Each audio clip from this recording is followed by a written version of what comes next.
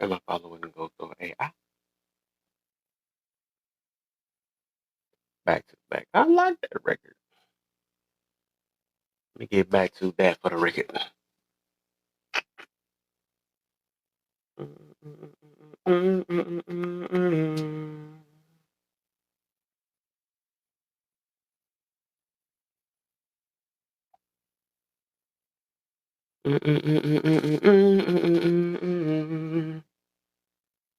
Back to back. I like that record.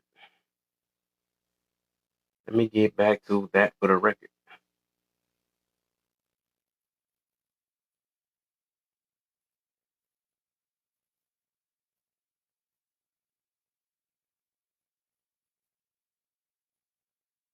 I thought I muted this. All right, back to back. I like that record. Let me get back to that for the record.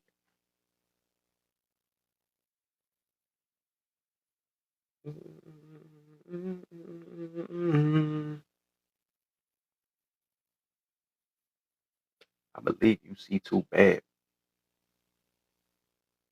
You probably pop with him.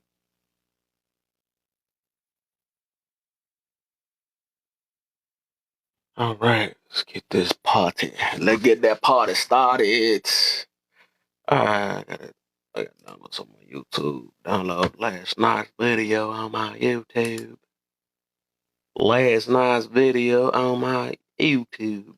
Still a problem. Everything I do is black. Ski wave my hand, make me dance, and there won't be no threat. Guess that's just me, I guess.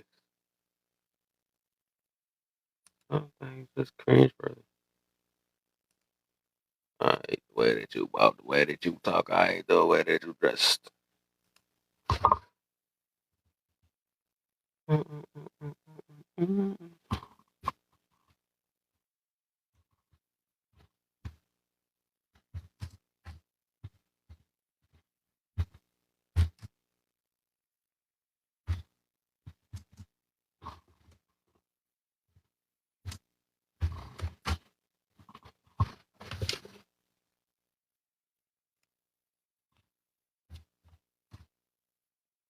Let's see something real quick. Oops.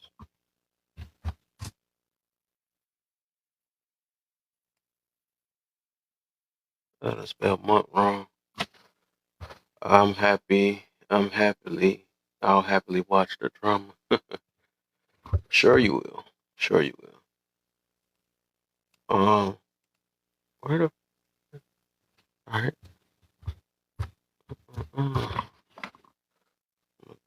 Mental month. What is it? Mental health.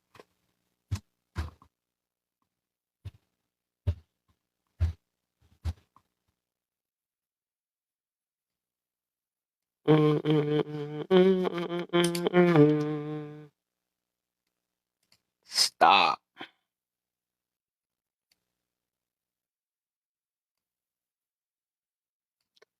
He was signed to him. That was signed to him. That said he was signed to him. And I'm better than Ghost or AI.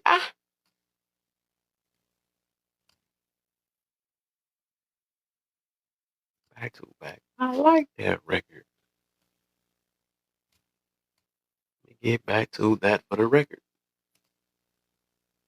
Ain't got a sign on the way. Sheesh.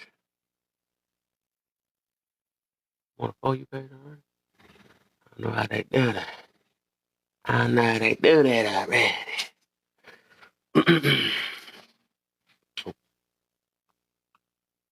Be a little circle. I want to be a square. I want to be a little square.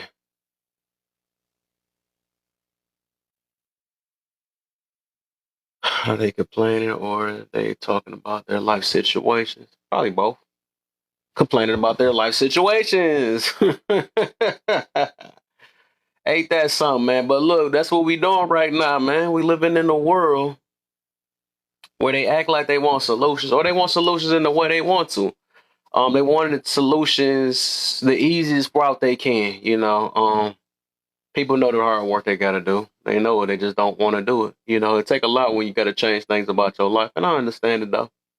But I think through maturity and growth and realizing that the decisions that we make be setting us back most of the time. The stuff that we that we choose to make carelessly, because we just want to feel good. We realize that stuff end up making us feel bad. So yeah, this what it is, man. Everybody based off feels nowadays. That's just what it is. Feels. I don't feel it's right. They don't feel. They don't feel right. You know. That's the world. That's the world, man. That is the world. Let me get these things. I did not mean to do that. Let me get a couple of these. See you, man. Was too bad. You probably pop with them. Just get this party started. Get it warmed up. Take advantage of my days. I can be on this thing. We back working again. Back. We back, baby.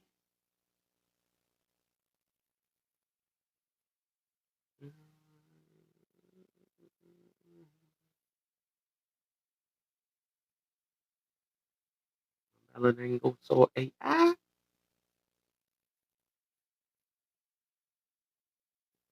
Second page. Oh no, no, no. That is second page. Cuz, what's the deal, my brother? I fell asleep last night. I was so tired from work. Hey, you part of the family now. You feel me? Now you come. It's official now. Yeah. Said I'll try to come up a little later. For sure, brother. For sure. Nay, I be tagging you and stuff, man. Not tagging you, but I be saying hi to you and stuff. I don't think you be seeing my comments or something. I don't know. Unless they bleep it out. Or when I be in Jag room, I be messing with you. You don't even be saying that. Unless you don't be looking at the screen. I don't know. I know you be busy sometimes. I know you be busy. All right, let me see. I got that. Uh, my ballot didn't go sir AI. She said, I'm laughing. Let me laugh at your boy. Me go ahead and laugh at your boy. All right, let me see something real quick. Back. I like that record. Let me get back to that for the record.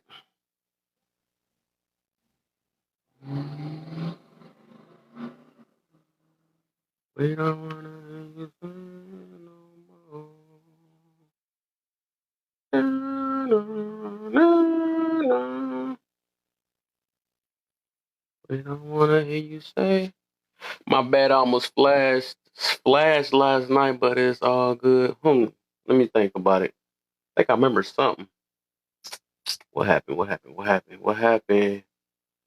I think I remember something. Dang, I was so tired. I gotta remember. Hold up. I think I remember something though. I heard you. I forgot who it was you was getting into it with. Dang, who was it? I'm gonna remember. I ain't trying to remember. Let me figure it out. Dang, I'm gonna remember though. I think I remember though. I think I do remember. Gotta give me some time. I was so tired last night. I was so tired last night. Oh yeah, I thought about it. Now I remember. Maybe misunderstood. Oh yeah, you talking about? Oh yeah, I remember now. Yeah, you got into it with. I was like, boy, I said, not my two peoples and then my two mods. No. I know y'all both most definitely think different though. I already know. Y'all think most definitely different. Uh, I was like, man, let me de-escalate that. I don't want y'all getting into it. I know that's one of my main peoples. One of my main peoples I know since I started this thing, but I know he be handful sometimes. He just say anything. So I know him sometimes. But we grown, man. We'll figure it out.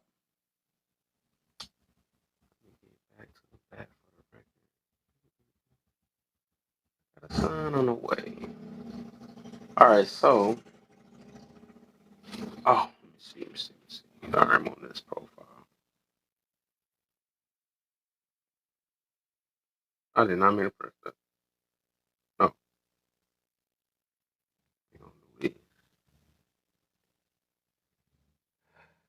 don't let it pass. Yeah, for sure.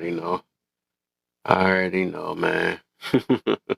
What's the deal, Moni in the building? Let me get these boxes set up. See what. Man, my lives always be starting so slow sometimes, or did it just pop up? But hey, we gotta go. We gotta get it though. We gotta get it though. We gotta get it though. Make it happen though. It is what it is. Hey, be there. Appreciate all these moments, man.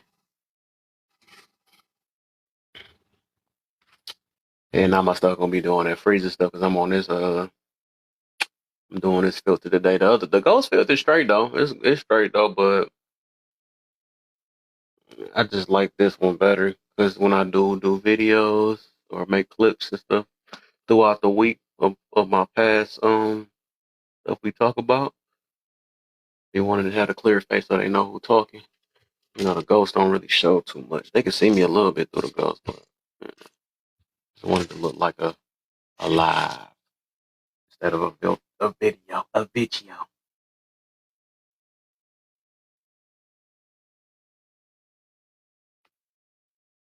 Keep my stuff posted. Got to keep up with my content. You know, got to keep up with it. Let me see something.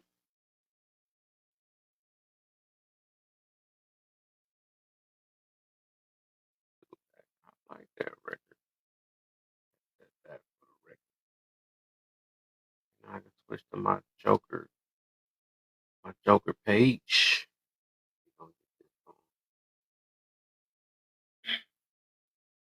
How y'all been though? What y'all weekend looking like? What y'all weekend looking like? How about a chill? Be chilling till I get back to work again. It's gonna be my next week. Gonna be my only overtime because they got like one job I'm at. They do like one overtime a year, one Saturday out the year. That's cool though. I'm just doing my regular because I've been doing OT, you know, 10 hours and all that stuff for weeks and stuff. So I'm like, well, whatever. I get enough to pay these bills, and I got money saved up. I got all that, so you know, make it happen. Use my little time and keep up doing these lives until this junk shut down. My little My Well, boy Mirror is in the building. I'd rather just discuss it, but we all good.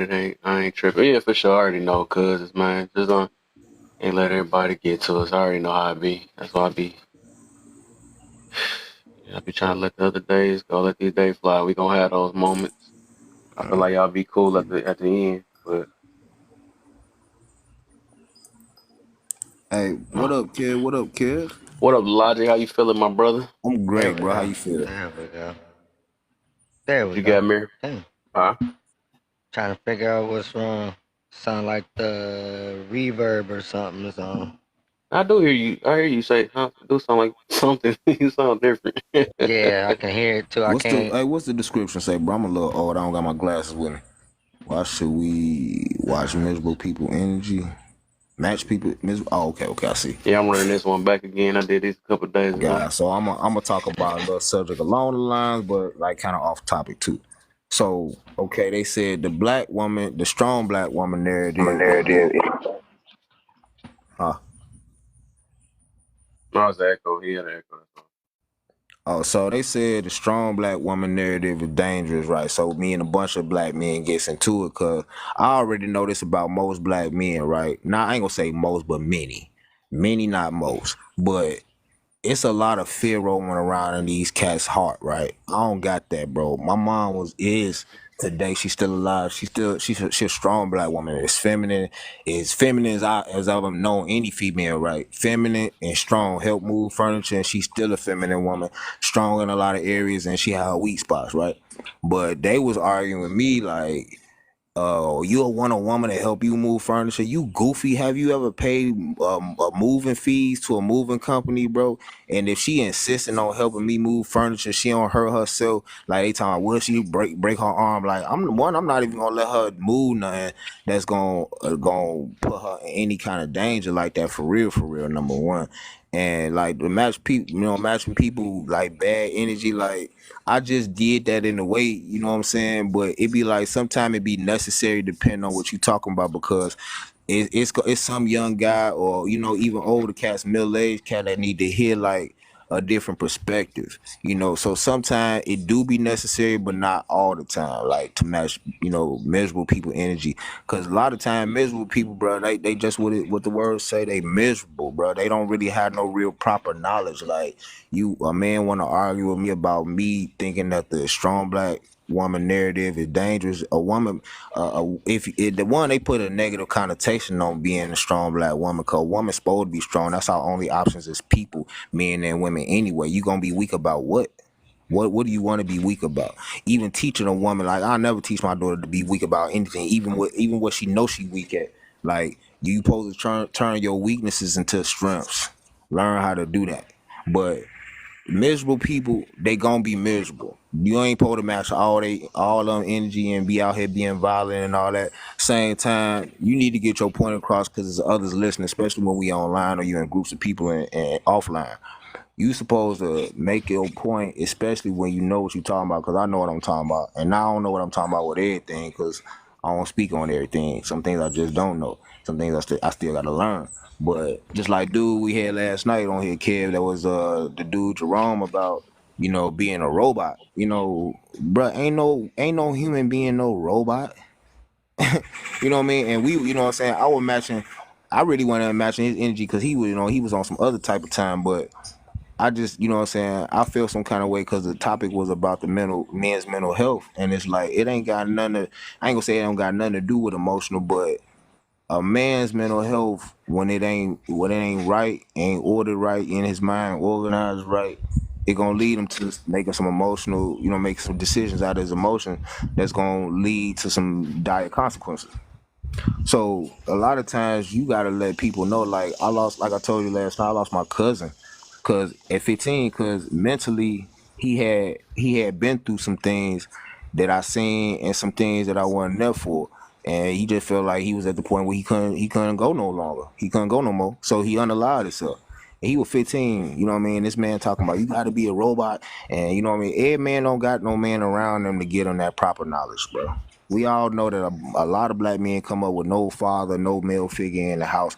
And for those who do, he was fortunate that somebody, you know what I'm saying, gave him the proper, the knowledge to be strong no matter what. But ain't no man gonna keep going like no robot, bro. We not built like that. You gotta rest. Even God rested after the seventh day. On the seventh day, God rested. So that should tell you a lot. God rested. It said God, for those who believe in God. God rested. That means rest is necessary. Rest your mind, rest your body, rest your spirit, brothers. You know what I'm saying? But don't choose to be weak. And a strong black woman is what you need. Because if you get a woman that don't consider herself strong or don't want to be strong, like she got to understand where she should be strong at and what she should fall back at. Not to be weak at, but where to fall back at. You know what I'm saying? Just like a man, you got to know when you be strong, and sometimes you got to fall back. Don't mean you weak. It's just sometimes you gotta learn where to fall back. It's a balance. But to match miserable people energy, sometimes it is necessary because they be goofy and they be ignorant. You know what I'm saying? And me, just some things I'm just not gonna I ain't gonna let certain things slide because I know you putting poison out here for people's mind, and I'm not joining that party. I ain't joining the poison minded party. Like I'm trying to speak the life and the strength in the people. And for those who don't want it, discard me. Hey, what's up, bro? Man, that's real talk, man. Hey, I was on with you last night, and young homie was on something else. It Yeah. didn't matter what we said; he was gonna It was still on. say what he said. But Yeah. we had to rebut that because there'd be other people listening, like you said, and Yeah, we had to put that. We had to That's put that Jerome message for out. you. Yeah. yeah, But that was one of them things, man. It was like I'm That's not y'all gonna first time meeting him? yeah. It was my first time Yep. on the This probably line y'all with him. first time. Yeah, he Yeah. just like the rest. That's Yeah. like Charles Brooks. Have y'all heard of him? Nah, Yep. nah, nah. I never Tansy. Yeah. heard of him. Charles, same way. Well, let me not say all these too many names. They gonna pop up. You about to summon them. Oh Some God, people. Oh, that just scared me. Beetlejuice, That was Mike. That's Beetlejuice, Mike Beetlejuice, popping up here. Beetlejuice. He scared me a little bit. That's Mike. I'm like, Hey, but look, when he was talking about that robot thing and raising his son like that, if that worked for him and his son, that's cool, bro. That's your program over there, and you and your son gonna learn the hard nah, way he because just say ain't no anything, man. Right. ain't He nobody just gonna say anything, brother. move. Yeah, they do, bro, cause we online, but ain't nobody moving like no robot, bro. Like I said, for those who believe in God, God rested on the seventh day, so that tell me right there, rest is a necessary thing. And God ain't Yeah. even in the body like we is. And you know what I Right. mean? We below him. So if he rested on the seventh day, brother, best believe rest is in our, it's in the program for us. Understand that. But his son is what's gonna be his breaking point. And on top of that, he sound like he young, cause I'm 43. So he sound like he probably in his 30s, early 30s or something like that, maybe. But Right. when he was talking, man, it was like, yo, your son gonna be what's gonna break you, or your female. And most of the time, it gonna be the female that gonna break you from that ideology you got in your head, because he like, yo, I'm putting all these hours in one. You talking weak right there, because ain't no man trying to be clocking in for no another man they whole life. And for those that do, I ain't knocking it, you know what I'm saying? Because I'm still trying to clock in on something, but at the same time, I ain't trying to make that's not my goal to just retire from somebody else's business. I'm trying to have my own, you know what I'm saying? But Right. he talking about doing long hours and put more work in. Work then I work with guys that done been out in the same building I was working in. I didn't work in his section, but I was working, and they sent the word that this man had a heart attack on the floor and died unalived at the job, because he was grinding. He probably want to take care of his health. They got a whole bunch of snacks, high blood pressure stuff in the snack room, in the break room. And the man had a heart attack on the floor getting the money. So then what? What a robot mechanism that in that, dog? Cause they don't unalive, they break down. Even robots break down. You understand me? You know what I'm saying? I done worked in a building where we had welding robots, and something happened. They had to go over there and fix the machine to get it back welding, because the robot broke down. You know what I'm saying? Robots Right. break down too, dog. I wouldn't even think about that last night because he had me so heated how he was talking. But it's crazy, you know what I'm saying? It's crazy how these cats be really out here. I ain't even gonna say front, because that might be his mindset for real. But hey, let me tell you something about health, bro. If you ain't taking care of your health, that's physically and mentally, emotionally and spiritually, bro, something gonna wear, and it's gonna break down. That's a natural thing. We human beings. Some gonna break down. Like, you can't none of us see inside our body. We know what we feel, but can't nobody see how they organs functioning. My dad had a brain aneurysm. He was on the toilet. You know what I'm saying? Brain aneurysm on the toilet. Like, and he ain't know what was coming when he woke up that morning. But when it happened, he had to call my sister to come in there and help him off the floor. You know what I'm saying? His head, he tipped over on the toilet on his head. You know what I mean? My old man was a computer programmer by trade, and he had to call my sister in there to come help him. Things happen. Your body break down the way you can't see, because you can't see inside yourself, and how your organs moving, and chemicals that's in our food, how they affecting the body, and the chemicals in the water, and how they affecting the body, and all the alcohol, drugs, tobacco, how it's affecting the body while we ingesting these things. So he could speak that right then, but you don't know what the next 5 minutes gonna be like.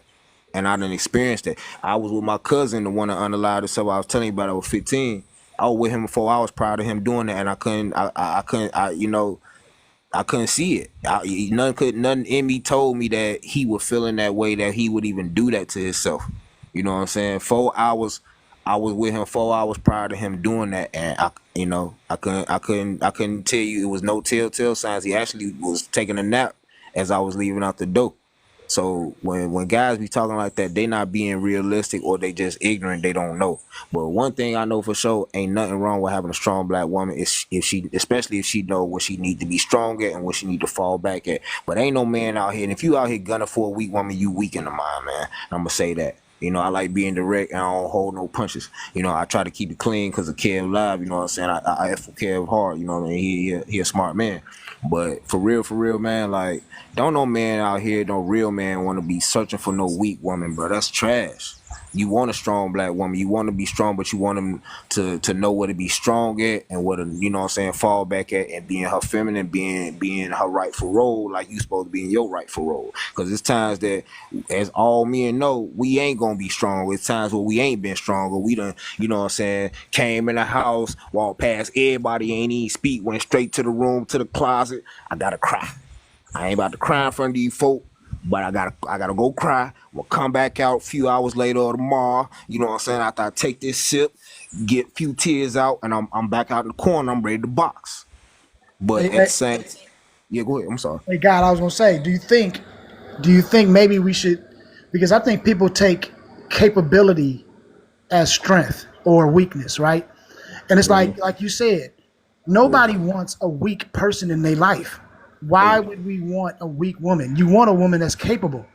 So Yes. when Yes. you fall down, she can be there to grab you and to help and to keep things going at least until you get back, right? But you can't Absolutely. have if you got an incapable woman. That's what you're doing. So I Man, think you about to be incapable yourself, right, cause her energy gonna make your energy lower than what it was when in the beginning. You know what I mean? right. And then you also, when she is representing you in the world, would you want to be There you represented go. as a weakling? Right. So I think Yeah. people just misunderstand, you know what I mean, and they just trying to do that to try to win an argument, you know what I mean? But that should Right. be You crazy. right. But that You should be right, crazy. cousin. You But right, I gotta cousin. say Hey, something real quick, man. I got dinner reservations. I want to holler at y'all because just to have them. What's up, second cuz? You know what I'm He saying? said second, cuz he got one bar. I don't know what happened. It Second done froze or cuz. something. He Listen, said see, second, cuz second. what's up? What's up, man? Hey man, I just I ain't seen him. bruh, I ain't seen him in a minute. real Just quick. holler at him. Yeah, yeah. I'm gonna try to get back, Yeah, I man, just and, got and, off and work, holler at y'all man. fellas, man. But hey, I got chime in, I got to bro. step down. All right. All right, man. For Hey, sure, for y'all sure, have a good man. one, man. All I'm right, gonna man. Be holler at y'all in a safe. minute. How you two All be right. safe, bro? Yep. Yeah, man. These cats be Cuzzo, they be fronting man hard. Go ahead, bro. I'm sorry. Go ahead. Yeah, he got like what's one the or two bars. deal? You, oh, there you go. What's the deal, man? What you up to? Yeah, yeah, just got off work, man. Uh oh. About to go feed, about to go feed the puppies, clean up, go back to work, and then shoot. After that, I'm about to unalive.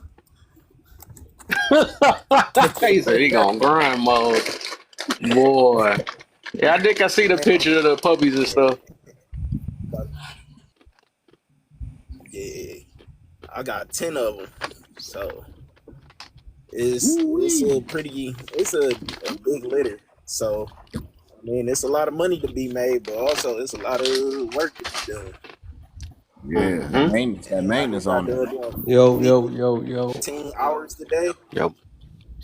Salute Kev, salute panel. How y'all doing? All right, and you. Doing all right, man. Doing all right, just checking in, man. but though, Hey, man. Hey, but no, y'all what don't we get it up here twisted, man. talking I about? love the brothers, man. Oh, go ahead.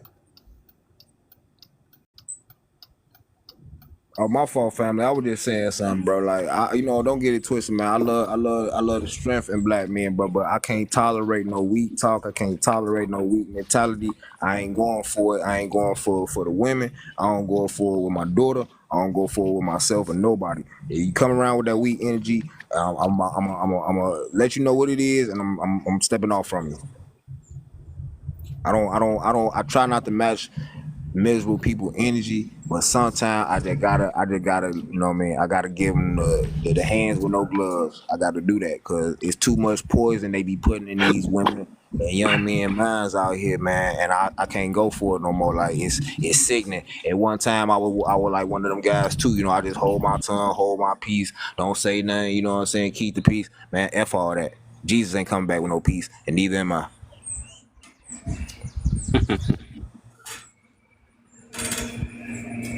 For real, man. I got a 3-year-old daughter, bro, and I already see like she made of a lot of me.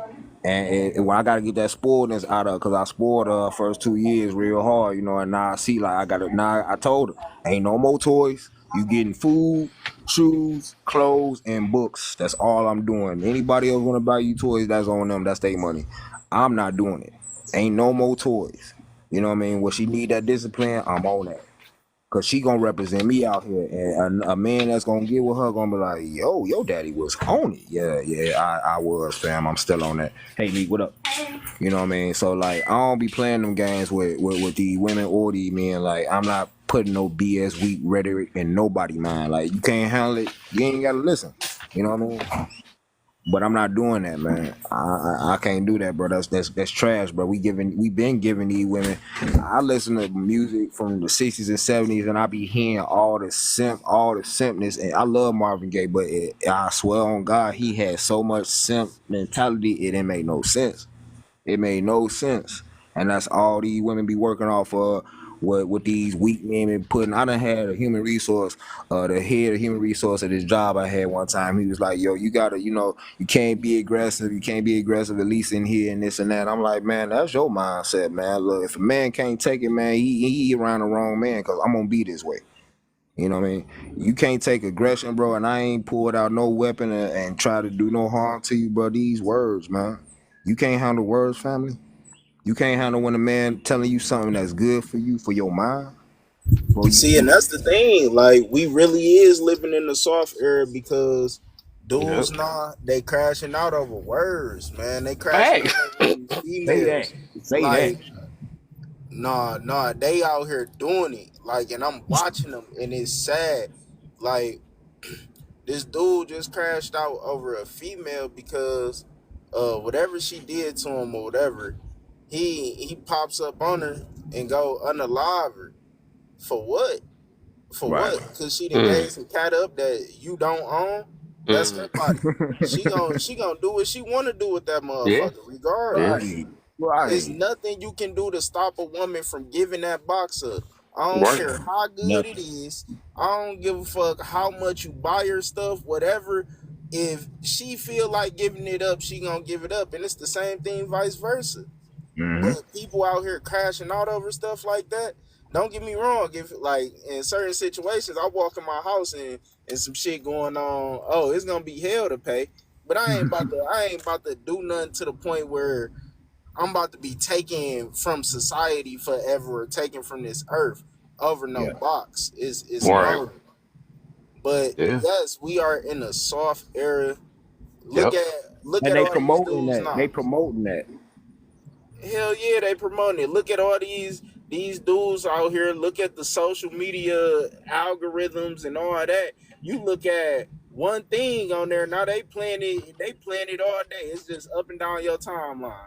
Yeah, it's a wrap. That's how algorithm work. you gotta readjust it and put not interested on there because they will. Do that, bro. I done cut my I done completely took Instagram app off my phone because I'm like, no, why do I see booty all the time? I messed up along. That was some years ago. Though. Why do everything popping up? I'm like, these girls ain't ish, but I looked at one ain't ish girl. That booty was bro. fine. Yeah, bro. I went through that too. I was like, yo, I'm looking at too many butts on my phone. Like, wait a minute, I'm not learning nothing because I'm a student for life. So learning how to jiggle, that's about it. Yeah, I'm looking at too many. Like, wait a minute, where's all the mechanical like, stuff that I like to look at? I got tired of it. Like, bro, what is going on? No matter how much you try not to look or just scroll past it, somehow my finger always go back the opposite way and stop. Reverse. Hold on, did it jiggle the way it jiggled? No, I gotta make sure real quick. Right, hold on. I just went through that on TikTok. I seen this. I just want to see. Now we caught you watching it for 2 seconds. Now we're gonna put it like, hold on, because they got a timer on there too. Oh yeah, you know it. You know what it is, kid. I just looked at one. I'm talking about this girl bad. I'm talking about stupid thing. She's sitting with the spread eagle and all that, a whole lot of less on. I scrolled right on down to where she was covered up in long boots, and I like that picture. And then I kept going. You know what I'm saying? They said we don't care about that. We want the boot, not the booty. I like that. Don't get it twisted. So even though you tried to go look at something covered up, you already know what's up. Yeah, I know what's up. I know what's up. We know you like bro. her content. We don't care as her nails. Yeah. Hey, look, I ain't even hit the follow button on her joint. I was like, look, I'm gonna stay disciplined on this one. I ain't even hit They the gonna be like, follow. are you sure? They gonna keep doing it. You sure? Man, You sure? Man, look. That Hey, one bro, clapped a little louder that time. So it's a level of discipline you gotta exercise as a man, bro. yeah, Because you do. like he Yeah, said, that's hectic. you hit that one light, they gonna keep shoving it in It's your over. face. Yeah, it's over, man. And then it's like that's why you got a lot of dummies out here because that's all they looking at is booty, and then they going off with somebody else say as if they got the proper knowledge and you don't, bro. What you done read today? Yeah. What you done learned this week? What you done learned this month? That is, You know what I'm saying? butts. Right. Nothing but looking at That's booty about meat. it. He ain't got nothing but booty meat floating across his mind. Come on, dog. Booty Come on, meat. man. What you gonna teach when you have kids or your kids you got and currently? What you gonna teach your kids? That stuff. Come on, fam. What I learned, that stuff just boring. That's just all it is. Stuff is really boring. is, bro. And you get to a point where I ain't gonna sit here and cap now and say it's boring and no shit. It like is. that. It is. it get to a point where it do get boring because it's all You got to you think doing. about it. The average people look like drama. We like drama entertainment. We love because like imagine this, right? All you see is boxing videos, this stuff or whatever. You see all these nice little things and stuff, or you see oh dang, you seen what happened with Kelsey and them? They fight. So we are the energy is based off of that. It's weird to sit there and watch a person talk all day. Well, you know, accountability is this and all that. You're gonna swipe past that. You're gonna look at fat booty first rather than accountability. You know what I'm saying? That's the two different A words. But it's just like that. But it come with maturity though. You know, once you mature, then you start liking videos like that. You start growing into that. But as we younger, ain't nobody thinking about that stuff. Right. And I was that same way, bro. Like I can't sit there and say you not thinking about it. Just because you into different things don't mean you're not thinking about some of the things that you was thinking about back when you was younger. Like I can't sit here and cap like that because as I grew up, I got more into learning stuff. Now I'm watching box trucks versus semis. Which one is the better investments and stuff like that? But am I gonna sit here and act like, oh, I'm too good to look at some butt cheeks clapping? Hell no, because at the end of the day, I'm a man. And then you really can't say that because statistics even prove the main thing that most men complain about in relationships and marriages is the lack of smacks. So you can't sit there and say, oh, as you get older or as you mature, it becomes boring. No, it's a part of life. It's a part of humanity. It's about how you control it. It's about what you do with it. Like, yeah, you can sit there and look at it, but that don't mean you gotta go chase it all day. Shit, go get you some money. Go invest in something. Let me interrupt you real quick. Hold up, guy. Like, because I don't think he heard me though. I'm literally agreeing with him. I never said that.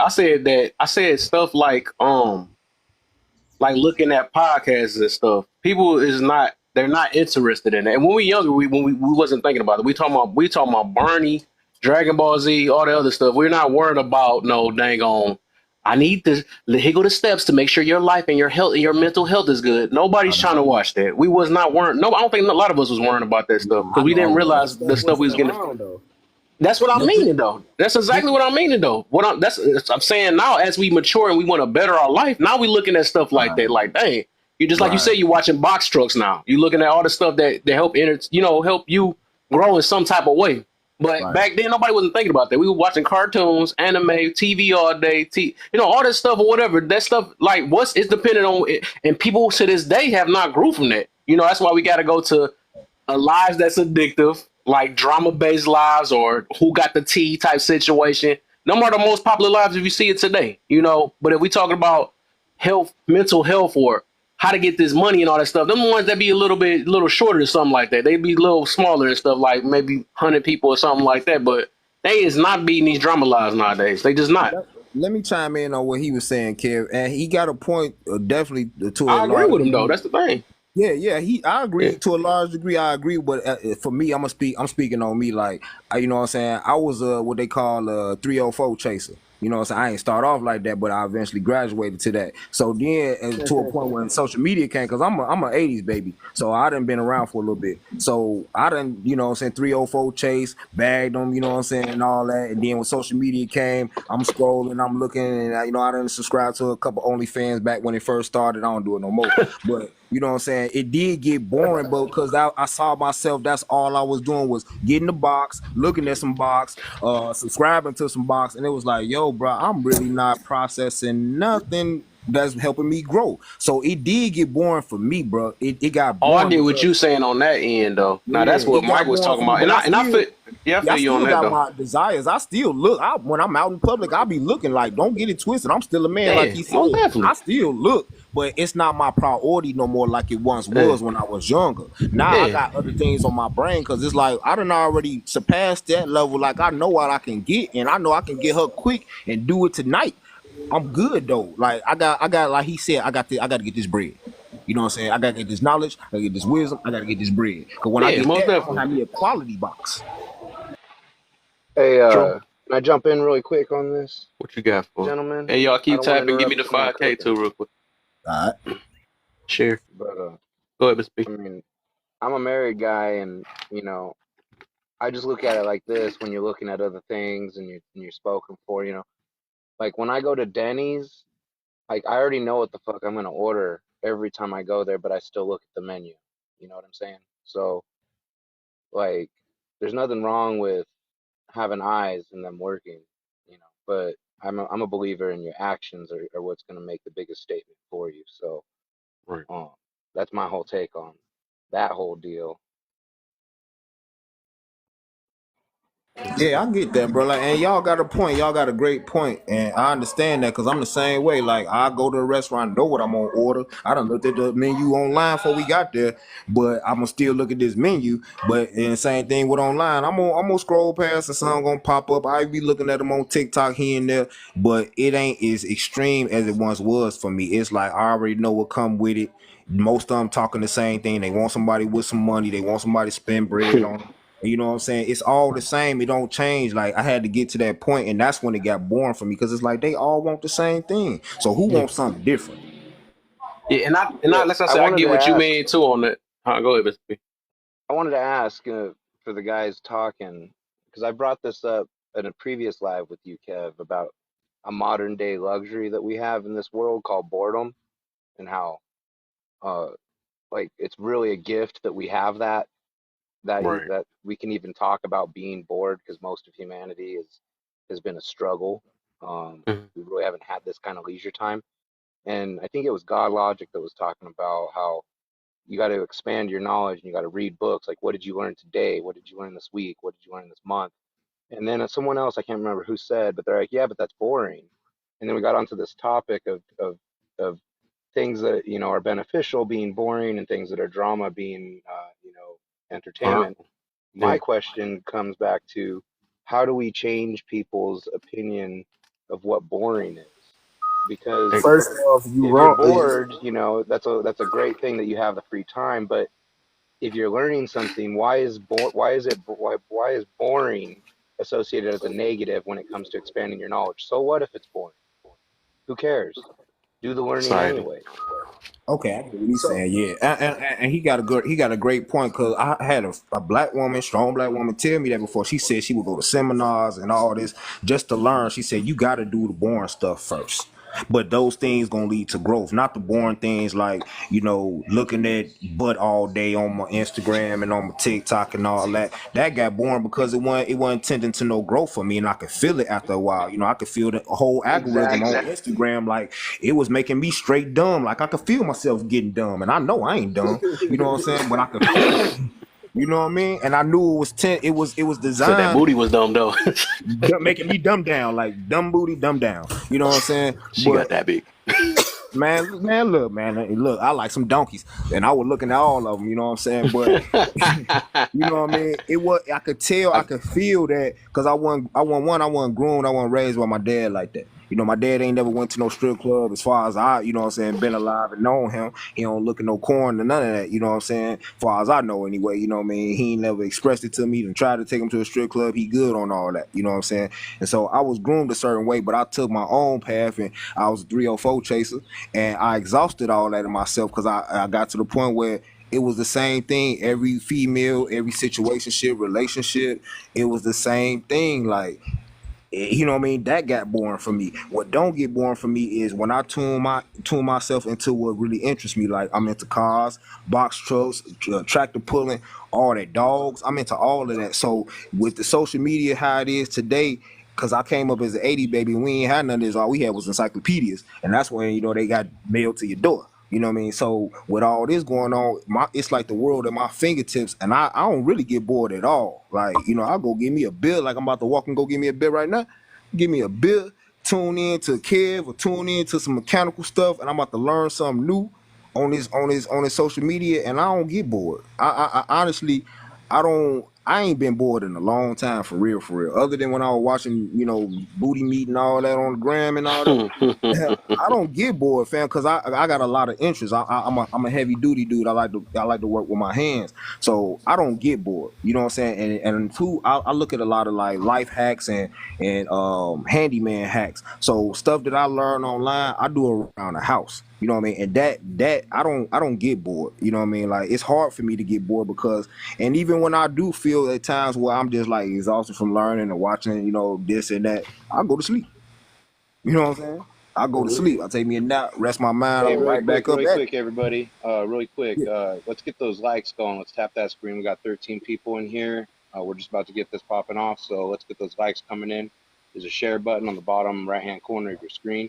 You tap that, a menu pops up, a bunch of little faces and circles appear. Tap 15 of those, hit the share button. Let's throw the FYP up in the comments here. If you like what you're hearing, if you hate what you're hearing, agree or disagree, let's send some gifts on over if you got them. The host will take them. Everybody on the panel will take them, I'm sure. So let's get those likes going up. Host said 5K. I'm stingy. I want 10K, 20K, 30K, 100K. Get it up there. Come on, tap that screen. If you like Kev, tap his face. If you hate Kev, punch the face. Go ahead. Just punch the phone over and over and over. All right, we can continue now, but I got to drop down. Just want to get a mod break in real quick. I got to make some phone calls. I'll be back, Kev. Y'all be blessed. I think look like you can. I think you come in a box with like 50 followers now, or I don't know how many followers. Now they didn't change some drop stuff me up. out so it looks better for your analytics, my friend. Gotcha. Yeah. So what I'm gonna say, Go ahead, Mike. What I'm gonna say to most men is follow your passions and try to learn as much as possible because you gon' always grow from whatever that is. You gonna find a new interest that's within that. Like for example, I was into cars, I was into dogs. Then I was like, damn, you know what? I really like driving. Then I did trucking. Now I'm into trucking. So when you feeling like your mind is getting idle, or even if you in a relationship or something, and y'all just keep doing the same thing, it is go back to your passion, what you like, and follow that. And it's gonna guide you into other fields, and you're gonna find out new things. You're gonna start doing new things. Just don't get stagnant and content with being bored. Like boredom is that shit the devil's playground for real. Facts.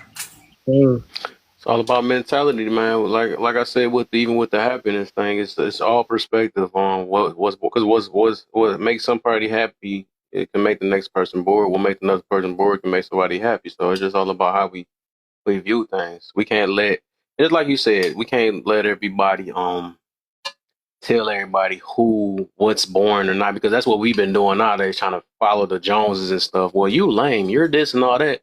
Okay, to you, but then me being lame is helping my life, but you you're being popular is keeping you in therapy. You see what I'm saying? So it's just like people. My thing is like okay, and I feel that too. Chase your passion and stuff, but it's just like you got to realize or be happy if it's helping you grow, especially mentally, emotionally. Because a lot of things we do chase nowadays, especially since we've been younger, right? We be chasing a lot of desires too. You know, we chase desires, and because we just want it, but then when it don't work, it affects us, and we don't want to admit that it did affect us and stuff. But like I said, it's all about we see it though, because we affect other people too. You know, but it's just about trying to, I guess, try to find the healthiest way where you don't regret it if it don't work out type situation. Where if you know you put your all into this thing that is helping you or even helping the next person. You know, but I think we chase a lot of the wrong things and look at a lot of wrong things and wonder why we in the predicament we in now or mindsets we have now. A lot of us, I can just tell, we just boy. Go ahead, Sam. I think also like we like there's a lot of things going on. Like we being sold stuff too. Like don't think that people ain't got designs for you. You know what I mean? Like if a company got a job offer, like when you pay attention to it, when you read it, you can get it if you want it. But that's what they offering you. You know what I'm saying? That's what they selling. Hey, come work over here. Yeah, bro. Don't worry about that job you was doing. Don't worry about that thing over there. Just come on this side. And after a while, people start living on default. It was on when you left. You're right.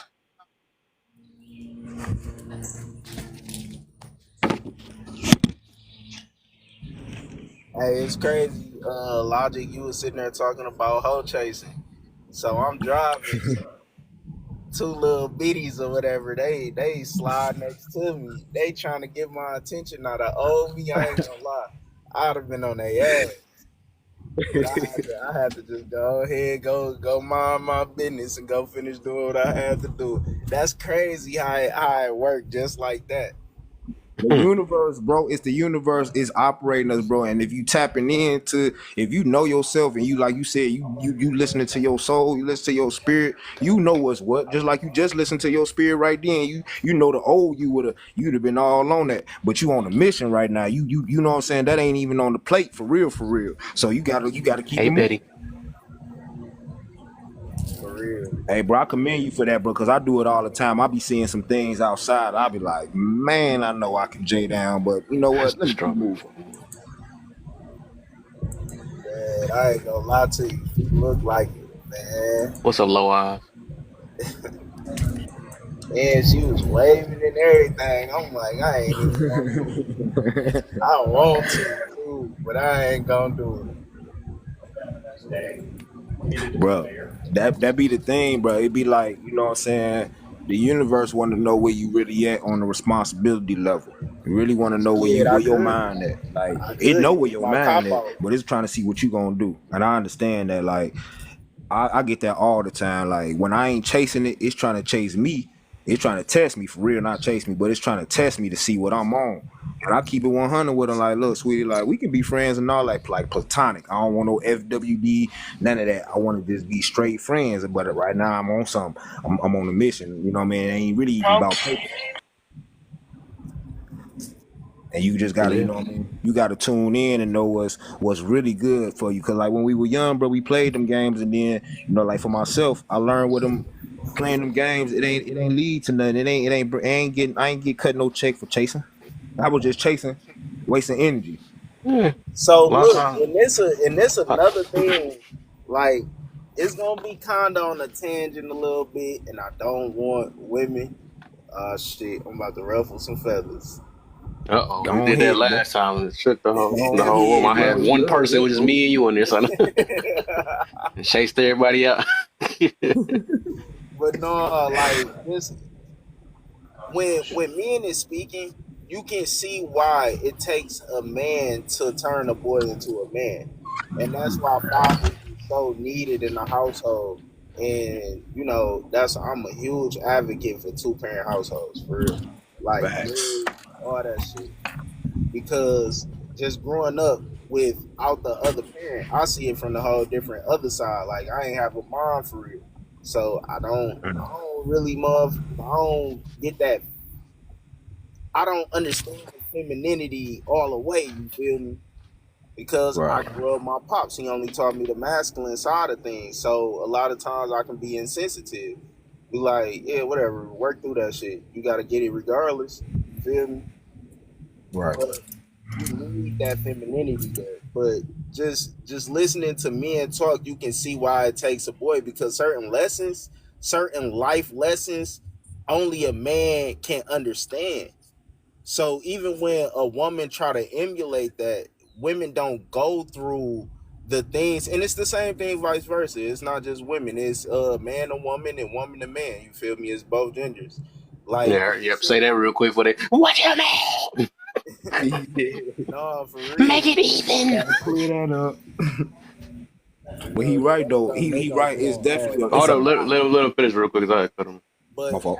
okay, for example, we can everybody, every man on this panel can say something that was just like, you know what, that tested my manhood, and nobody else would get it but us, because we know what little things be. It'd be something so small, like it could just be some a dude just, walking through you and your girl or something. And you like, what?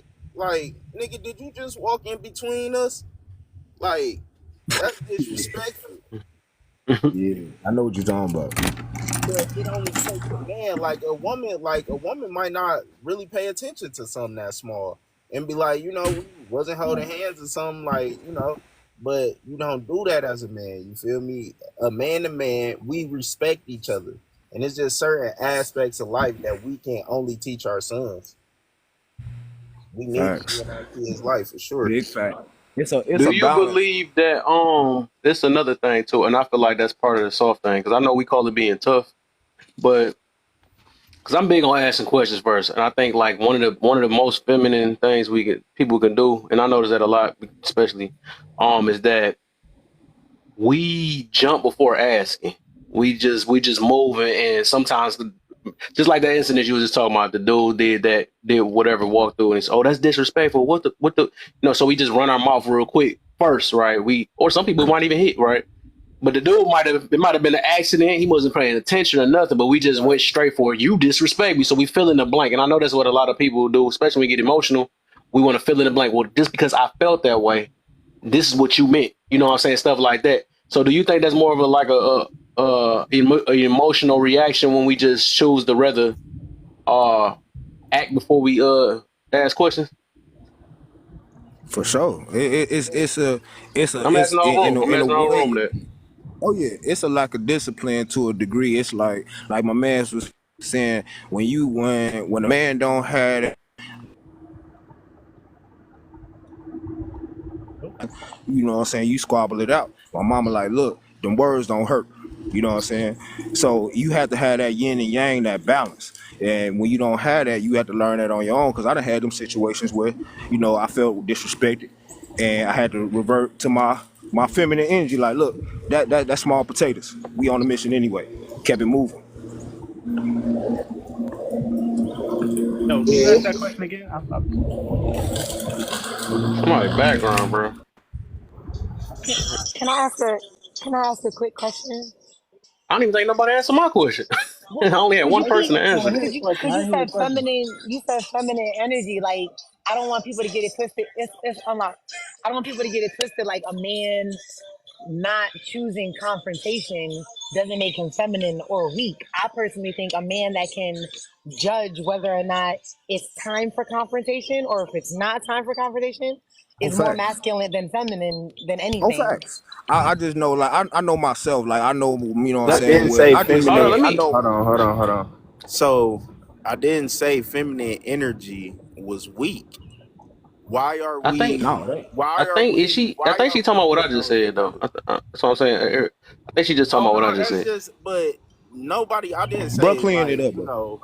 you feel me. Go ahead and y'all just instantly scrap it out. But as a man, you say something, and depending on that response is when you Right, determine which way it's gonna go. But at the end of the right. day, man to man, you should be able to tell another man, "Hey, bro, you just disrespected me and my lady."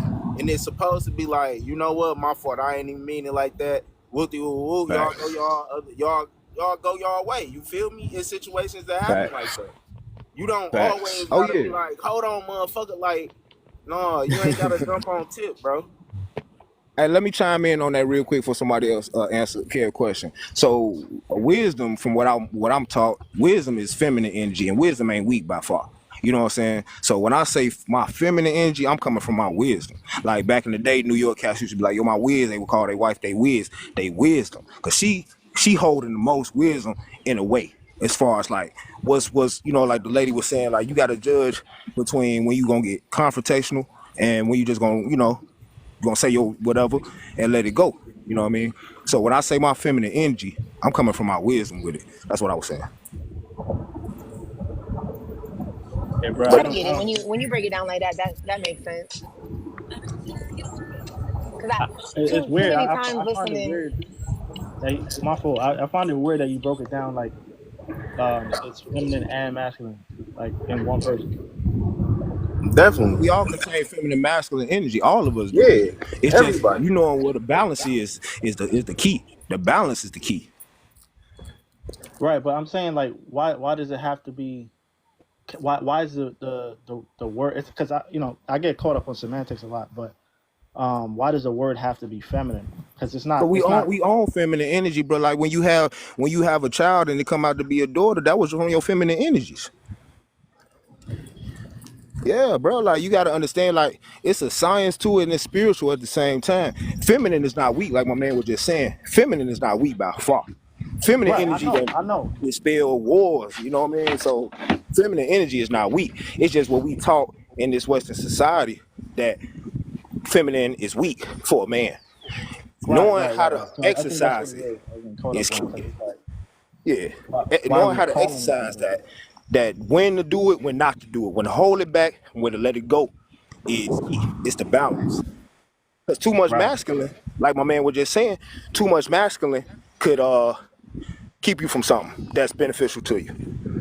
Yes, sir. I've seen that in everyday life where someone is like, okay, so I got a question. How is it a point where something is disrespectful and I'm ignoring it, or is it just that I don't know it's disrespectful? Disrespect is subjective.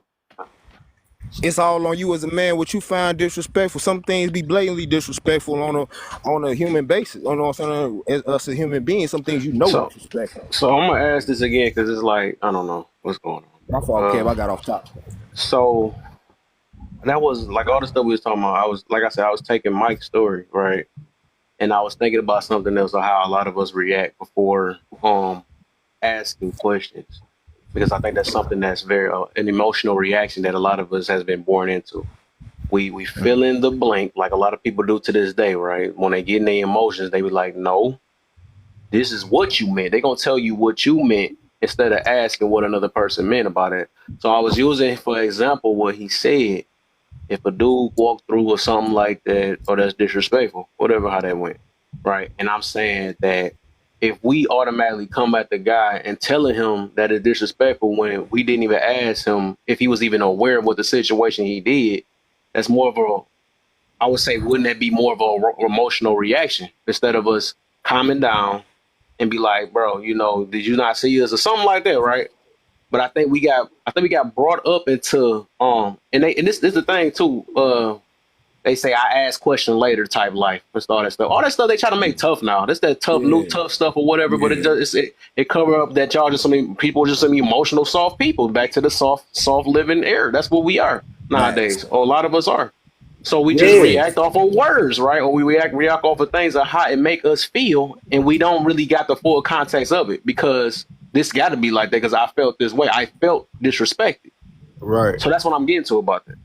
No, Oh I yeah. I definitely mean, get what you're saying, and I feel cause that we do that to a certain degree because Yeah. how can a person know that these codes of ethics and morals is what I have and you got to have the same ones and know Right. that this is universal, but Mm-hmm. I do facts. feel like it's certain things amongst men by us being the same gender, we Yeah. understand certain shit. Certain things is just universal. You feel me? Facts.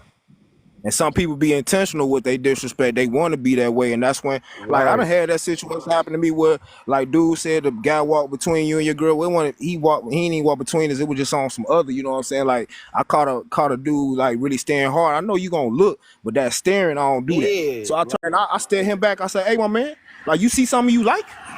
Oh no, And he like, oh, bro, I no. ain't saying you gotta hop on tip, but more so like Oh, that's me, though, that G. look. Like me, I'm more so because I'm in a city where I know at any given second things can pop off. And it's not even the fact that a motherfucker is afraid of confrontation because that's the life I used to live. I know what I'm gonna do. So I'm expecting you to do those same things. We from Detroit. But Right. I'm just saying, like, bro, you gotta just know certain shit, what not to do as a man to another man. Yeah. Like not look at another dude's girl and booty in front of we know that's like I think all around disrespect. We know that. Yeah, I It's mean, a he few gonna things, look, and I can bro. feel He that. gonna look, but that staring, bro, is where it for me. That's the limit. Like, yo, you staring, bro. I know you gonna glance, you gonna try to look when I ain't looking, but if you making it clear that you staring and I can see you staring, Yeah. I'm gonna ask questions like, "Kid, say, yo, hey, is something you like, bro? You know what I mean? Like, what's good?"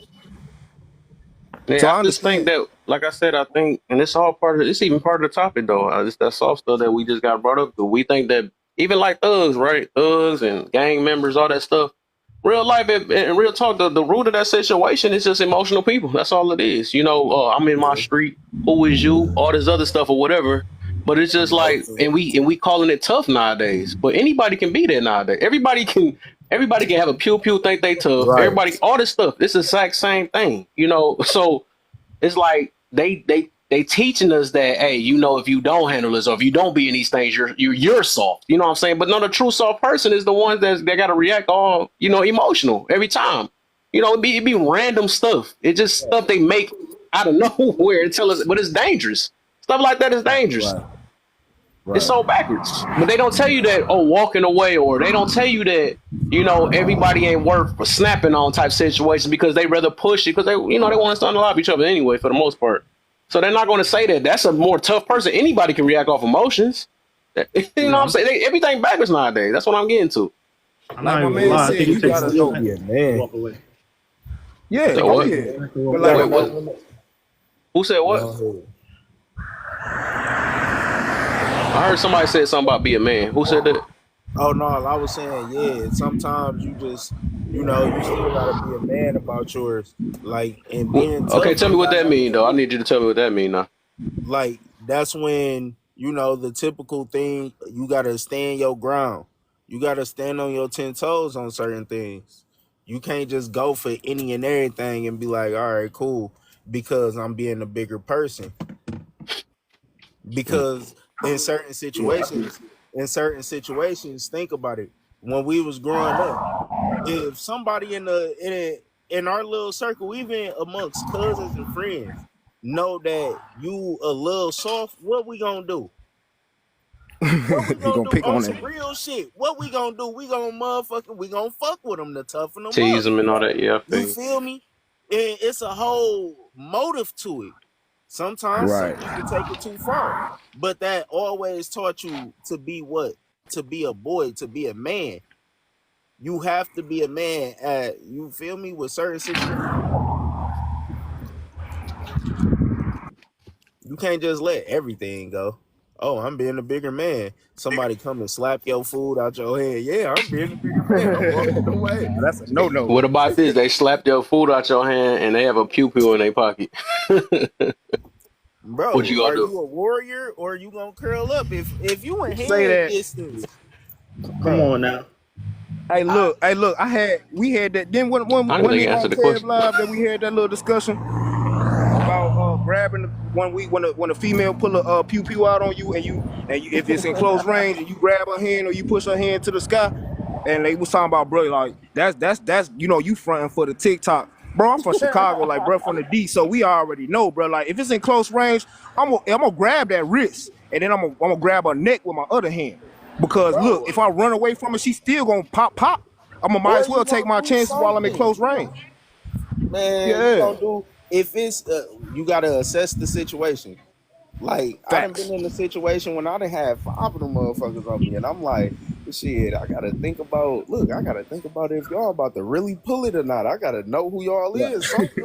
Shit, I gotta, You're right. I gotta Yeah, know y'all what's really going about it and y'all on. just got a mouth. Right. You Yeah. feel me? Like I agree to the strategy of everything, bro. Like it don't like I'm sorry, but I'm not here to lose. Like don't think, oh, you got that, oh, you got it on you right now. Okay, cool.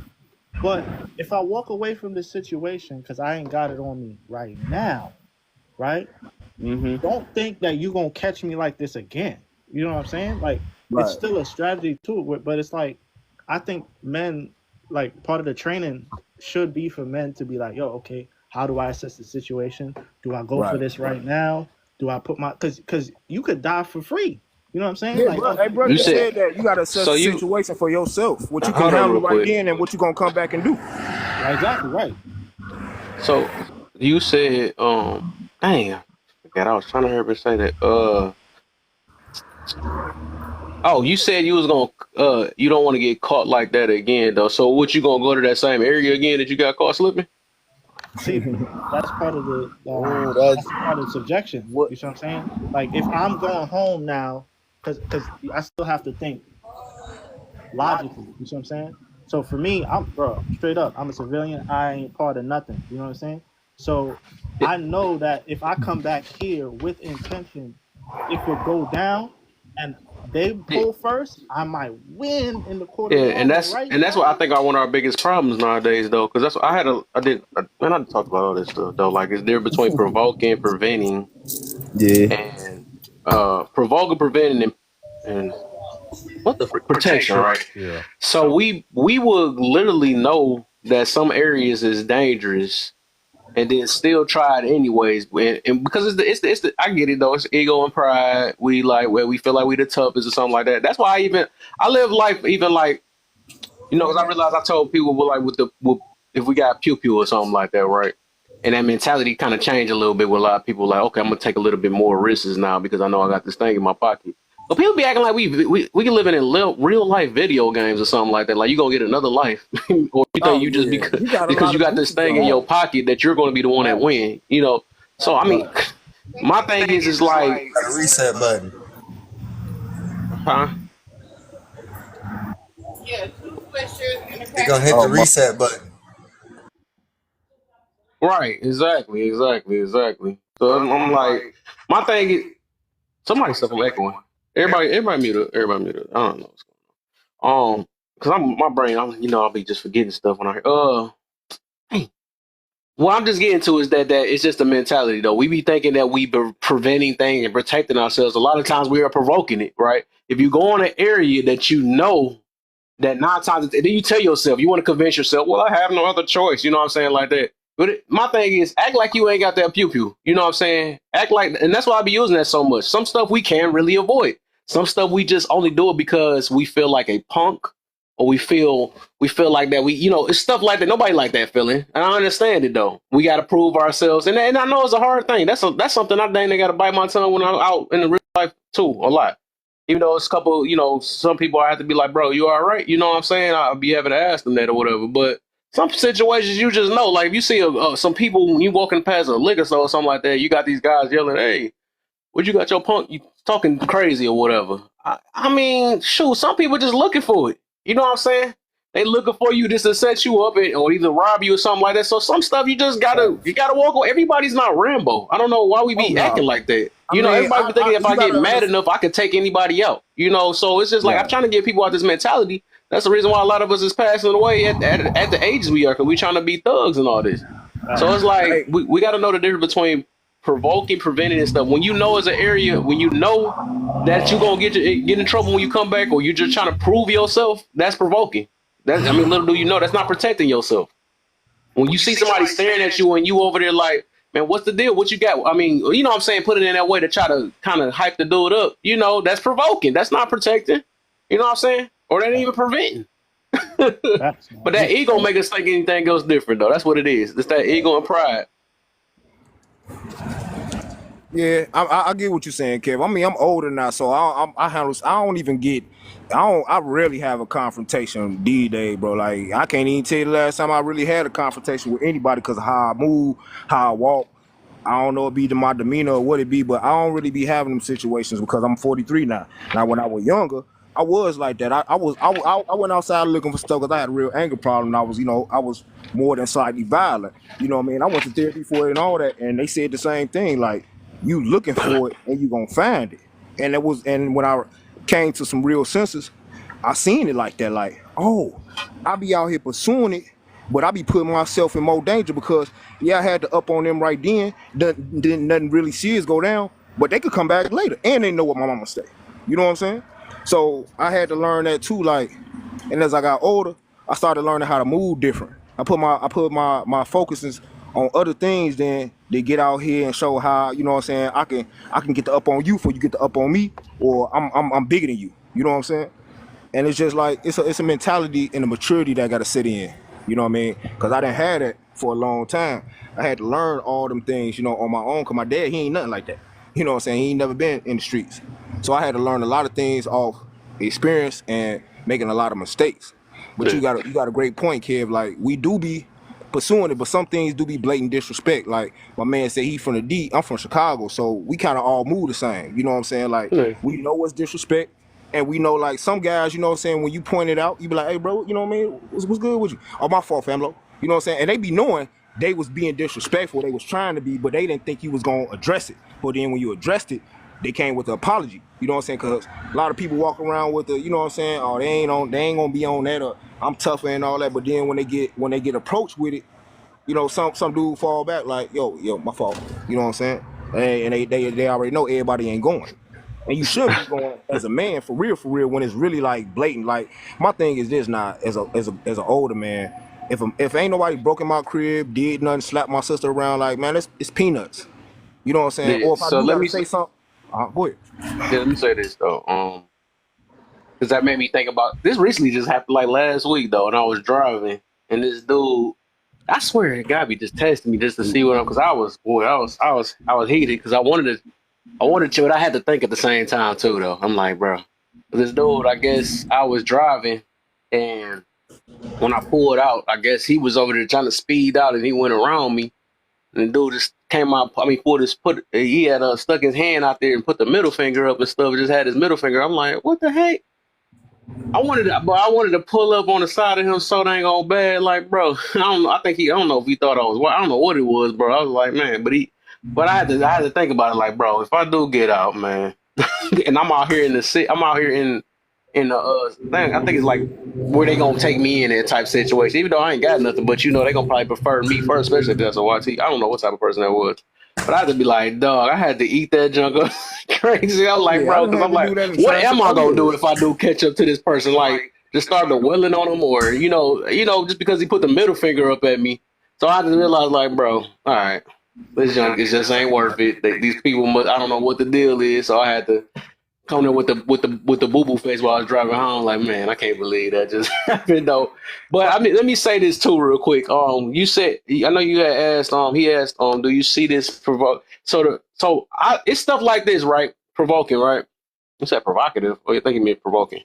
So it's be it be people like they come on here that say that I have to and I ain't gonna lie, even sometimes when I go in rooms that I know I'm gonna get tore in, I know I'm no that's a form of provoking. We can say that because I know I could avoid people like that. But it's like half provoking, but I do also have a hope that it's people in it that might understand me though. But I just know when I see a room talking about oh man, it's trash, all this other weird stuff, of course they're provoking, and by me going in there, I can't act like I didn't know what they stand at. You know what I'm saying? So that's me. That's called provoking when you go in there. You know you got an opposite of opinion, or you got not even that. You just know they just trying to start some stuff, and you still go in there and try it out anyway. So that's a form of provoking. But what I'm getting to about that is like doing stuff like where people be like, well, I gotta stand my ground. I gotta fight for this and all that. No, you didn't. Who you gotta prove to? Like a lot of these people on here really don't have to prove yourself to on the internet. Like you don't even know these people in real life. They're not your family or nothing like that. But people be like, no, I gotta fight for mine. I gotta shut this person up. Like it's nothing we can do. Just like I was talking to this it was a chick yesterday, what was it yesterday about this? Was it the day before yesterday? That's what it was. And I was telling her about she start internalizing, like, why you say, I feel like it was one of y'all that said it. But it ain't all women, it don't say all. Oh, it was the Man Mental one. It was yesterday. It ain't all or something like that. I'm like, bro, if you know, why do you have to, if you're not one of them, why you have to say anything? You know what I'm saying? You don't have to prove yourself. Well, I'm a little different and stuff, but that means you're not confident in who you are. You know what I'm saying? Because I had to realize that myself. Like, if people over here have this mindset, I can't tell them, not all. That's not going to change their mind, and they're going to just get cute in front of me. Like, you know what? You're right. It's not all. If that's how they feel, that's just how I feel. You know what I'm saying? So it's just like, from that point, it's just, you're trying to, it's like, I don't get, like, when people trying to, I got to prove myself. I got to do this stuff. No, we don't. We don't. We can't change a lot of these people. So I don't know why we be doing stuff like that. Hey, Kev, let me chime in on what you just said about changing people, because I done had this debate in a few lives about, I know they were younger cats, but people think they can change society or the world. You can't change nobody but yourself. You know what I'm saying?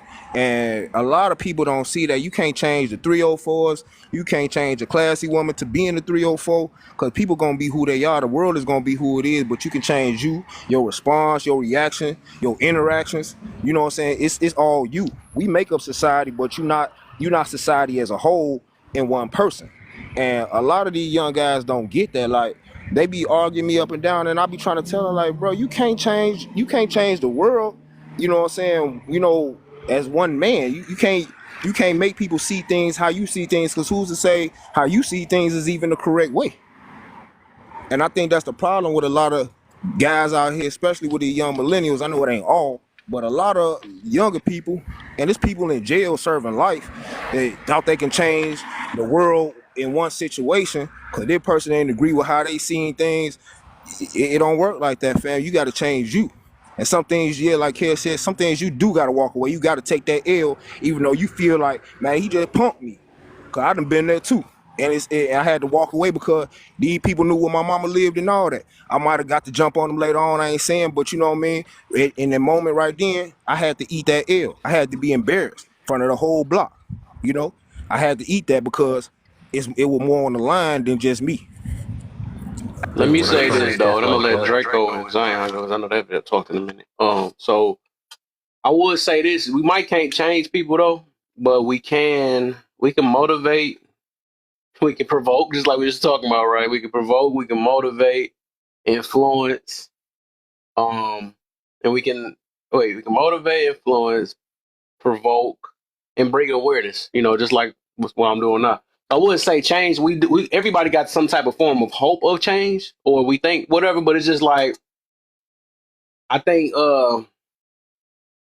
overall, I'm just saying overall is that it just depends on everybody's reasonings on this thing, though. Because some people do just be like, I want you to live how I live. Some people just want people to understand how they live and how it affect them. And some people just want you to,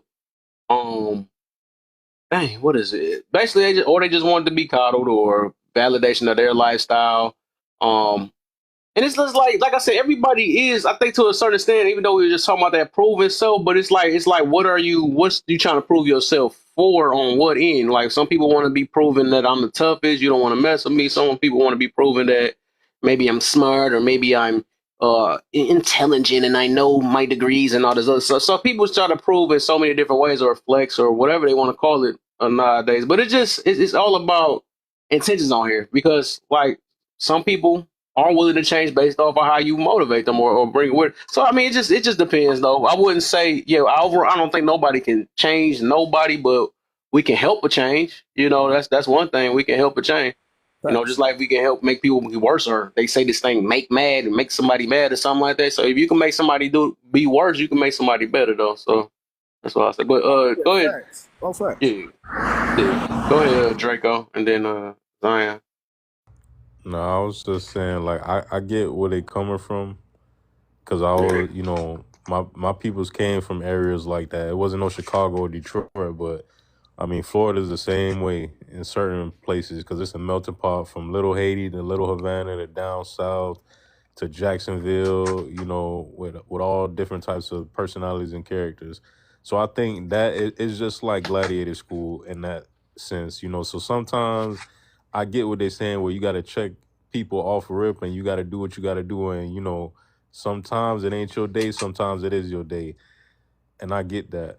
But in other instances, it's like the reason why I say, I don't know who said it earlier, but if you think about it, if you got somebody who's emotional to where every time they feel like they getting played, they gotta up and get tough, and that's emotional as Right. hell. You know, so Right. I get if whoever said that, I get what you're saying about that, because that is like feminine energy if you think about it. That was me. That's what I'm Because saying. Right. it's like every People, time you get mad, you like a 3-year-old with a tantrum. Oh, you know, I get Logic, my your way, or background you loud, looked at bro. me wrong, or this, and that. And I get that. But at the other token, I see what it's like. If you let too many motherfuckers slide by with the bullshit, everybody gonna think they could test you. You know? So, Yeah. listen, all I was taught is sometimes all it takes is one example. One example to where a motherfucker try you, even if he bigger or whatever, you be like, damn, I might get my ass whooped. But at least that motherfucker know he gonna get a fight on me. If it's Yeah. something you can walk away from, cool. If it, you know, if you can't and they got you cornered in, you know, you take that loss, but that motherfucker know, listen, you ain't gonna fuck with me. Point blank, period. You ain't gonna come around here and think it's gonna be no easy win. You feel me? So Yeah. it's like I get that I now. agree, you right though. In certain situations, you right. But it's like, for me, it's like I think about it like this. We all in gladiator school in our respective hoods because we have to be. If you take them people out that and change their zip code and give them a way to where they ain't got to hustle like that, they could put a suit on and hustle a different way. Like if I be like, hey, cuz, put that dime back, you know, put that dime back down. You know, help me sell these soap bars. You know, it's the same shit. The only difference is it ain't hurting the community. I'm gonna change the zip code. I'm put you around a different group of people and you making this shit. It ain't the $2,000 you was making off that rock, but hey, it is money that's making the legal way to where you can monetize yourself. And it's like, it's the same concept, but it's legal and you ain't got to look over your shoulder. You ain't got to look over the next boy trying to jack your sack or trying to take your bond. Or when it's 3 o'clock in the morning, then people knocking at your door for that white girl. You feel me? You ain't got to worry about it. You got to tell them, hey, shut, you know, you see them folks outside. Why the fuck you going to knock out the door? Get away from the gate and the window. You finna get my shit blown up. And they don't give a fuck because they want what you got. They want to scrape up their little $5 from picking up pennies and washing windshields. You know, people don't tell you that side of it. They just see the rappers with the lifestyle and all the girls and all. They don't tell you about the days where your bond gets short, where you got to split it, where you got to puff up the bag and all this other shit. They don't tell you about that. You feel me? They don't tell you where you got to look both ways, not only for your homies, you got to look for the boys in the blue, and you got to look for the you know, the crackhead who coming through the gate. You tell his ass, hey, it's hot right now. They don't tell you about that part. They just say, oh, it's easy. You know, you can make you $1,000 in like 3 hours. They don't tell you about the other part, like T.I., the Dope Man song. You know, the boy's gonna tell you, if you listen to that song, it tell you everything you need to know. But I'm just saying, like, when you make it out of there, the goal is to make it better for your situation. If you're gonna do that shit, get in, get out, buy a house, get a car, get something, and get the fuck out. And let somebody else do that shit. And if you want to get stuck in that cycle until you get caught thinking you're gonna be, you know, Meech and all them other boys, hey, keep dreaming. I mean, everybody got dreams and shit. So hey, do what you do. I'm just saying, be smart about it. I ain't Big gonna knock facts. nobody hustle, but be smart about it. Yeah, you gotta be smart about it, man. You can choose your battles. Go ahead, Zion. Oh, my fault, my fault. But yeah, bro, I think the emotional thing is really that really can get you jammed up a lot, especially. But my question is, how do you know the difference between, all right, let me take this here, this guy's wilding, and oh, let me just speak to bro. Sit in your So I bathroom would for say, 24 hours. cause this the thing. I notice is that, and a lot of us be feeling like that we just gotta react to most of these a lot of things. Like I said, if we feel a certain way, we just gotta react to it, and I feel less of a man because I don't react to it. What you gotta realize is I'm gonna see this person anymore, and if I do this, is it gonna help me progress, or if I'm just doing it just because I want to please my ego and stuff, you know? So it's just about knowing the difference with the hey, what the heck? It's about just knowing the difference between uh you know, because I think a lot of the times we do know. We know why. I mean, what we should do or should not. As I said, act like this person is able to take your life if you say something silly when you could have just walked away. If you had the option to walk away or you get your life taken, you know what I'm saying? Because like like I said, I had to literally, I humble myself a little bit. Just like I said, I'm in the same city as my cousin, of course. But it's like I have to realize that thing, common sense ain't common. The way a lot of people think and stuff, and little kids got pew-pews in their hand too nowadays. So it's not no reasoning to them. Sometimes some of them, you can just be like, hey, what you think, and they get their little feelings hurt, and that's the end of your life because you try to prove yourself or you try to check them, or maybe this that time I had to set the record or something like that. That could be your last record you set. You know what I'm saying? So it's like really picking and choosing your battle. I know you ain't. I mean, we shouldn't run for everything, but it gotta be worth running from. I mean, worth addressing. I'm gonna put it that way. A lot of these people is not worth addressing. Like I know it hurt our little ego sometimes, but shoot, we not gonna. And then we gotta also remember that we not gonna win every last. It's a step before that. So before you even get to that point, right now, you should be even thinking about like, okay, where I'm going, this is where I want to be at because I'm gonna be around this type of crowd. You're not putting yourself in them same positions. So of course you gotta go through that as a young man, a young adult, ending up in dumbass bullshit, like over here fucking around. Now you got into a little situation over here. Then you start getting wiser and being like, you know what? Instead of going over there, I'm about to go out to the burbs. I'm about to go party with the motherfucking mixed folks or whoever it is on the mixed crowd, all different type of races, and we gonna enjoy ourselves, and then we gonna make it home. Bro, you said, but look, you got people that's in your ear. Like, hold up, you a cop out, you a sellout. What are you doing? That you acting with, so they think they do things different when you try to protect yourself. You see what I'm saying? So Gennaro, a real oh, I cannot hear y'all talking at one time. They love you the most when you broke. A real man is not about to sit there and hate on your come up. If you change your surrounding, ain't no real man sitting there doing that shit. Or that's it's family that do that. We know that. We know it's family that do that. Because some people just have maturity. They hit you with that. Oh, you changed up because it was cool when I was sleeping on the couch and I was broke as fuck. But now I'm on my grind and I don't want to light the backwood no more. Or you think you too good to hit the wood no more? You don't want to get the switches? Nah, bro, I ain't on that. I'm sipping on wine. I'm chilling. You feel me? I got shit. Oh, you don't switch up. You don't let the white tea people change you. How about I just want to get better? What happened to just wanting to be better than doing the same shit we seen the community doing for God knows how long? Oh no, you let them white tea people get in your head. Or you think you better than. Well, see, bro, you keep yourself from around them type of people once you get success, like my man was saying. When you a real man, bro, you come from around that. When you recognize your people hating on you, family or otherwise. You know exactly what I'm talking about. Y'all know what I'm talking about. Yeah, I know. That's all I'm saying. I know what you're talking about. We get that. But it's so much. It ain't even that. I mean, because I don't try to hold them too back. It's just a lot of people, right? It's a maturity thing. It's overall that you got to realize that is I'm doing this thing for my family or I'm doing it for myself.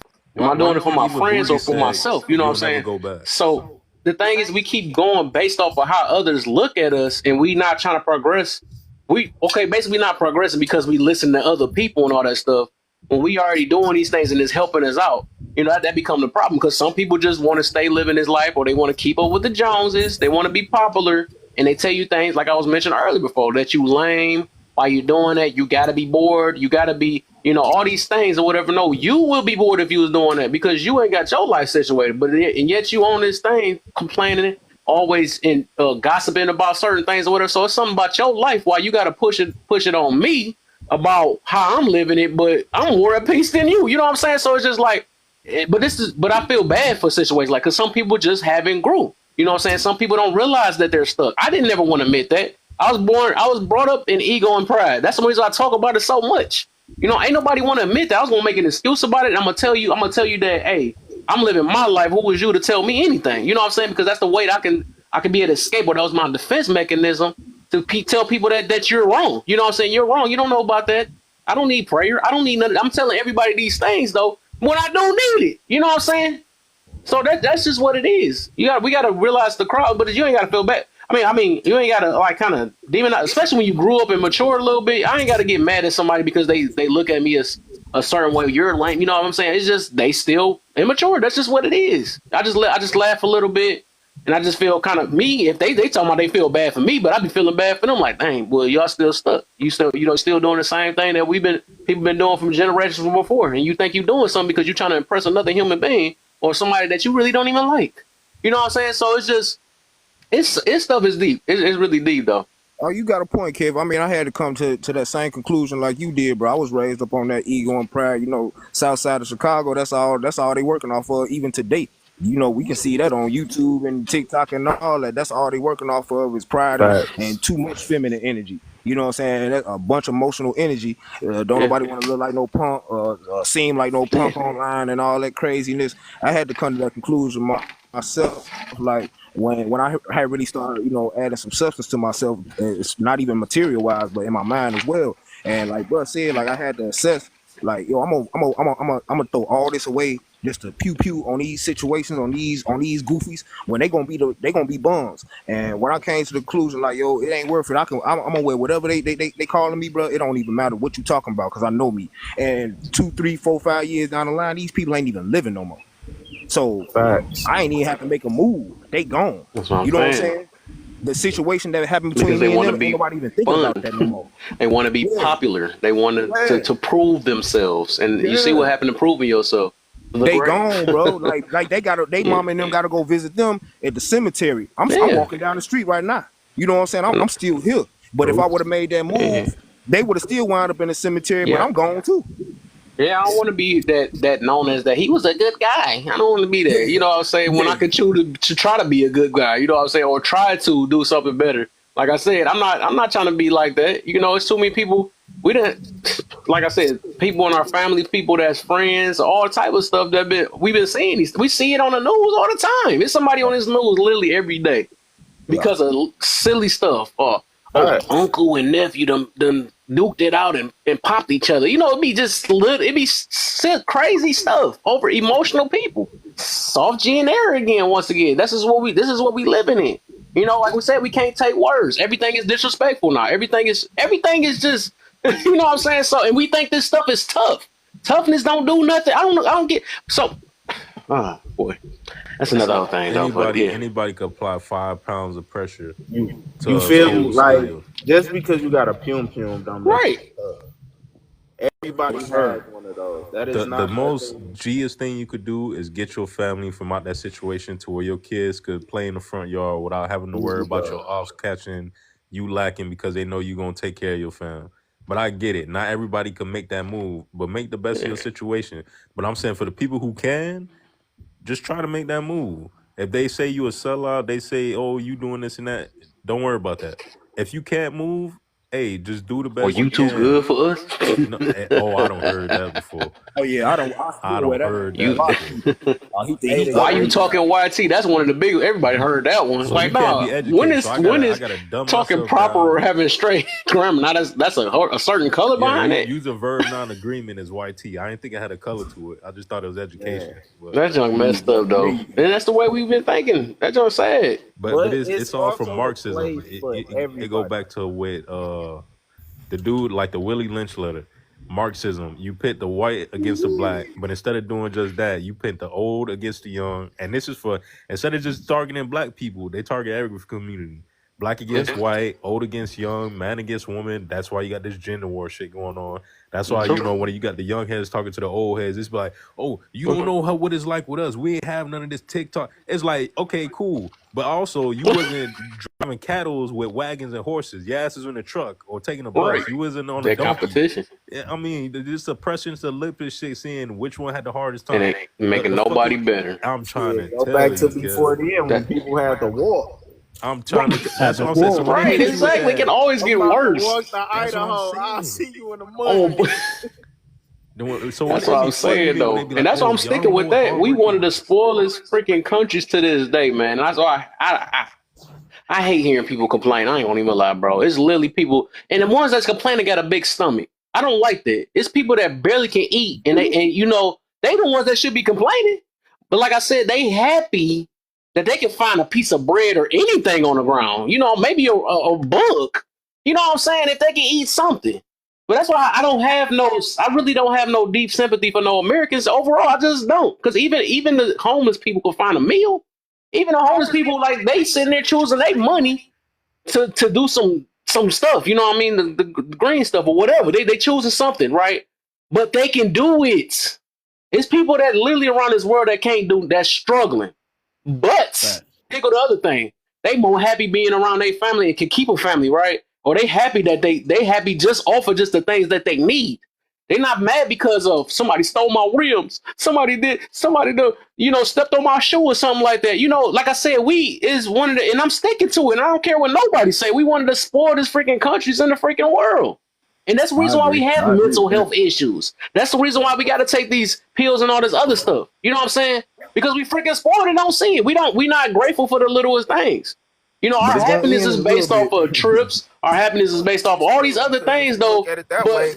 It's a lot of countries. It's a lot of countries that live like we do. I don't know why we have this sense that no other country lives like this.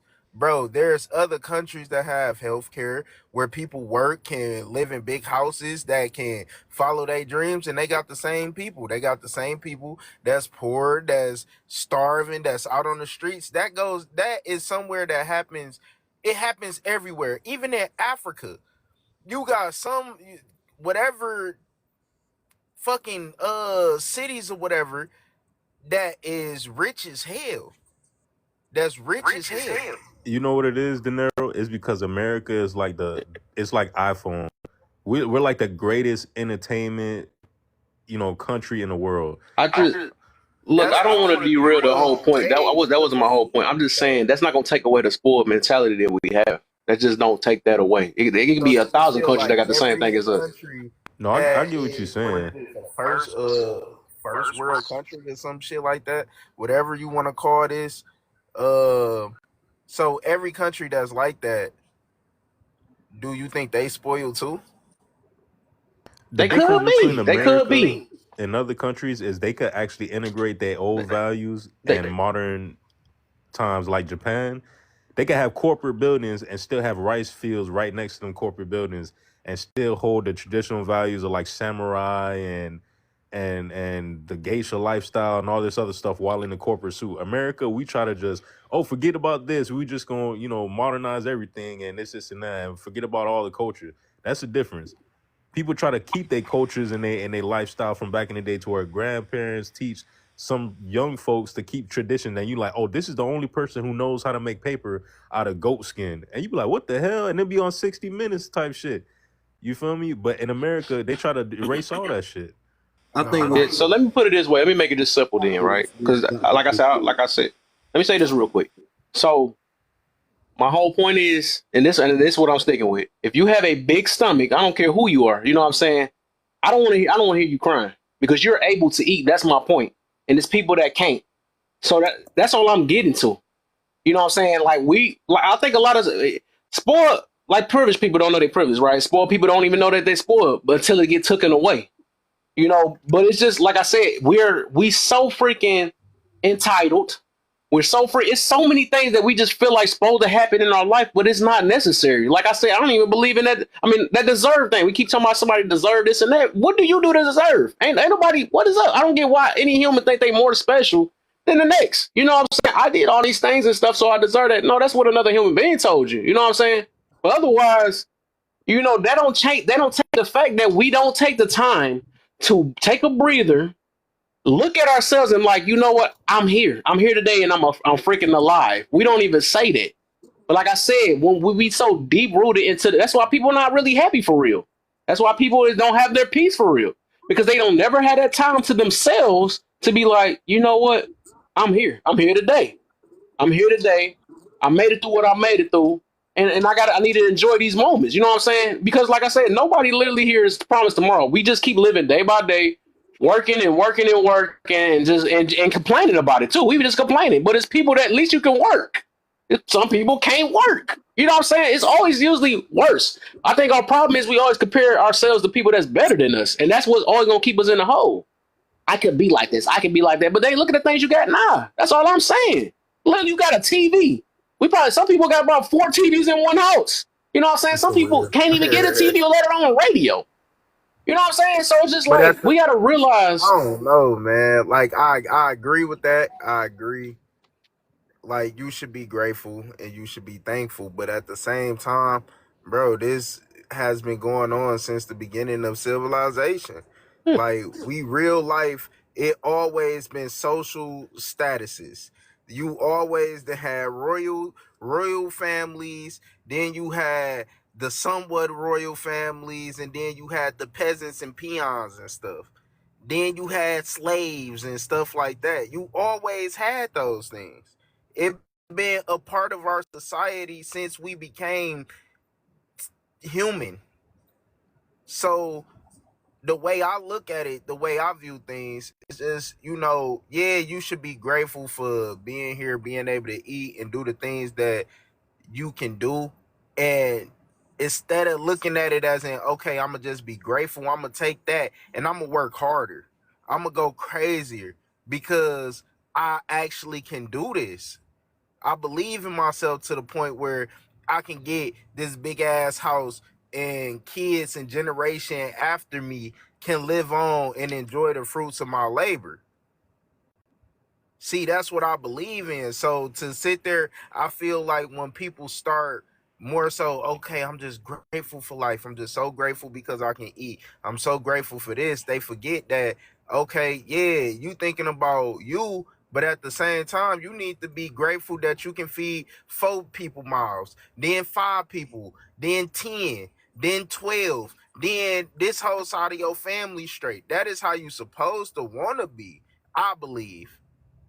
Because I think that's selfish to live your life and you are able to do these things and you got the capability to do it, to sit there and let that go to waste.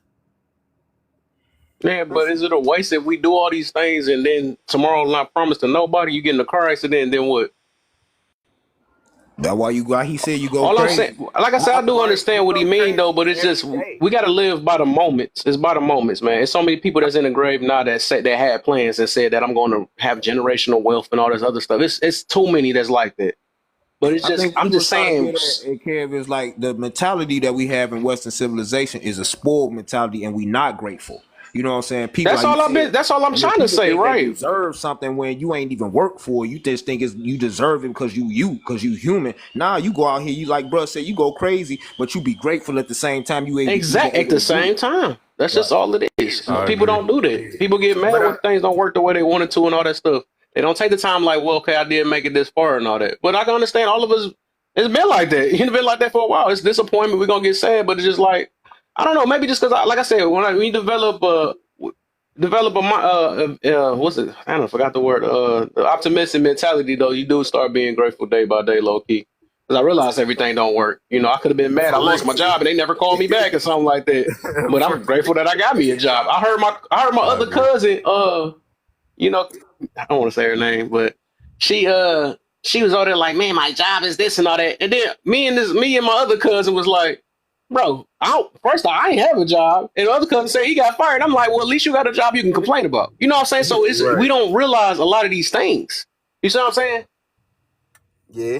But see, when you said it like that, I'm gonna let you go too in a minute. Middle.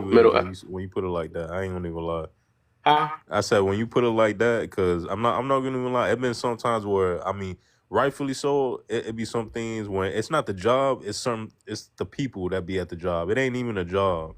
It's just certain characteristics, true. Personalities that be at the job. But yeah, it was a time where, you feel me, I literally had to make it because I just started a new job, and when you start a new job, you got to wait 3 weeks before you get that bi-weekly check and all that other crap. So I was like, damn, I gotta make it like another week and a half. I had no food. I was on my last pack of ramen noodles. So I go into Aldi's with like my last $5. Apple Pay don't hit me for like 10. Lady in the back of me, she like, oh, what you got? I was like, nah, I was supposed to pay for this, but my Apple Pay, they snatched the subscription or whatever, they got me. But I didn't say it like that. She was like, oh, how much is it? Came up to, I still got that receipt to this day, $4.32. The lady name was Eliza, a nurse. I will never forget that lady. I was like, can I just, go back home? Because I had some money in the shoebox, but I didn't bring it because I didn't want to use it. So I was like, can you just stay here and I can come back and bring you some money? Because I got money. It's just at home. It's not on my card. She's like, oh, don't worry about it. It's just $5. Don't worry about it. I still haven't found that lady to this day. I don't even know. I know is she was a white tea lady. She was thick and she was brunette with glasses. But to this day, I'm like, it's shit like that. So every time I see I could pay it forward, I pay it forward. If somebody needs some shit, I don't have to put a camera in their face. I don't have to be like, hey, I did this for this person. I'd rather put myself on the back burner and be like, someone did it for me, and this is why I do it for others. See? I pay it And for I'm about to say every this time. too, though. I'm not gonna act like, and I'm gonna let you go to middle after this. I'm not gonna act like that. It's gonna be days we gonna have. It's gonna be struggles, right? It's gonna be days that we gonna might stress. We might run into. You might have a bad moment. I don't like saying bad days, right? I just try to change that up my vocab. Might have bad moments, right? But it's up to you to prolong it though. So it's just like you just gotta always come back to it. Like, okay, you know what? I did choose this job. I do have an option to leave if I want to, but I think what we do is that we act like we stuck. But I have to realize, even with me, right? I have to realize that none of us are stuck because we play this little role like, oh dang, I'm stuck. I have no other choice or something like that. But then you get fired, then what you gonna do then? So keep that mentality like you can get fired at any moment, and that's what I'm getting to. A lot of us tie ourselves into situations acting like everything's supposed to be promised. You know what I'm saying? I got to do this. I need to do this and all that stuff. No, I mean, if you're not, and I always recommend people they health over anything. If you're not comfortable, if this job ain't fitting you, don't force yourself. You know what I'm saying? Don't force yourself because it's like you said, like somebody was saying, some of us going to working in our grave because we doing too dang on much. You know what I'm saying? So we got to realize that like I said, we don't get another life. You just don't get no +1 again and all this stuff. Sometimes, I mean, all of us want to be millionaires and all that stuff, though, but don't lose your life over the situation, though. Because it's like sometimes might get trying to been grinding so dang on hard, right? That it takes us out before we even got to the generational thing. You know what I'm saying? The generational wealth and all the other stuff. It might get taken out before that. And that'd be sad. That'd just be sad in the mud. But what I'm saying is you still try, but just keep the gratefulness that you healthy enough to keep doing these things, or you still able. So it's all about, it's mentality. That's just all it is. You know what I'm saying? That's all I'm getting to about that. So okay, I agree with all that. So do you think that we are able to tell somebody what's a struggle for them, or Nah. what's bad for them? Nah. No, sir. Everybody Struggle's a exists mentality, when they though. own That's one thing I learned. circumstances. That's a mentality too. You choose what you want to struggle over. But Because you know how you sat there and said that their job was stressful and da da da da, but yeah, it was like at least you got a job to complain about, right? right. So what if that job she really had or whoever really had a stressful day? Do that Yeah. give us the right to negate the way they feel? No, but it's the way they feel gonna change anything. I'm saying, like, we can't sit here and negate the fact that just because we in different statuses in life, that people don't have struggles, because I do. it wasn't they fault that they was born like that. For example, you was a rich kid who had everything given to him, so one of their struggles could be, oh damn, now they gotta go work for the things that they get, and they Right. still getting help, but they just gotta work a little bit harder. That could be a struggle for them, True. because it's something that they have to go through. They just because they have privileges we don't, doesn't make us any better. Yeah. Or And I don't think that word. I don't like that word better though. But right. like all I'm getting to is that we choose our struggles. That's one thing. It's a mentality. It's overall mentality. Just like they have struggle, love, and all this other stuff. It's something we choose. What one thing that makes somebody, just like it's all the same thing. The happiness, the peace, all that stuff. It's just it's the point of view of how we look at things. You choose what make you struggle. Like I said, I wouldn't invalidate it though, but you got to be aware of, well, this is something I choose to stress about, and is it worth stressing over? You know what I'm saying? Huh? I think it's okay to worry about Hold stuff. on real but quick, not y'all. to, I'm gonna let Middle, because he haven't said anything yet though. But give me a second real quick. Who in there? Mike, if somebody you the mind, so just make sure everything's cool. Bet, I got you. All right. Thanks for letting me speak. I was going to basically just remain quiet and sit in the comments. This is a really, really good conversation. And what you guys are talking about is what I would love to see more of, the actual living of life. You guys are talking about general subjects, but you actually added the living of life to it, which is a good thing. And what I'm seeing is this here. You have individuals who can sit down and discuss an issue from their own point of view. And I haven't heard this word said yet. It's anecdotal. Because the reality is for most of us is this here. You see life based on how you have experienced things in the past and what you've taken from it. Life is pretty simple. Eat, sleep, and seek shelter for anybody. After that, it's all subjective. And I love this conversation. And that, I like I said, I hear this word anecdotal forever.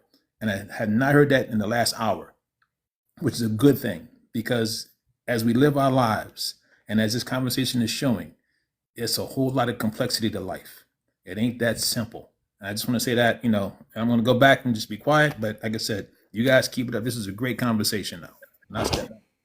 Yeah, it is. I'm gonna just say this. It is a great conversation, man. I appreciate everybody up here.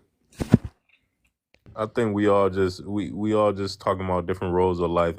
I think it's just a conversation to have, but we know the world is gonna move how it's been moving. But it's just good that the internet make the world smaller, because you never know. It might be someone in the hallway or in the comments who you could change their life with a conversation or give them some insight on what, I don't think I want to sit on the steps no more. Let me go read a book or let me go do something else. Sometimes that's all it takes, so I think everybody is a victim of their own circumstances. And if you dwelling in something, just don't dwell on it too much. You could complain a little bit or do whatever you need to do. Just don't lash out. Don't get emotional. Don't get violent. It's okay to do whatever you need to do and just move on. Don't dwell on it too much. But, whatever, anytime God bless you or he's sending you someone to bless you, pay it forward. That's all I can say. So if you see somebody in the situation you was in, be that person that you wish you had when you was in that situation. Be like, when I was hungry as fuck, I wish somebody would have did this without saying, hey, bro, remember I did this for you? And if they misuse it, it is what it is. Just move on and keep paying it forward, and you'll always receive your blessings.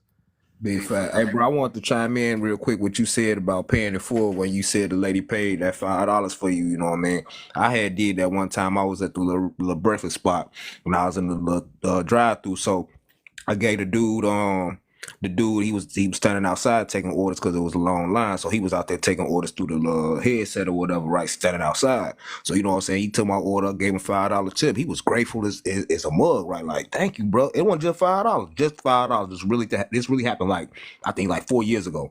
And he was just real grateful. I'm like, man, ain't nothing, you know what I'm saying? You good? But I pull up, go on to the window, and I'm getting ready to, pay for my food. And the lady say, are you good? The lady in front of you, she just paid for your order. She didn't even know how much my order was gonna be. She just paid for it. And then I said, what? And I looked, and she was waving her hand, white tea lady. That stuck her hand out her window, was just waving. I was like, yo, thank you. So what I did, I paid for the order that was behind me. I just gave the lady 20. I was like, look, pay for the order behind me, paying it forward. And how you said, bro, I learned from that. Like, that's clutch right there. That's necessary. Like, if you really want to keep blessings in your life, pay it forward. That's my motto. I can't pay it all at once, but I could pay it for someone who needed at that time and be what they needed when I needed someone to be that for me. So that's the mentality I keep at all times. I'm not perfect, but I do that because the way I see it, if I do it with a genuine heart, someone may see my kids out there one day be like, damn, I know your daddy. He wasn't rich, he wasn't perfect, but he did this and that for people. And he never asked for nothing. He never stuck a camera in their face that, oh, look what I did. And, look at me TikTok and look at me. He was just a decent man. And they could be, even if I don't receive the blessing, bless my kids, because I'm going to get it out the mud regardless. Yep. So, I'm going to make this shit happen one way or another. But if you want to help me, bless my kids, bless my baby mamas, bless my family members. I could do me. I'm not saying I don't need help, but I know I figured out a system that works for me. So, that's the way I carry myself. Can I add something to that? You guys, you illustrated it in what you said. When we hear the statement going forward, when someone says it is what it is, remember what you just said. You didn't accept that. It's what we make it. The choices that we make. We hear it quite often that it is what it is. It's almost like a defeatist attitude. But what you guys just spoke about, without actually saying it, is no such thing as it is what it is. It's actually what you make it, which is a good thing.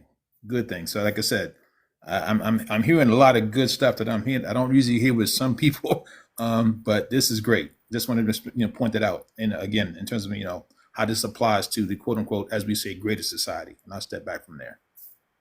Hey, I just want to hop in on that real quick. I think it also goes to living by design versus living on default. Because sometimes the default is what it is, like was said before, and you just let things go. It's like, oh, okay, I'm gonna respond this way because that's how I was taught, or that's how I was raised and stuff like that. But to finally be able to experience it and see, oh, wait a minute, I don't have to respond that way. I got another tool in my tool belt. Oh, okay, cool. Let me use that to get to where I gotta be. I'm really heavy on living by design now. Oh yeah, I mean, I think a lot of it is like I heard somebody say this the other day. You have to unlearn and relearn a lot of things we was taught or conditioned under, whether through school or parents or your peers, out in the street. A lot of it was BS. You know what I mean? I learned that, at least in my life. A lot of it was just garbage. Like, it seemed like wisdom because of who it was coming from, or even pertaining to the situation at the time. But as I grew older, I realized like a lot of people was trying to send me in the wrong direction. You know what I mean? And I went in the wrong direction. A lot of them times. And so I had to unlearn, then relearn. Like, one, I had to realize I don't know everything. I used to think I did. You know what I'm saying? Like, but I don't know everything. And then learning is forever. To the grave, it's always something to learn. You know what I mean? About yourself, about the world around you, people, all of that. And another thing I learned too is you have to put yourself in other people's shoes. Some things you ain't gonna, some things you'll never know. You'll never know how that experience is. Like, we'll never know what, as men, we'll never know what being pregnant and feeling labor pains is like. We'll never know that. But we know what pain is. We know what discomfort is. So we can relate to that. But some things, you know what I mean, we'll never know what it's like. But still, you have to try to put yourself in other people's shoes. And I learned that's a key thing for me. I had to try to see it from their situation. Like, even though I was raised with both parents, I really wasn't compassionate when it came to women. Then when my daughter came in the world, even now I still find myself having to check myself in my head about how I'm handling her. And then it went from me looking at like how I handle her to how I handle all women. The women in my life, the women I don't know, women in passing. Like, it's a level of compassion that we have to have to a degree. Don't get played though. Don't be don't be scammed and don't be no sucker. I ain't saying that. But at the same time, we the leaders. As men, we have to lead. And sometimes you do have to lead with a level of compassion. If you don't have it in you, have to learn to get that. Like my man was saying, De Niro, like, he ain't come up with no mother. And he was just, with females, he was just, one way. But you can't be one way. Like, it's impossible to think that you're gonna be successful being one way. You have to learn to try to put yourself in other people's shoes and see it from their perspective, especially when it's beneficial to you and them. That's all I had to say on that.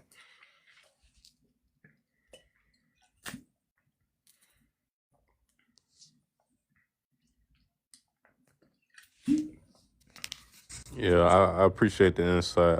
I should have been asleep because now I gotta do me a long shift and I'll be up for 24 hours. But yeah, this was a good conversation. And all I gotta say is, if you living in, for the people in the hallway, FYP, whatever, if you living like that and you really like that, just be smart about it. Stack up, have your lawyer money and your money to get out.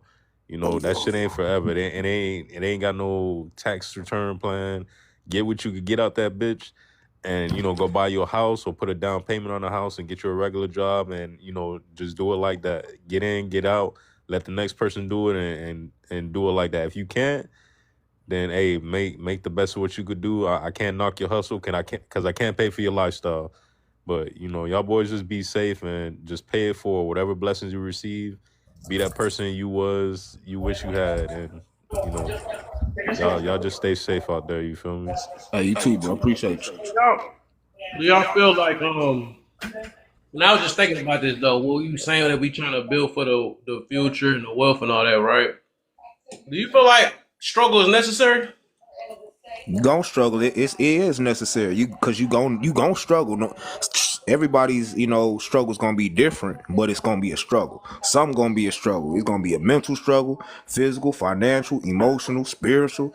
It's gonna be a struggle at some point about something. No matter what what you came from or what you pockets holding, it's gonna be a struggle somewhere. We struggle in relationships. We struggle to get a woman to understand us. A woman struggle to get us to understand her. You know what I'm saying? It's gonna be a struggle, man. The thing is, put yourself up on game. My fault about the noise, but we got to put ourselves up on game. Stay calm. Learn to be emotionally intelligent. It's actually books on that. You know what I'm saying? When I went through therapy, the dude pointed that out. He said it's actual books on emotional intelligence. I never knew that at the time. You know what I'm saying? So he had enlightened me like, oh, I can be intelligent about how I move, and I'm still rusty with it, to be real with you, but I know that's something that I gotta master. But yeah, it's a struggle, bro. It's gonna be some struggle somewhere. Man, look, when I was a kid, it was a struggle to learn how to mow the lawn. You know what I'm saying? Like how my dad wanted it, how it should be mowed.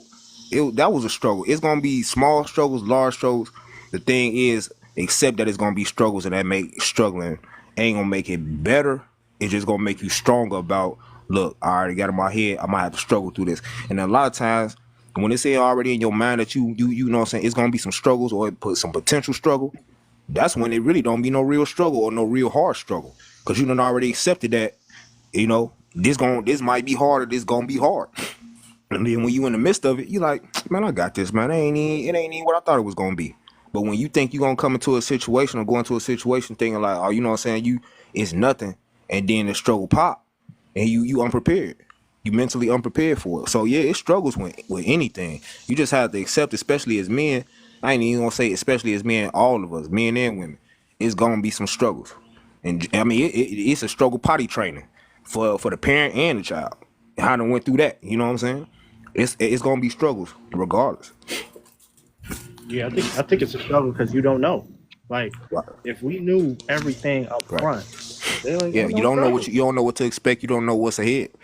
Facts. Like if I knew how, like somebody said, this guy was talking about how got people learning, like, oh, you didn't learn how to do flat roofing. You didn't know flat roofing when you was a baby.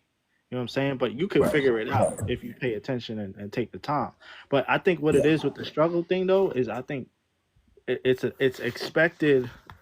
What happens is we come into different things with different mentalities. So like if I did well in school, some people would say, "Oh, that should translate to doing well in relationships." Not necessarily. It don't Right. work that way. You know what I mean? So I think what happens is that's where the entitlement come from, where you like, "Oh, yo, I'm good over here, so it should count for something on this side, or it should Right. translate because I'm nice on this side."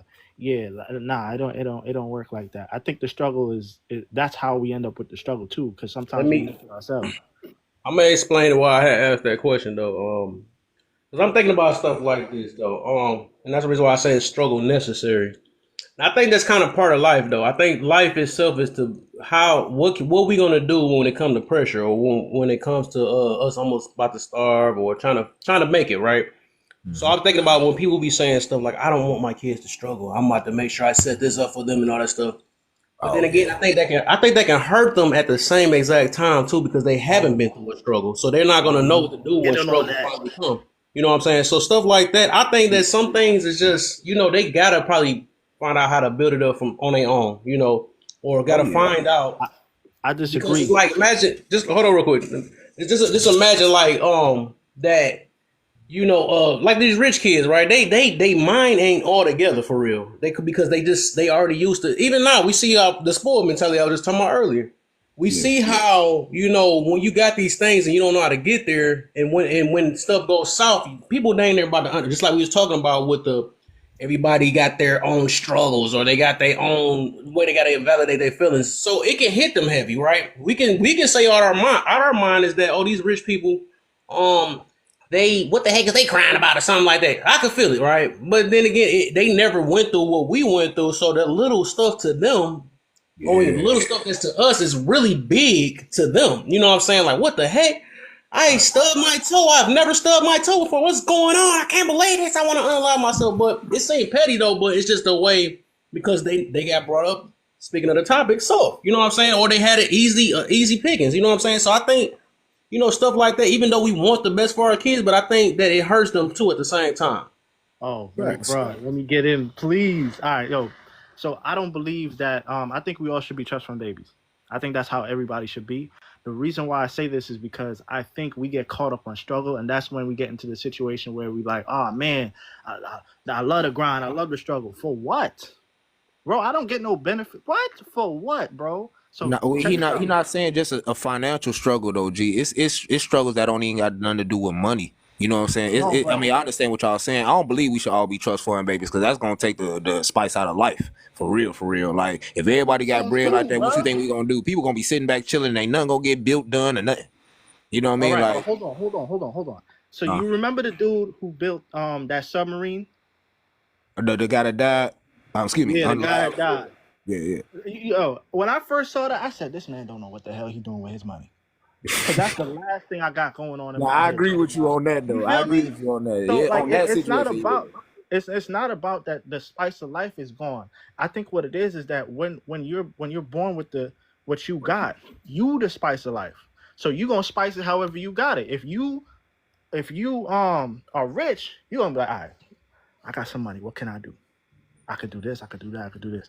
If you broke, you're gonna be like, look, I ain't got no money, but what can I do? I could do this, I could do that, I could do this. It's not so much that the spice of life is gone, it's situations change, you know what I mean? But in terms of the reason why I brought that up or said it that way for financial, because it was mentioned that the person was rich. You know what I'm saying? Like I see. Yeah, I see. I'm not trying to single out and stuff like that. But I think the struggle is it's necessary. I think training avoids struggle. You see what I'm saying? In that situation for the rich person. Because you like, yo, he stubbed his toe. He ready to jump off the bridge. Who told him to do that? He's probably so afraid of his father or the situation going left that he's like, look, I can't. You know what I'm saying? And I feel, and this is the last thing I'm going to say. This is my question to everybody here on the panel. I think that rich people got it worse in a sense than poor people, because at least poor people in their situation can build. A rich person coming off of the back of their father, they might feel like they'll never match up to that dude. 100 million? How am I going to catch up to that? How can I even, you see what I'm saying? And they don't even, it's so tough because some parents, some rich people, they have other people raise their children. So they don't even have a connection to their parents. And then on top of that, you have to deal with a situation where like, the parent don't even teach them that, hey, listen, son, all I need you to do is take that 100 million and make it 2. I didn't tell you to go make your own 100. So how did you even get here? But middle road say he wanted to come in. Yeah, go ahead, bro. Yeah, this thing about struggle, it's interesting how they take some of that I'm hearing. Someone just said it before about the training part. I understand you want a person to appreciate what they have, right? So in the minds of some people that say, well, you have to struggle to appreciate what you have. I'm looking at it from the standpoint of, like the gentleman said, if I train you, which means basically this here, I explain to you what's happening and why you have what you have. I was talking to my grandson today. On the way home, I said, listen, who's gonna help me go out and grill and cook some chicken? He immediately said, not me. And I'm not, he's 9 years old, right? He's 9. So I said, okay, fine. Since you were very quick to say, not me, here's what's going to happen. When it comes time to eat, remember what you said, not me. And so I said, listen. So he got quiet. I said, let me explain something to you. We work together, right? In other words, I'm giving him the instruction. I didn't just admonish him and say, well, you just can't eat. No. When we talk about struggle, with some things, it's very simple, right? I don't have what I don't have. If I don't have what I need, okay, I'm going to have to try and find a way to get it. So like I said, struggle could be mental, financial, whatever the hell it is. I do think that we can, in my mind, there's no requirement for struggle. Let's put it that way. But there is a requirement, or at least a need, a very strong need for instruction. And I think if we can kind of get that through our heads, the collective we'd have a lot less problems. Because again, if you don't know what you're doing and why, Right. you're gonna just go out and just you be running in circles for a long time, and it boils down to needs and wants. How much is enough? Is the real question, and you can go from there. I was just Yeah. about to say if you was gonna go back to that too, and you went back to that because I was saying that was a good question you had asked, like when is enough? Because a lot of people just like I said, this is so funny that I'm glad we talking about this though, because I was like, dang, I think we do have that mentality where that's why I asked was struggle necessary, because we do say these things. We literally say these things like, I don't want my kids to go through what I'm going through. Well, maybe your kids might have to. I mean, maybe you saving their life because they're going through what you go through, because that's toughening them up. You know what I'm saying? Because if you ever notice, like even some of these rich people, man, they be like one of the main, like if you talk to some of these people though, they be having, some of them have wives, husbands and wives, got millions of dollars, but they be on this app crying. It's way worse than us. You know what I'm saying? Because they never went through like struggle. They never even fought themselves. You know what I'm saying? Because when things are just so easily passed to you, I think that hurts you more than anything, because life itself is just not a walk in the park. If you ever noticed that, we really have to grind to get to where we at and understand and appreciate it. That's just part of life. But that's why I'm so big on appreciation. And people be thinking I'm just saying this for no reason and stuff, but we gotta be grateful, because like what I'm getting to is like, who said that anything was meant for us? Like stuff don't go as part of our plan. You know what I'm saying? I might want millions of followers and all that stuff. That might not be part of my plan. You know what I'm saying? I'm doing I'm day by day. I'm getting what I can get out of it to become either it may help somebody else be better, or what's more important is make a better self. You know what I'm saying? Right. So I done learned so much, I done gained so much and stuff, and it just every day just gotta keep focusing on that. That's the only thing I really can do in life, and try to enjoy every last moment. But everybody got their different levels of enjoyment. Some people gotta wait to enjoy life by setting things on, like let me get my favorite show on to come on. That's when I'm going. Or let me wait till I get married. Or let me wait till I get this spa and all this other stuff. Why do you have to wait to enjoy life? So that says something about self. You know what I'm saying? Why do you have to wait for them things? You see? Right. So it's just like I said, it's all perspective and how we view things. And it's like, and it's also healing. Like healing, we got to pay attention. We really got to pay attention to why we talking like this. You know what I'm saying? So it's like, and then, like I said, that struggle stuff, that's why I asked that question. I had to ask that because, like, maybe life ain't meant for our children to live an easy life. You know what I'm saying? I don't think I even want to recommend. Probably wouldn't recommend my child living an easy life. I don't want them to. You know what I'm saying? Because life itself is not, it's not really easy. We can make it easy once we know how to go through the struggles, though. But life itself, it's just not going to be like, it's just going to be like, I'm going to give you this and all that. Because they can, even if we had millions, right? Say we gave them millions and set them up for millions. Like, what type of child we gonna have? Because what I realize in life, it's gonna be weaker and it's gonna be stronger. That's just what it is, and that has always been like that. Usually the strong survive. That's just what it is. Yeah. It's everybody you can't literally save. You just can't save everybody. It's people that's just gonna take themselves out. There's some people that's gonna try to fight every last moment. You know what I'm saying? Some people you can help put the fight in them. You know, and then some people you might help stop the fight. But it's just like. And that's just and it's a sad way of how life is, but that's just how life's supposed to be, because it's. Hey, Kev, let me chime in when you said that strong, when you said like only the strong survive, right? That go back to when I first came in your live, when I came from the other one, and they was talking about the narrative of the strong black woman is dangerous. What she supposed to be? And if a person view you because you strong is dangerous, that's their view, that's their perspective. Ain't nothing wrong with a black woman or no woman being strong. There's nothing wrong with that, because one, ain't no man out here, unless you a goofy, ain't no man seeking no weak woman. You know what I'm saying? Now, strong in what way? I heard you say that before, though. So strong in like what type of way, though? Because it's so many different. It's a subjective thing. And that's what I was trying to explain to them guys over there, but they was on goofy mode. So we all strong in different areas. You know what I mean? One, when you dealing with the woman that you dealing with, you got to know what she's strong at and what she weak at. And what she weak at, you need to teach her if you got the proper knowledge. And if she listening, to turn the weaknesses into strengths. Like they were saying, do you want, like they said over there, they was like, well, you want a woman that's physically strong? I'm like, if she physically strong and she's still feminine outside of having to be physically strong, like she can help me move some furniture, well, I ain't got to be paying no moving company $800, and she willing to do it, and she ain't gonna, and I know she not gonna hurt herself. You know what I'm saying? I'm watching her, making sure she don't hurt herself. I want her to be physically strong. You know what I'm saying? I'm not saying that I want her like that all the time. Every time I got something to do physically, I want her to be doing it because I'm gonna tell her, no, fall back, I got this, you know what I'm saying? But if she's strong physically or she's strong in a financial area, and every man want a woman that's strong financially, financially savvy, able to stack bread, invest bread. You want a woman that's strong in that area. Every man do, unless you just I don't dumb. know. I don't know about that. I literally don't know about that though, because I think with me, right, I want to, and that's what I had to realize though, because it just depends on your lifestyle though. Because some of that stuff counter. You said financially, but I think I want a woman that's strong, strength, a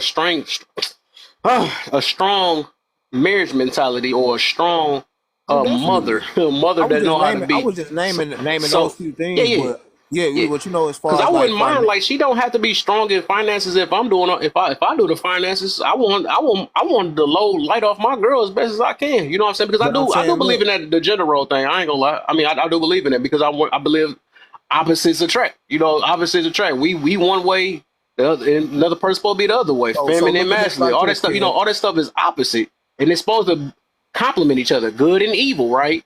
Yeah. Everybody, you know, that blends in. If it didn't have bad, or if all we had was evil, I mean, if all we had was good, we wouldn't be able to appreciate it. You know what I'm saying? So evil had to be around. So it's always going to be opposites to make things. It's balance. Like, life is literally That's what I balanced. was But if gonna two say, people doing the balance. exact Yeah. same thing, it's always going to counter. Like, if you got two people that's so strong-minded, and I actually went through a situation like this recently. If we both strong-minded on what we believe in, nobody's trying to bend. Nobody's trying to. That's going to be kind of hard to make work. It's gonna be times that some people got to submit. It's gonna be times that some people will have to give, have to lead, make a leadership on certain. But it's just like some people be so dang on strong that they will just won't connect. It just won't work because they both doing the exact same thing. They go head to head, just like even with the leader thing. They be having that leadership thing. You know, somebody's gonna have to bend in. There's no such thing as two leaders. That's the fakest stuff in the world. I don't know why people pushing that out. You know, it's gonna be somebody that's gonna take over. Because it's like there's are two different mindsets, unless it was just a freaking, my turn, your turn, or the little petty stuff. I did this last week. That turns competitive after that, which is dangerous. You don't even in a relationship, you don't want competition in a relationship. You know what I'm saying? I ain't saying that. Like I'm not saying. No, let me clear this up real quick. So I ain't saying like when I say like the lady saying it down in the comments, like if a woman financially strong, she ain't even got to be working. Like, say you making the good bread, and she ain't gotta even leave the house unless she going to shop or do whatever. But say, hey, look, you know what I'm saying? Look, Kev, you making $200 million, right? And your wife sitting around, she cleaning up the house, she doing the wife to do, she no balance. But then she get an idea like, dang, I can flip the 200 million. He got the 4, and she present that to you. She financially strong, but she ain't even got the money to even make that move. But she give you that idea. And then you take that idea, you run with it, you make it happen, and now y'all got 400 million when you were just working with 2 before she hit you with the idea. Now you 400 million up. You know what I'm saying? That's what I mean when I say financially strong. She ain't even got to be doing nothing. She ain't even got to be working. But say it's just her. It's just because I know me, I got a business mentality. You know what I'm saying? So say, you dealing with a woman that's got a business mentality. She ain't working. She ain't got no investments or nothing, but she just shoot the idea to you, and you say, all right, let me try this out. You know what I'm saying? And you put five million to the idea, and then it flipped, and you get the 400 that she was telling you was gonna get, and you look at her like, dang, she really own that. You know what I'm saying? I ain't saying like, and it ain't gonna be 2 leaders in the situation, because just the man's supposed to be the leader. You gonna be the leader. You know what I'm saying? But at the same time, women, they have ideas. I know a lot of women that have like I knew a lady that was a mortician. I'm talking about from doing the embalming to setting up the body in the casket and all of that. The makeup, the whole nine, the whole business was hers. She was strong with it, but she got married and she knew how to be submissive. She know how to like fall back. It's a balance, like how you were saying. It's a balance, and it's wisdom to know that balance, to know when where your part is and when you should fall back. And the same thing for the men. You got to know where, like, yo, if she gonna shoot for this idea, or she know what's best for the kids, and she's strong on that more than I am, I gotta let her move on that, because she's strong in that area. You know what I'm saying? I ain't saying this is anything to put the man out his role, or take away from him. I ain't saying nothing like that, because I don't even want to be in no situation like that. But at the same time, if I know she's strong enough to help me move this dresser into this U-Haul, So I ain't got to be paying no movers, no 800. Best believe I'm about to wake my wife up like, hey, babe, help me move this stuff. We about to move. You know what I'm saying? I don't care what nobody else talking about, and she's still a feminine woman. Cause I done seen my mama do it. You know what I'm saying? Like move furniture. You know what I'm saying? And like going back to the spoiled thing about the rich kids, I had that mentality too, especially when my daughter came in the world. I'm like, I'm gonna get her everything, and I was doing that, like giving her everything. We be in the store, we be in sheets. Daddy, I want the stuffed animal, and I want the candy. Getting it, I'm getting it. And I'm at the point now. She 3.5. She'll be 4 in October. I know I'm seeing now like she's so spoiled. She cry about any little thing. Now I gotta break her out of that, cause I done spoiled her out of 3 years of her being on this planet. I done spoiled her to the point where she crying about every little thing. She want her way. You can't tell her no and all that. Like now I'm tasked with having to break that, because I see, like my mans was saying, she gonna have to know what it means not to struggle so much, but to work for hers. She gonna have to work when it comes to me. She gonna have to work when it comes to this world. I'm able to give her whatever. Still, she gonna have to know what it means to work, because the discipline is lacking, and that was my fault, my mama fault, her mama fault, my sister fault. You know what I'm saying? So I understand that, like, yeah, we want the best for our kids. We want to set the trust fund up, and I'm doing that. At the same time, she not even gonna know she got a trust fund till she 27 years old, when she gonna know what it mean to work. And then she gonna pop up one day like, my daddy actually had a trust fund set up for me all this time. But hey, you know what it mean to work though, don't you? Yeah, you 5 million up, but you know what it mean to work them hands. You know what I'm saying? You know what I'm trying to say, Kev? Hey, could you think that could build resentment? It could, but she's still gonna be 5 million up, and she gonna know how to work. So I mean, how much? But that's what I'm saying. Have? Like going back to what you just said though, like that's why I said, who knows that life is meant to bring generational wealth and all that stuff. Like, because like that, even say we do set our kids up right. How we know what our kids gonna do? They got a whole different mentality. They can blow it on like how these rappers be doing nowadays on that good stuff, unallow themselves with that money or something like that, and they go to waste. You know what I'm saying?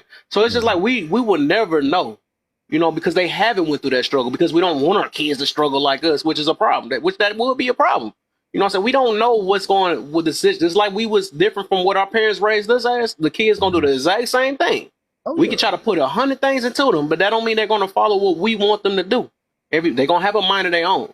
So that's what I was saying. That's why this always go back to that question I asked, is that is struggle or stress and all that, is that necessary? You know what I'm saying? Because some people have to learn the hard way. I don't think it was ever meant for us to have a easy walk. It just never was meant to. You know what I'm saying? But it's just gonna be strong people. It's gonna be weak people, and that's just what it is. You know what I'm saying? We can want the best. I believe that. Yeah. Oh, my fault. Just to hop in real quick. I don't think the struggle is. I think certain struggles is unnecessary. You know what I'm saying? Like certain ones. Yeah. Certain ones. Like there's ones that we go through where it's like, you know what I'm saying? Like some parents like to pick and choose. Like the struggle of learning how to earn something. It's still a struggle, because like I didn't know how to earn. You know what I'm saying? I didn't know I had to do this, and this. Like for example, like Brother Logic was saying, when the little girl now is 3 and she's like, oh, I won't, so I ask, and when I ask is given. What you mean I gotta go learn? So now it's a struggle there. You see what I'm saying? Yeah, so and I'm struggling. Have to break her from that mentality right now. Yeah, I'm struggling. I believe it, bro. 'Cause I can imagine for you, like you had it one way, and then to have to break her down and to explain it and make sure it's clear and stuff like that. I get it. I think the struggle is I think the struggle can be manufactured, but I do think that there are certain struggles that are not necessary. Like you don't need to know how to flip this and take this and put this over here and hold this through. Like, you don't need to know all that. Right. Yeah, so let me say this though.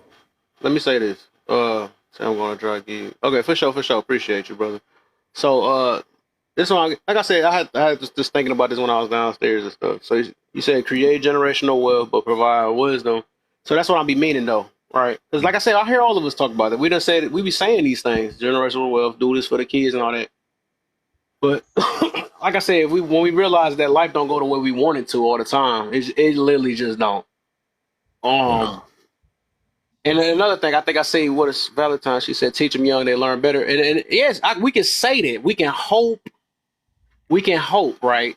We can hope that, but like I said, when kids grow up, they start having a mind of their own, just like we did. We was once kids. We grew up and have a mind of our own, and we said, even though we know better, temptation, all type of other stuff hit me different, and I might want to choose this type of life, and I want to learn from my own. You know what I'm saying? So a lot of us got taught the right way. You know what I'm saying? And still choose to do something different. Still chose and end up getting a ticket, or end up, choosing the wrong people, going to jail, like all that stuff.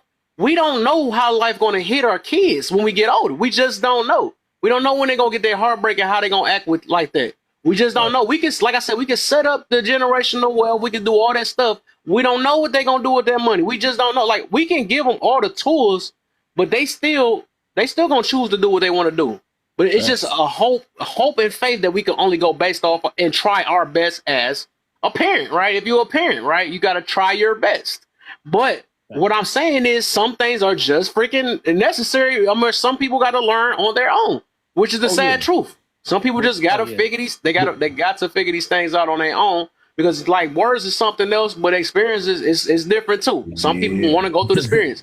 We knew that we wasn't supposed to be smoking, but we ended up, a lot of us don't. We ain't supposed to be drinking all this other stuff. Some people want to figure it out on their own. We don't know the type of friends they're going to get themselves into it. We just don't know. Oh, I mean, it's not going to go the way, because we be having this thing in our mind where we act like, well, if I did all this, I planted all these things and all this stuff. And some parents, I done seen them beat their own self up and say that, man, I done did all this stuff. Yeah, it's my fault. It's my fault. No.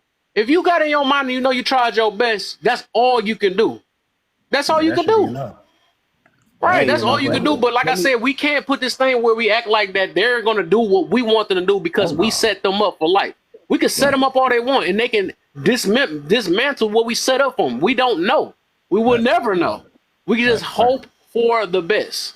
That's all we can do. The thing about my fault, bro. The thing about the time that we in right now, right? It's like I was telling my sister a few days ago, like, you can pull up on YouTube, TikTok, all these apps, right? And you can show your kids the consequences of choosing the wrong thing. And like you saying, Kev, they can still choose to do that wrong thing. Like being a baby mama, being a baby daddy ain't no new phenomenon, right? This been going on since like almost exactly. I'm glad you said that. Exactly. We knew this as kids. Yeah. And we still, I'm a baby daddy 4 times. And still chose it, right? Yeah, so I seen it. I hated it seeing come my older cousins. They was baby mamas like off the rip. Ain't none of them been married, and I still did the same thing. You know what I'm saying? So I get to the age where I'm at 43 now. Now I want to be abstinent after I done put 4 people out here. You know what I'm saying? Now I want to be right.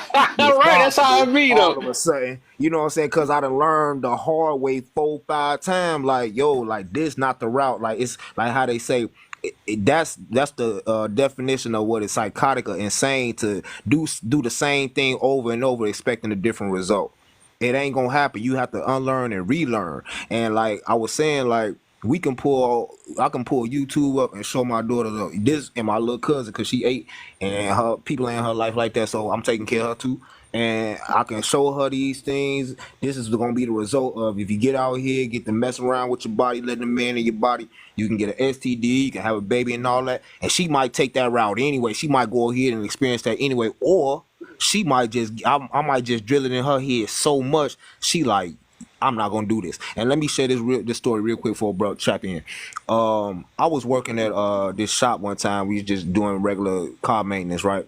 And we got to find out what the person kind of oil they want to put in their car, whatever. So it was a young girl, college girl. And I call up to the counter. I say, you want to, put the premium oil in your vehicle, yada yada yada. She not. Now I'm gonna do the high mileage 520. And most women, even men, most women and men don't even know the difference between the oil. So when she said it, how she said it, I was like, yo, you know what kind of oil you trying to put in the car? She was like, yeah. So, and then she went back, sat back down. So I'm standing there putting her stuff in the computer. And I say, because my brain just kind of like, dang, she know what she talking about, right? So I said, hey, look, I said, you done been here before? She was like, nah. I was like, so you know about cars? You work on cars or something? She's like, nah, me and my dad, we normally change my oil, you know what I'm saying? But I was in a rush because I got to, go back to school. I had to hit the dorms and stuff. And she said, normally we do it, but he told me to just stop here and get it done on my way to, to the dorm. I was like, oh, okay. I said, your dad, he brought you up on that? She was like, yeah, my dad, he had me hands on with things. And we chopped it up some more, and I was like, yo, I need to do that with my daughter. And this before my daughter was even, conceived. You know what I'm saying? And I'm thinking to myself, yo, I gotta do that. I gotta put her hands to the grind. And so then when my daughter get here, I'm spoiling her right away, right? So then we get to the point where she had not, and I'm like, yo, I gotta undo all this. I gotta put her hands to the grind like that girl was talking to me about with her dad. You know what I'm saying? She said her dad been changing oil since she was young. Change the oil in all their cars at the house and all of that. And I understand this about when you bringing a child up. If like my dad did me like this, take your behind outside with that shovel, because we grew up in Chicago. Snow was crazy in the wintertime. Take that shovel outside, go to door, tell them people you gonna shovel their snow front and back walkway at $20. And I would do that. I did that until I was 22 years old. I even when I had a job, I still would get out there. I'd be sitting in the window. Like when I was 16, I would sit in the window and watch the snow. And as soon as I see it stop, I'm outside with the shovel. Late night, early morning, I'm out there to get that dub per house. You know what I'm saying? So it's a matter of drilling in their head, and that still ain't guaranteeing that they gonna go that route.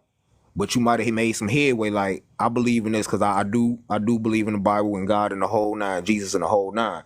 And the Bible say that you raise up in the child in the way that they should go, and when they get old, they would not depart from it. I believe in that because my mama did that for me. Now, I did depart from a lot of what they taught me, but I had to revert back to it because the way I was going, it wasn't working for me. Then when I reverted back to the ways that I was groomed on, that things started turning around. They were working for me. So I'm like, oh, the way they taught me was the way to go.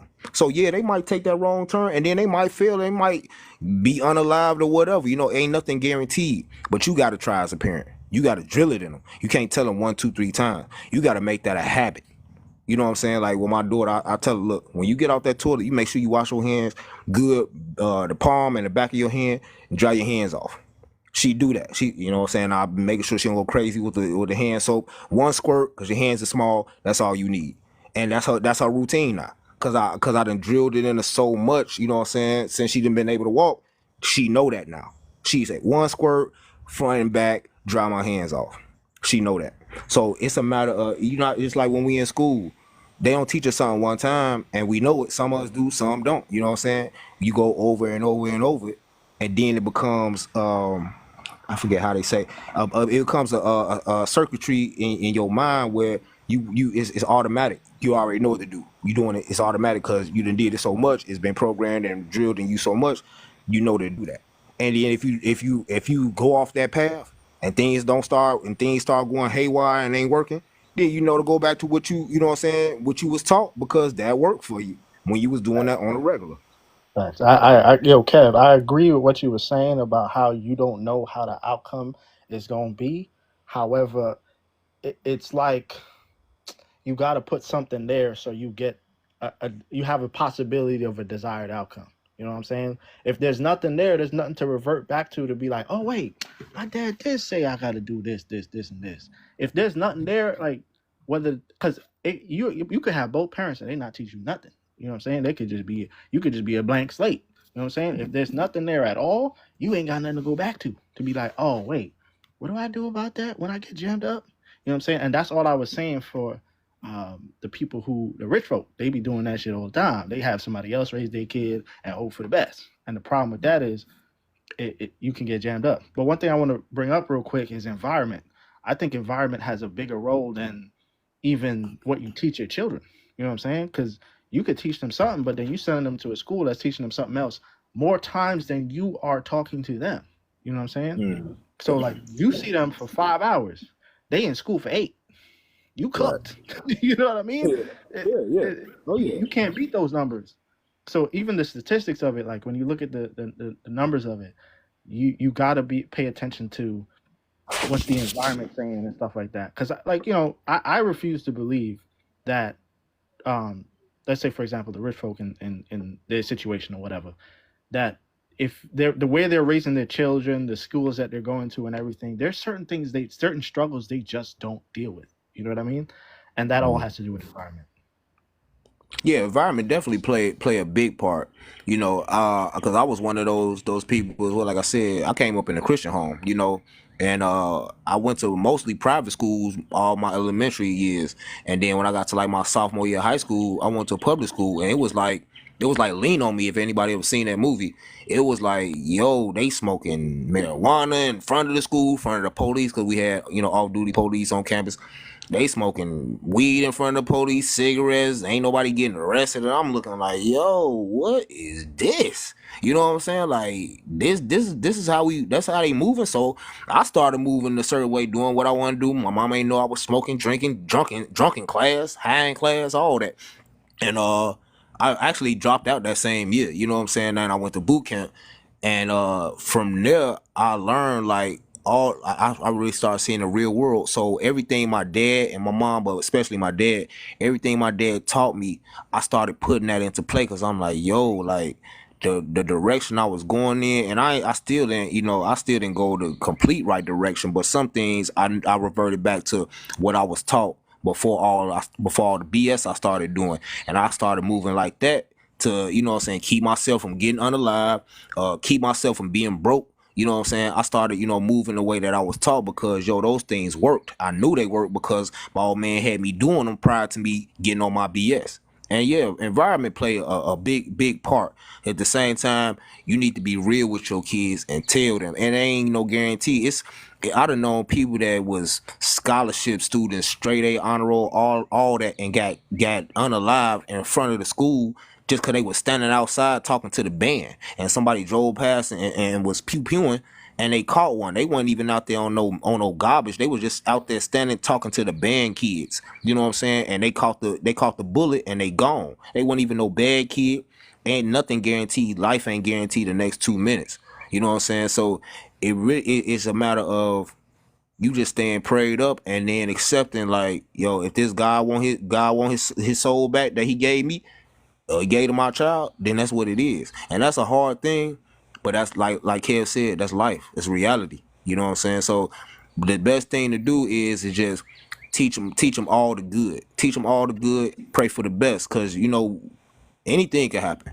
Anything is possible. You know what I'm saying? It don't matter the environment. It's some rich kids that I was watching a story about this guy. I can't even think his name now. Parents was well to do and all that. He got into the dope game real hard. I'm talking about like doing big numbers, and he got caught up by the feds and did some time. He out now. He came out as an old man, but he got into the dope game up in Detroit, I think it was. Matter of fact, it's a story on him. It's actually a documentary and a movie. I'm trying to think his name right now.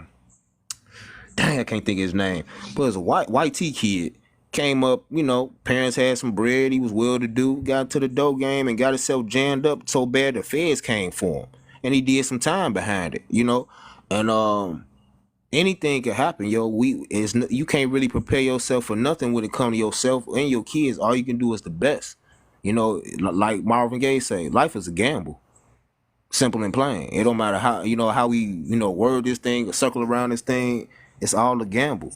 You know, we don't run the show for real. We don't run nothing. But I think, Kev, to your case in point though, like I think, yeah, tomorrow's not promised, but you better act like it. You know what I'm saying? Like, yeah, that's true. you want to call that person and say you love them, call them. You want to go over here and buy that business, buy it. People acting like they got tomorrow. You might not even have Friday night. You know what I'm saying? Like, it's not to be a Debbie Downer or man, like life, you know, victim of complaining. It's just like realizing the situation as it is. Like, that's okay. Shoot, it reminded me of this lady who had cancer. She was doing her hair. She had like 3 strands in her head. And the lady, I think her nurse asked her, she was like, oh, what do you do if one of them fall out? She was like, well, if one of them fall out, I got 2. And I got to make it do with the 2 I got. And I think one morning the nurse came in and she said, oh, no, you ain't got no more hair. What happened? She said, I'm making it do with what I got left. I still got a head. You know what I mean? So it's things like that, like just realizing like, yeah, you're right. Tomorrow is not promised. I'm going to go buy that. Prepare for it anyway, though. You know what I'm saying? Prepare for it anyway. But still do what you're supposed to do today. But you right though. Like Kev said, you got to realize tomorrow ain't promised. The next 5 minutes ain't promised, and I'd have seen that happen. You know what I'm saying? But at the same time, it's still preparation. You know what I'm saying? It's still preparation. It's like, yeah, tomorrow ain't promised, but am I gonna go to the grocery store and get some food, or I'm gonna starve? You know what I'm saying? You know what's scary to me, bro? I think like if you look at, I think it's Gaza. I think Gaza was the last one that got hit. If you look at the before and after pictures, that Yeah, I place seen looked them. bad before. It looked Yeah, like I a seen them. beautiful place. Like, hey, I might take a vacation out there. And it's like, oh shoot. And it's so crazy. We all think we so far removed from that, and it's like we We got not. players in the game who don't care about cities and corporations and stuff. They Say really that, do. bro. That's real, bro. That say that. I seen them same pictures. Like I seen the most recent where the kid, somebody went out there with some water, and the kids coming out of the rubble and buildings that was bombed and all that. They coming to get the water, and the before pictures of them same places, like you said, they look like vacation spots. You know what I'm saying? And now Facts. it's just straight buildings, you know what I'm saying, bombed down and rubble everywhere, barbed wires and all, you know what I'm saying, the rhubarb and all that, and cement and bricks. And it's like it looked like it was a place that was never meant to live at. But when you look at the before pictures, and like you said, we not that far removed from it. The enemy is inside the lines. They here. Right. They been Like here. even Ukraine, bro. Like when you look at Ukraine, like before you could catch a flight Yeah. to Yeah. go there, no Yeah. problem. Hey, how long you staying? 2 weeks. All right, cool. Enjoy your day. Mhm. And now you better not be in certain areas. You know what I'm saying? And it's not to be, like I said, it's not to be focused on the They ain't even a trying to fly negative. nobody over there at this point. You can't just catch no flight right over there. now it's like, yo, that American Airlines flight said we go over it or around it. We ain't going in We there. ain't landing. Right.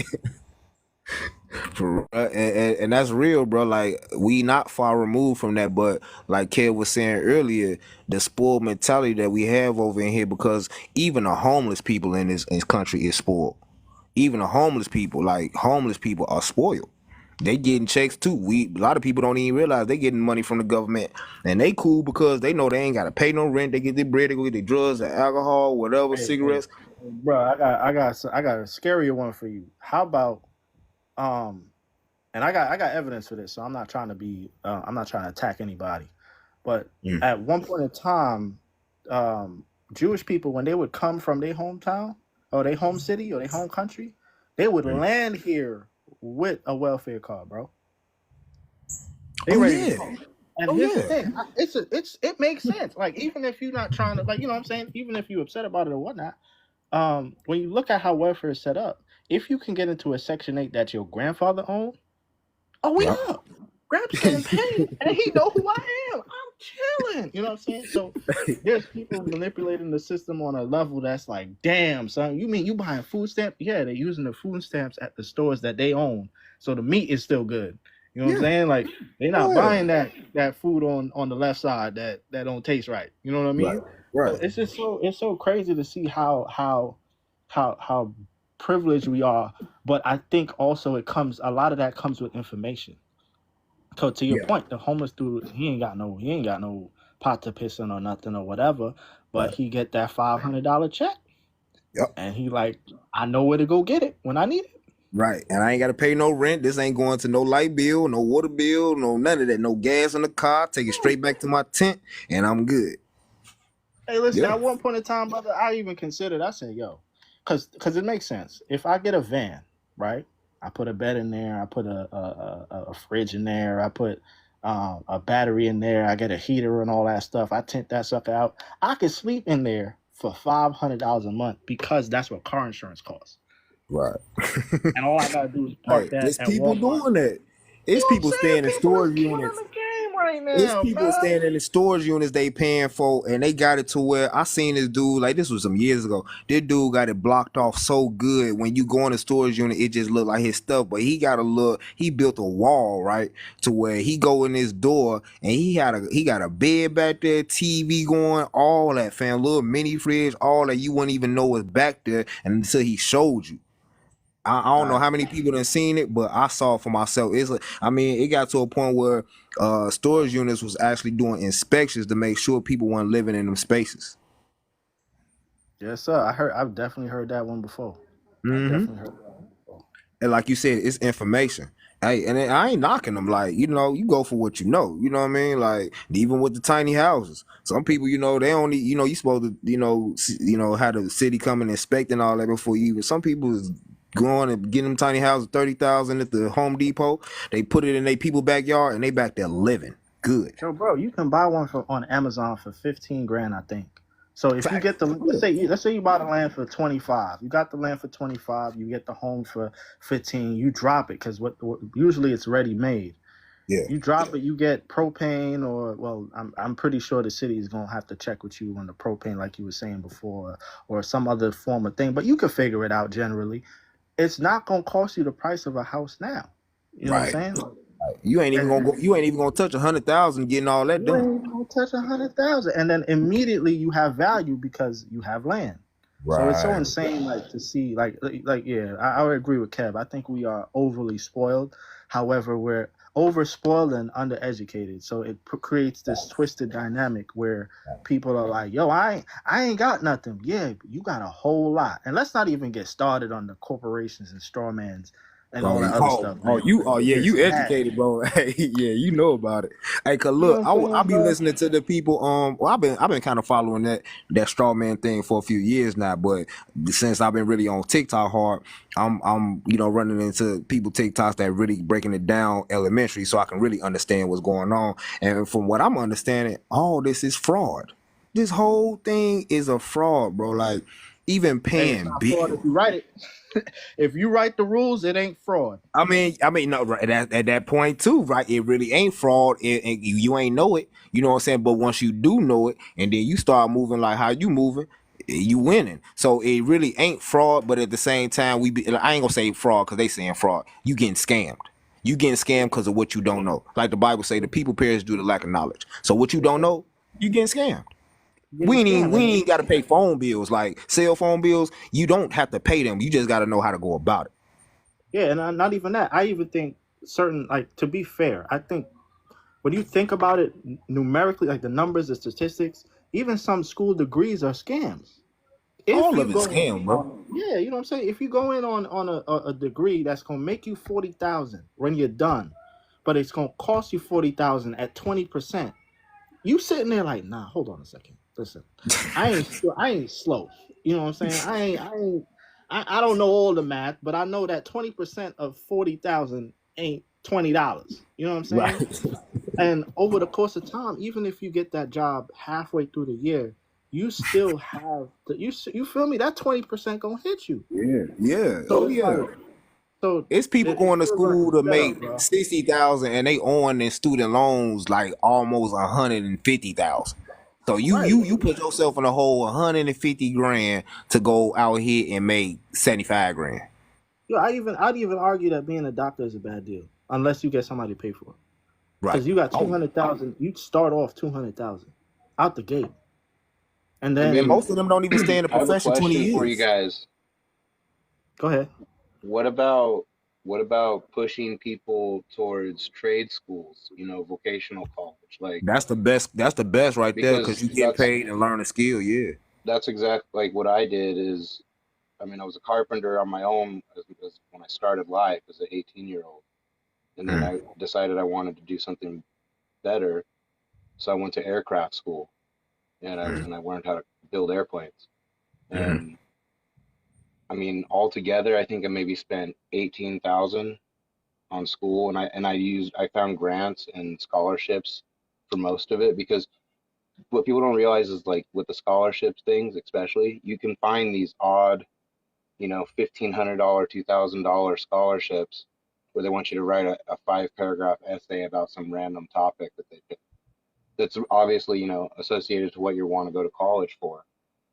But only like 5 or 6 people will ever put something in at most. So it's like, there's a 20% chance if you just even submit something, it'll just get randomly picked. So I just would at the beginning of every semester, right before, I would just find all of those and I would just write papers up really quick. I mean, I wouldn't deep dive anything, but just write up a bunch of papers. And it's like, by the time I get 3 or 4 of them, I'm only paying a couple grand out of my own pocket to pay for my classes. See, that's And smart, man. Like the man was saying, you was informed. You know what I'm saying? Like you reach for the information. And my dad always preached that. Even to this day, he said, man, you got to use all your resources. You got to use all resources. You're gonna dig for them, search for them, seek them out. well, I You mean, it's know. like I came from like nothing, so it's like I didn't have like any financial foot to stand on to do this. But it's like everybody has told me like there's programs to help people And I used to think that, yeah, well, there's no way that they'll want to help me. I'm just an average person. I don't have what they're looking for.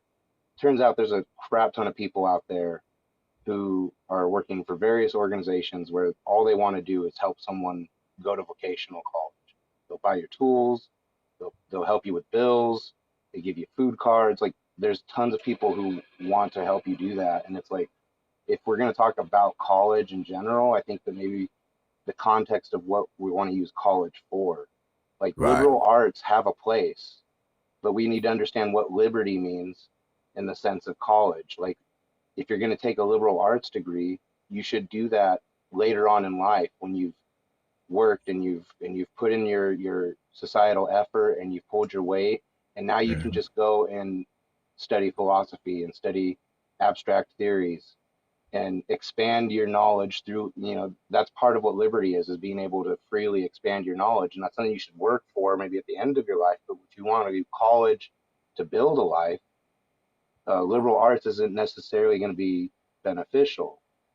I mean, Oh yeah. I know tons of young men who have the capability, they just don't realize that the options are there. And I try to always tell them, reach out. There's tons of people willing to help. You can't stand there asking or stand there with your hands out expecting to be filled.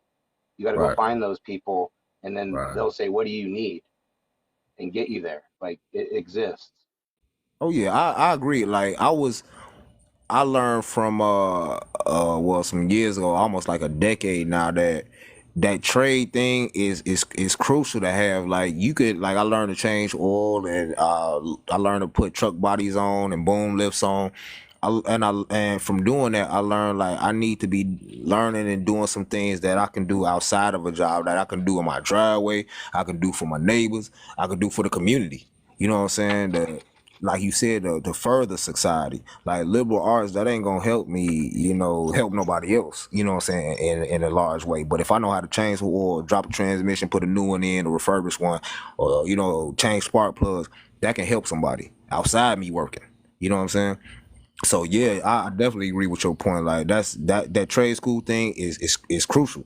Like, I actually took I was assigned auto mechanics in my sophomore year, and I hated it. Like, I ain't had no interest in no cars. Then I got older. That's all I want to do now. You know what I'm saying? That's Yeah. like, that's my main thing. Like, that's my love. It's like, I had no interest when I was 16 years old in none of that stuff. I'm 40. All I want to do is get up under a car. You know what I'm saying? It's like, even now, I get up on the car in the dark. That's all I'll be wanting to do, because I know, like, it'll further not just me by making the money, but I'm gonna help somebody keep their car on the road. And when something else go bad, they're gonna bring their car right back to me. I'm gonna make some money, and I'm gonna have them straight. And then they gonna spread the word. Yo, I know somebody that do, you know what I'm saying, he do work on cars, he pretty good. And they gonna send their people to me, and it has happened. You know what I'm saying? So yeah, that trade school thing, working with your hands, I'm for all that. Yeah, and I just want to clarify, like, to end that trade school thing with another anecdotal piece of it is that I will say that I'm an outlier, that, like, I'm someone that I can, when I just commit to something, I go really as hard as I can go. Yes, And sir. when you decide you're going to change your life and you want to pursue this, you're not going to let something like finding funding be an issue. Like, there's the old joke, like, you're going to get out hustled by a crackhead today.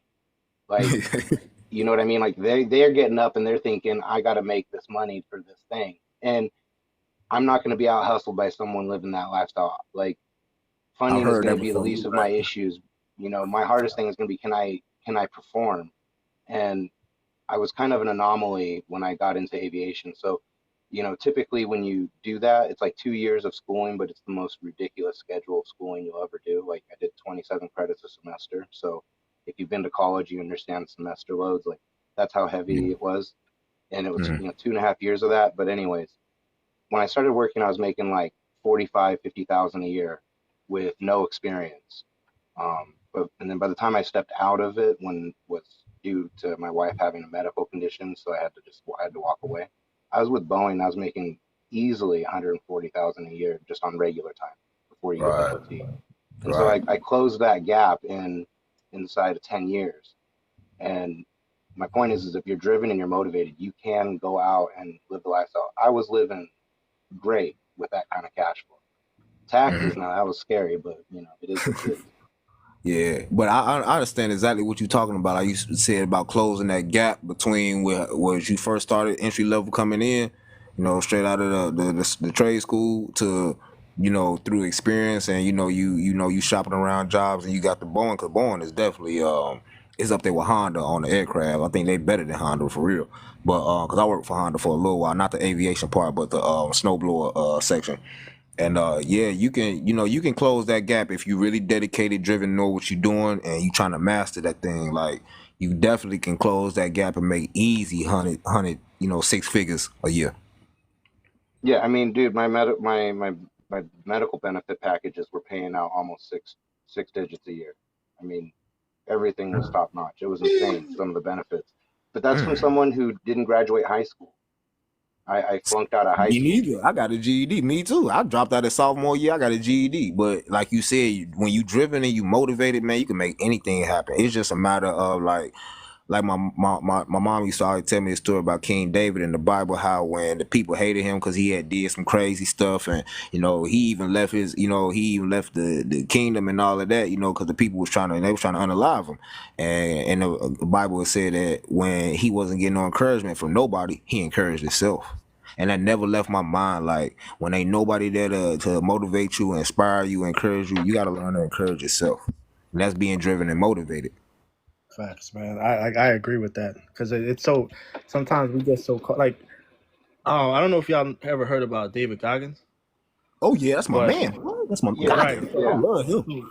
So Goggins. One thing that Goggins said that stuck with me, bro, is he was like, "Yo, when he was alone in the dark and it was just him, and he had to put it all together and put the pieces together and make it make sense." Like I've always wanted that for myself, because for me, I was similar to the Trust Fund Baby, where my family and my parents would handle a lot of things that I knew, like I would see it and know that okay, they just saved me from a consequence right there. You know what I'm saying? Like I would see it and know, and that's why I asked the question earlier. Does do you think it would bring up a sense of resentment?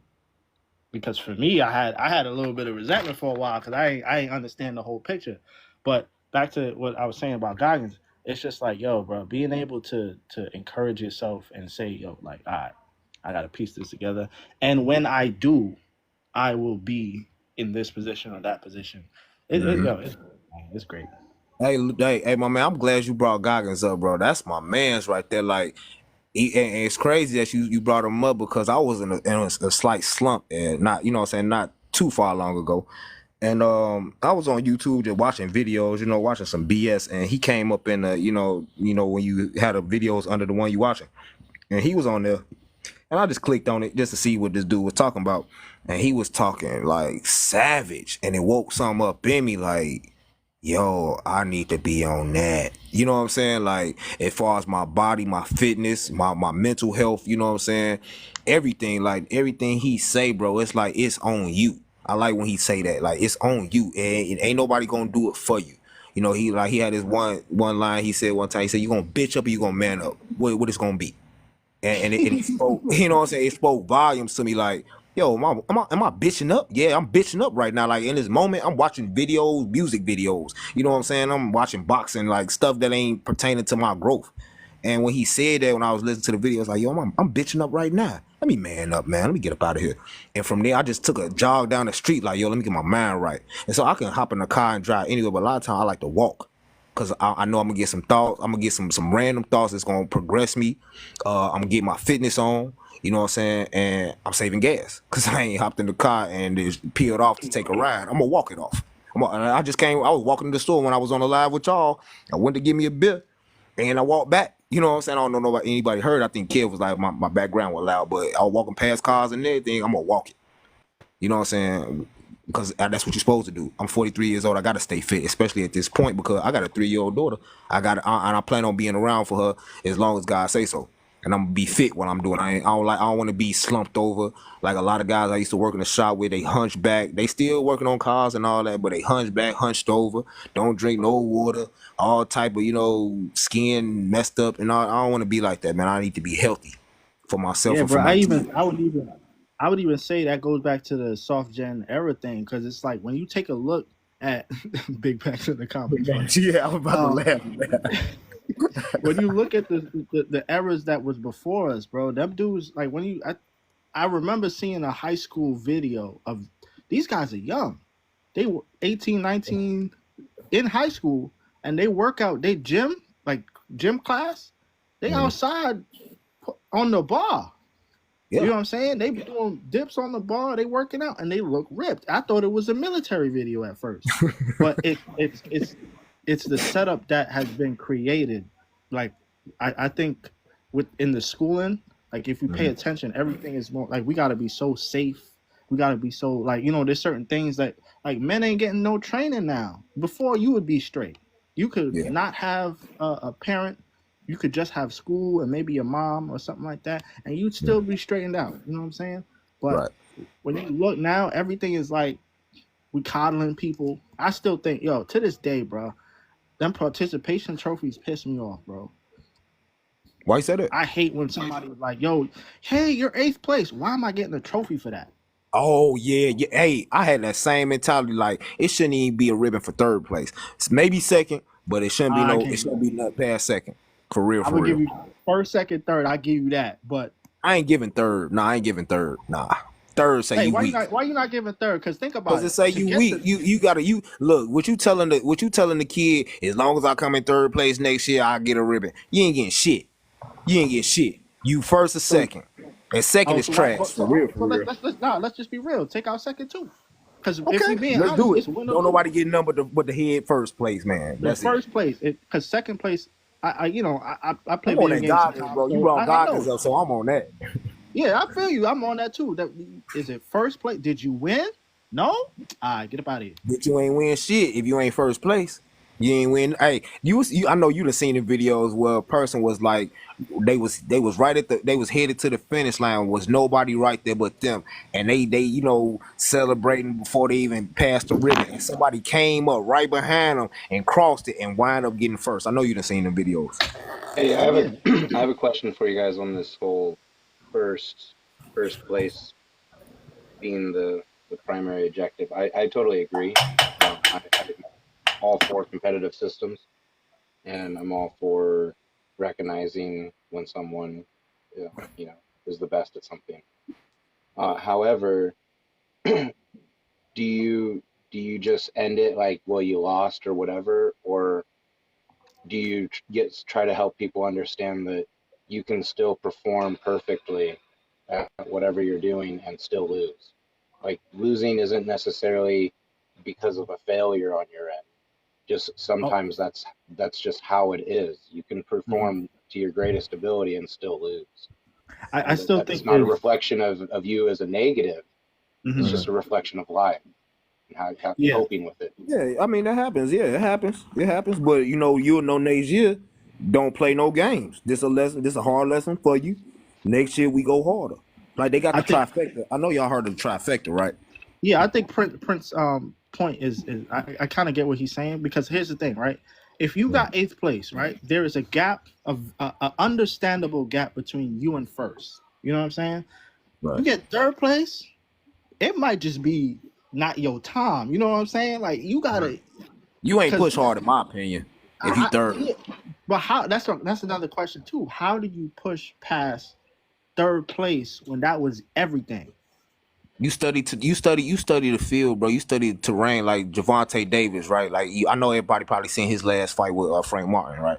Like Gervonta Davis is like he's key in boxing right now. Like if you really study his boxing style, he done said it, and that's why I don't understand why a lot of his opponents don't get it. He flowing with how your boxing style is. Don't think this man ain't watching tapes on how you box from when you started with Golden Gloves. This man is a boxing genius, and he got punch power, which is like a deadly combo. He know how to study, almost like Mike Tyson, but in his class. You know what I'm saying? In Gervonta class. He study your style and he go off that, and he know how to move from out them corners and off them ropes like a genius. Like if you really study his tapes, that man is a boxing genius. Now he is getting older, and I didn't peep since he did that little prison time. He a little rusty, and he said that though. And so, you know, but okay, I'm gonna take Bud Crawford. Bud Crawford Man, look, man, that's first place all the way, and he makes sure he gonna be first place every time. He's undefeated right now because he studied the terrain. You got to study whatever your profession is, whatever you doing to come in first place. You got to study your opponents, potential opponents down the line. You can't go off just your style. You got to go off of whatever's gonna come at you. You got to study the terrain, the field. I That's also what think first it's a place sport is. too. I think it's a sport too. So I definitely agree. Because if you look at Kobe in his last game, he went Yeah, crazy, and yeah, they still lost though. You know what I'm saying? yeah, But that's a team yeah, sport. So you yeah. can't, Right, you know what True I'm that. saying? Yeah, Like true, you can still true. be first in your position, Right. but if it's a team sport, then it changes. You see what I'm saying? Like I feel the worst for people who are playing the game and it's like boxing is to me is the best because it's just you and the other person and that's it. Right, You know what I'm saying? right. But Me too. when you're playing baseball or basketball or other team sports, it's are you on the right team? I And like also you just said, want to so clarify that it Okay. was just a question of curiosity. In our house, we don't call it second place; we call it first loser. So Damn. that's how I'm teaching I that. like that though. I like that though.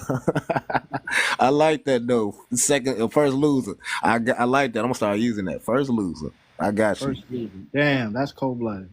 Hey, but that's real though, man. I love that, man. That's like it ain't no competition. You studying the terrain, like even with the team thing, like how you were saying, right? Yeah, Kobe, he lost they team lost that game, you know what I'm saying? But his stats though. If he was if he was still in the game, he could get traded to another team because they know his stats. Just like Rodman. Scottie Pippen ain't even want Rodman on the Bulls, but Jordan did because he knew Rodman potential. And when Rodman came to the Bulls, he ate on rebounds like nobody business. Ain't been nobody rebound that hard since him. Like he was a rebound genius. He grabbed that ball, he cuffed it like a baby, and he passed it to the closest player that's gonna get it to that basket. He was good for that, and ain't nobody came like that since. So it's like, yeah, you playing with a team, but you making your stats your stats. Right. Yeah, I agree. You should be the best in the position that you're in. Like Absolutely, there is absolutely. absolutely no excuse. Like I think who said it best? Dave Denzel Washington. I think he was saying something about if you a trash man, you must seek to be the best trash man there Yeah, is. I'd have heard You know that. what I'm Yeah, saying? Like, yes, sir. it's not about at that point. It's not win or loss though. You know what I'm saying? Like it's about being the best, and I think Believe that that. transcends first and second. Because I'm gonna be honest with you, I think I've been learning that there isn't really anything as competition. Like No, it you ain't. have to It ain't. agree with me that there's competition. Right. Like I can, you know what I'm saying? Like unless it's like if we boxing, it's win or lose. Yes, sir. But if it's day to day, there is not necessarily win or lose. You know what I mean? Yes, sir. Oh, I agree. I agree with you 100% on that. Most definitely. You be the best at what you trying to be good at, what you into. You learn to be the best at that. And it ain't no one way. Like I was saying about Javante Davis, Tank Davis, man. Like, look, he a boxing genius in his class. Same as Bud Crawford, boxing genius. They thought Errol Spence was gonna get him. Oh, Errol I Spence feel had a bad for that man. Oh yeah, my me too. Cause Errol Spence, he was a demon before that accident. Now he was a demon in that ring before that car accident. So when he decided to fight Bud, it was like he came at the wrong time. He should have fought that fight long time ago. For real, for real. yeah, I And think he Bud should have was never asking took for that it fight. too. I think You said what? I ain't gonna lie, he was fighting like he had some CTE or something, bro. He was cooked. Yeah, bro. He looked off when he was fighting Bud. He looked off. Yeah, he You could looked tell. slower. He looked Yeah, all that. I You Yeah, couldn't. I right, mean, all but that, I'm bro. just gonna say I've been watching combat sports for a really long time, and I think you can kind of agree with the point that I was drawing up is that you can commit no errors and still lose. Yeah, That you know what like you can tell me, I'm sure off the top of your head, a situation where a superior fighter who should outclass their opponent uh, gets finished in the first round spectacularly. Um, and people want to call it a fighter's punch or whatever they want to call it. But the point is in that moment, the mistake was just being there and that letting reality fall out in that way. You're still a great boxer and you still should technically outclass them on paper. But sometimes someone has your number, even though you're the superior on paper. Sometimes they just got your number. I think you've seen that in sports. I know I have. Yeah. Oh yeah. Oh yeah. Yeah, that's me with Lomachenko. Like to this day, I still like, you know what I'm saying. Like I'm looking at, and here's the thing. Here's where it gets me angry.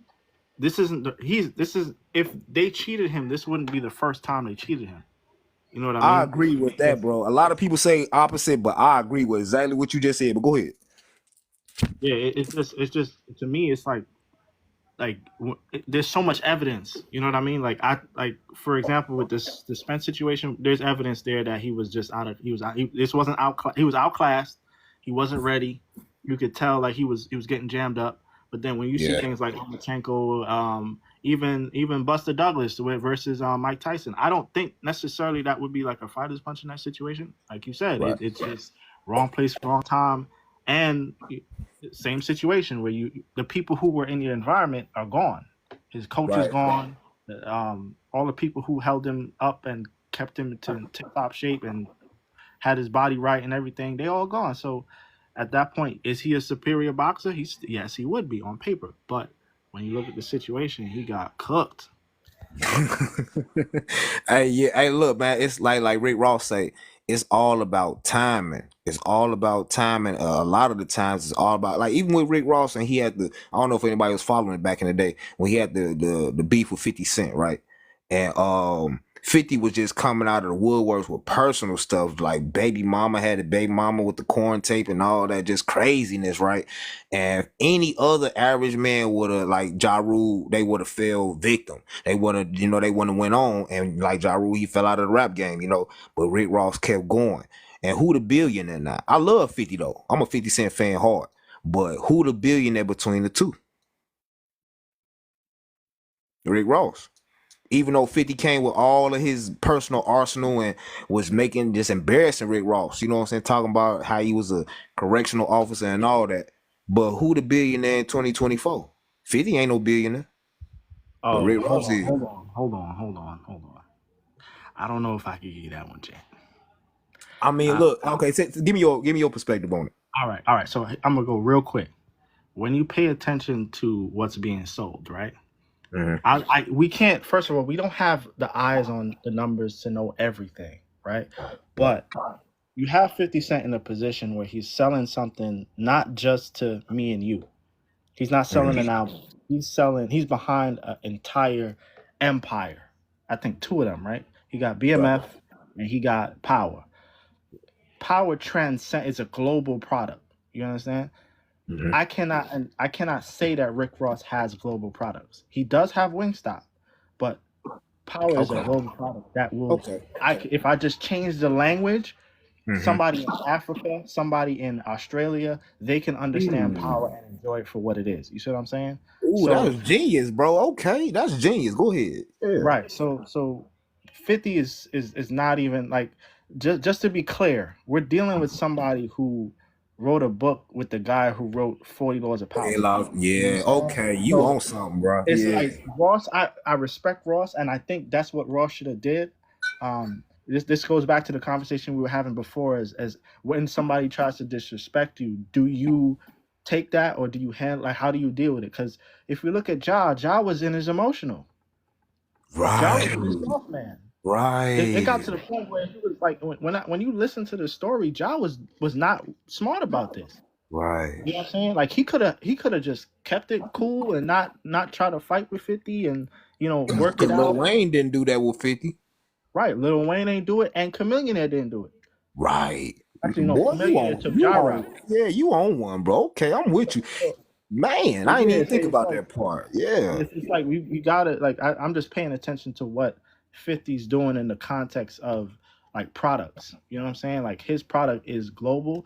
Ross has a product that could be global with Wingstop, but I cannot necessarily say that he's a billionaire in that field.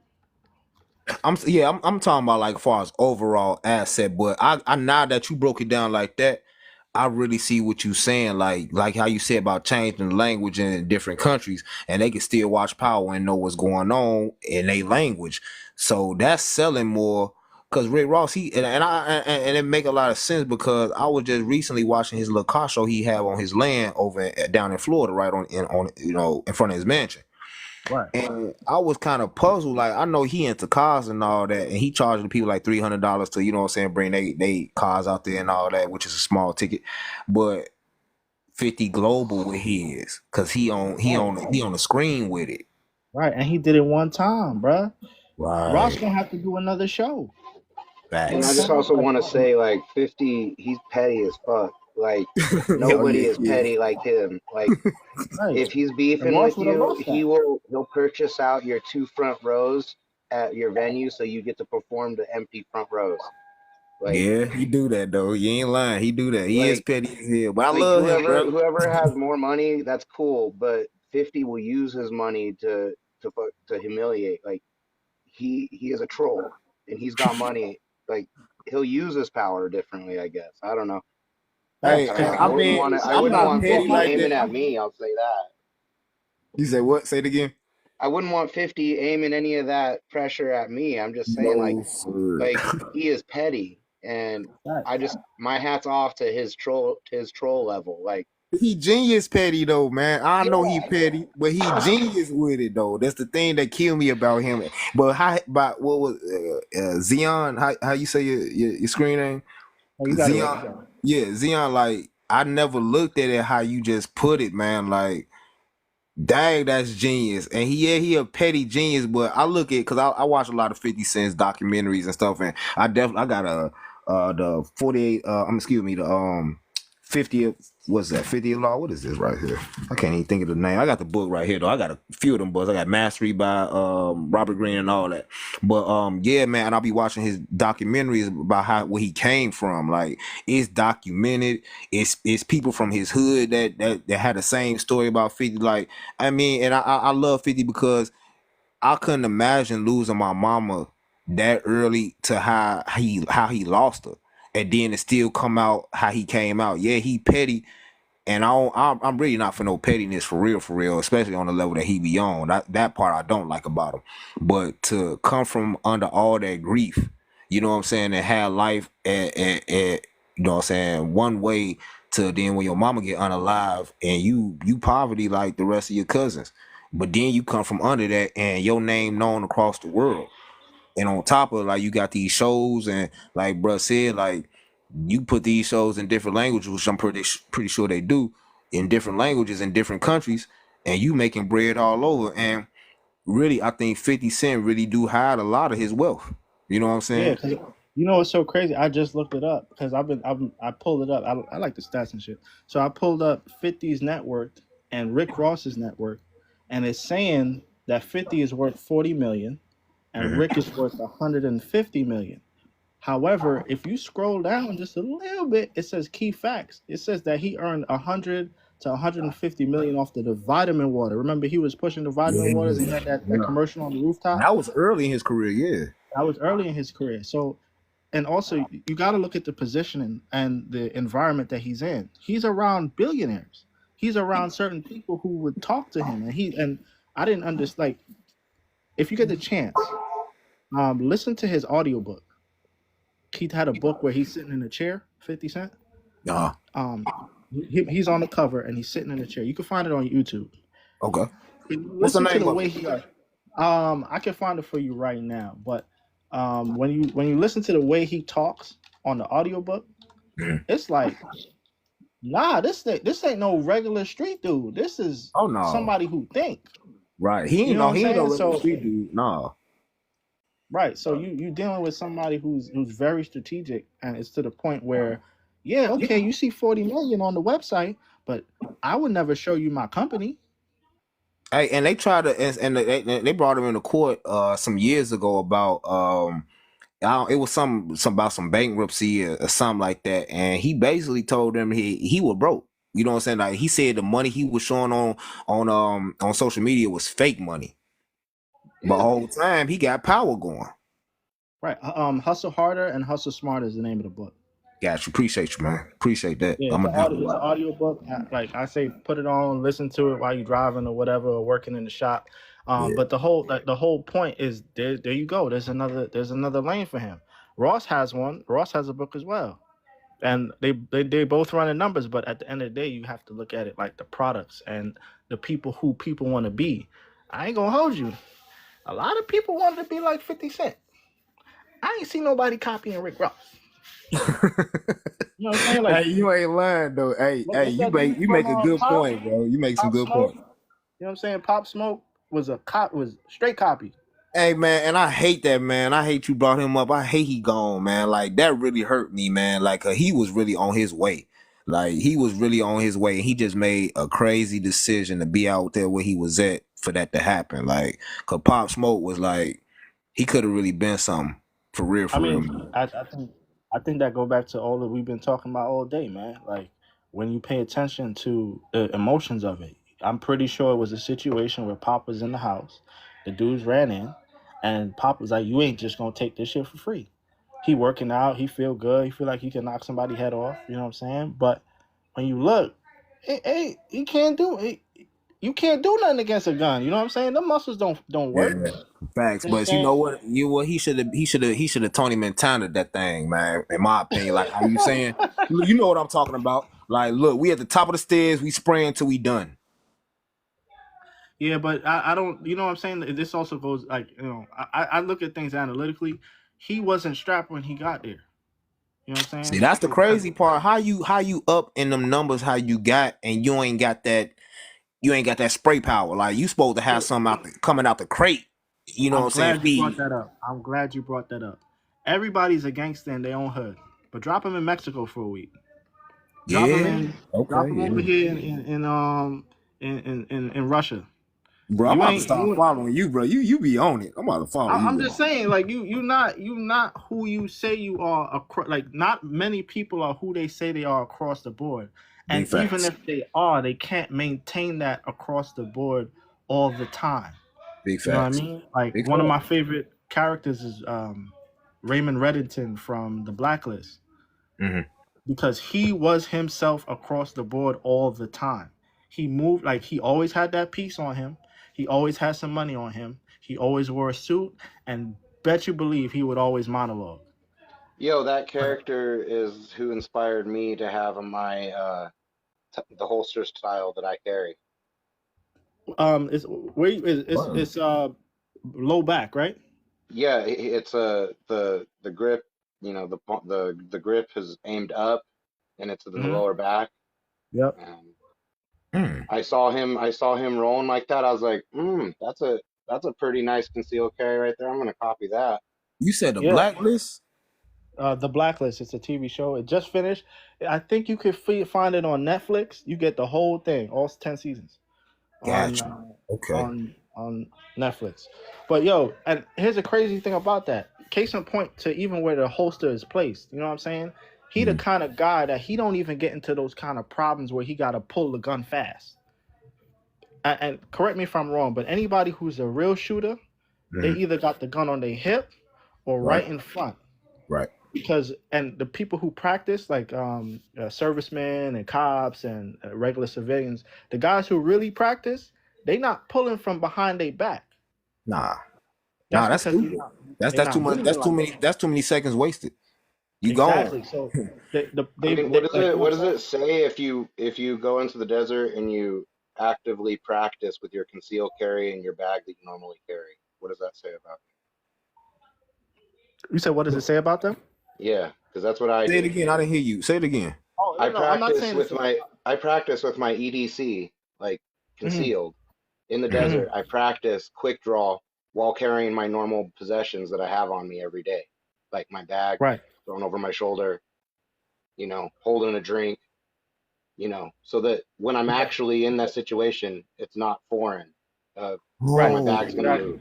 What I got to do is my I see any kind of situation in a restaurant or wherever you ready to go. It's not foreign to you. Like you know the routine. It's almost natural, like picking up a fork. Yeah, like I'm just saying, if my head's on a swivel, but it's like if I get ran up on in a parking lot, and I've never practiced with doing pulling it out and discharging with my bag and my phone and all that other crap on me. If I'm only doing it with earmuffs and with my perfectly side exposed holster, you know what I mean? If that's how I'm practicing, I'm not setting myself up for success. You got to practice in how you're present it every day. I conceal carry everywhere. So it's You a like, dangerous man, Mr. Print. Hey, that's a hard hack right there. Like you just gave some real tips for anybody listening with, hey, did you ever watch Dragon Ball Z? Anybody? Yeah, oh yeah. Yeah. Oh Okay, yeah. you remember when Goku went into the hyperbolic time chamber with Gohan, and he's like, "We're gonna be Super Saiyan every day. Yeah. We're gonna get Yep. used to operating at maximum speed, maximum Yep. strength, so that Got it. becomes the new norm." I Well, got Yep. it. when you're exercising your protection, you know, your hardened metal projectile, dispenser, you gotta practice with it in your everyday Hey, setting. he got some terms, boy. Got some terms, You boy. a That was dangerous good. guy, Mr. Print. You a dangerous guy, and you sound too calm. I know you dangerous. You a dangerous guy. Hey man, I'm that's just prepared, man. I'm not. I have people who depend on me. I ain't trying to do nothing except survive the encounter.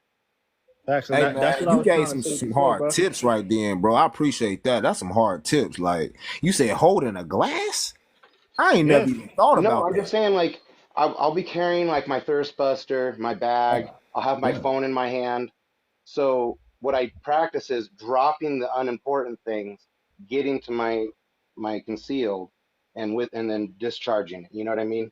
Mm-hmm. So that if it comes up, I'm not gonna my muscle memory isn't gonna care about my drink or my phone.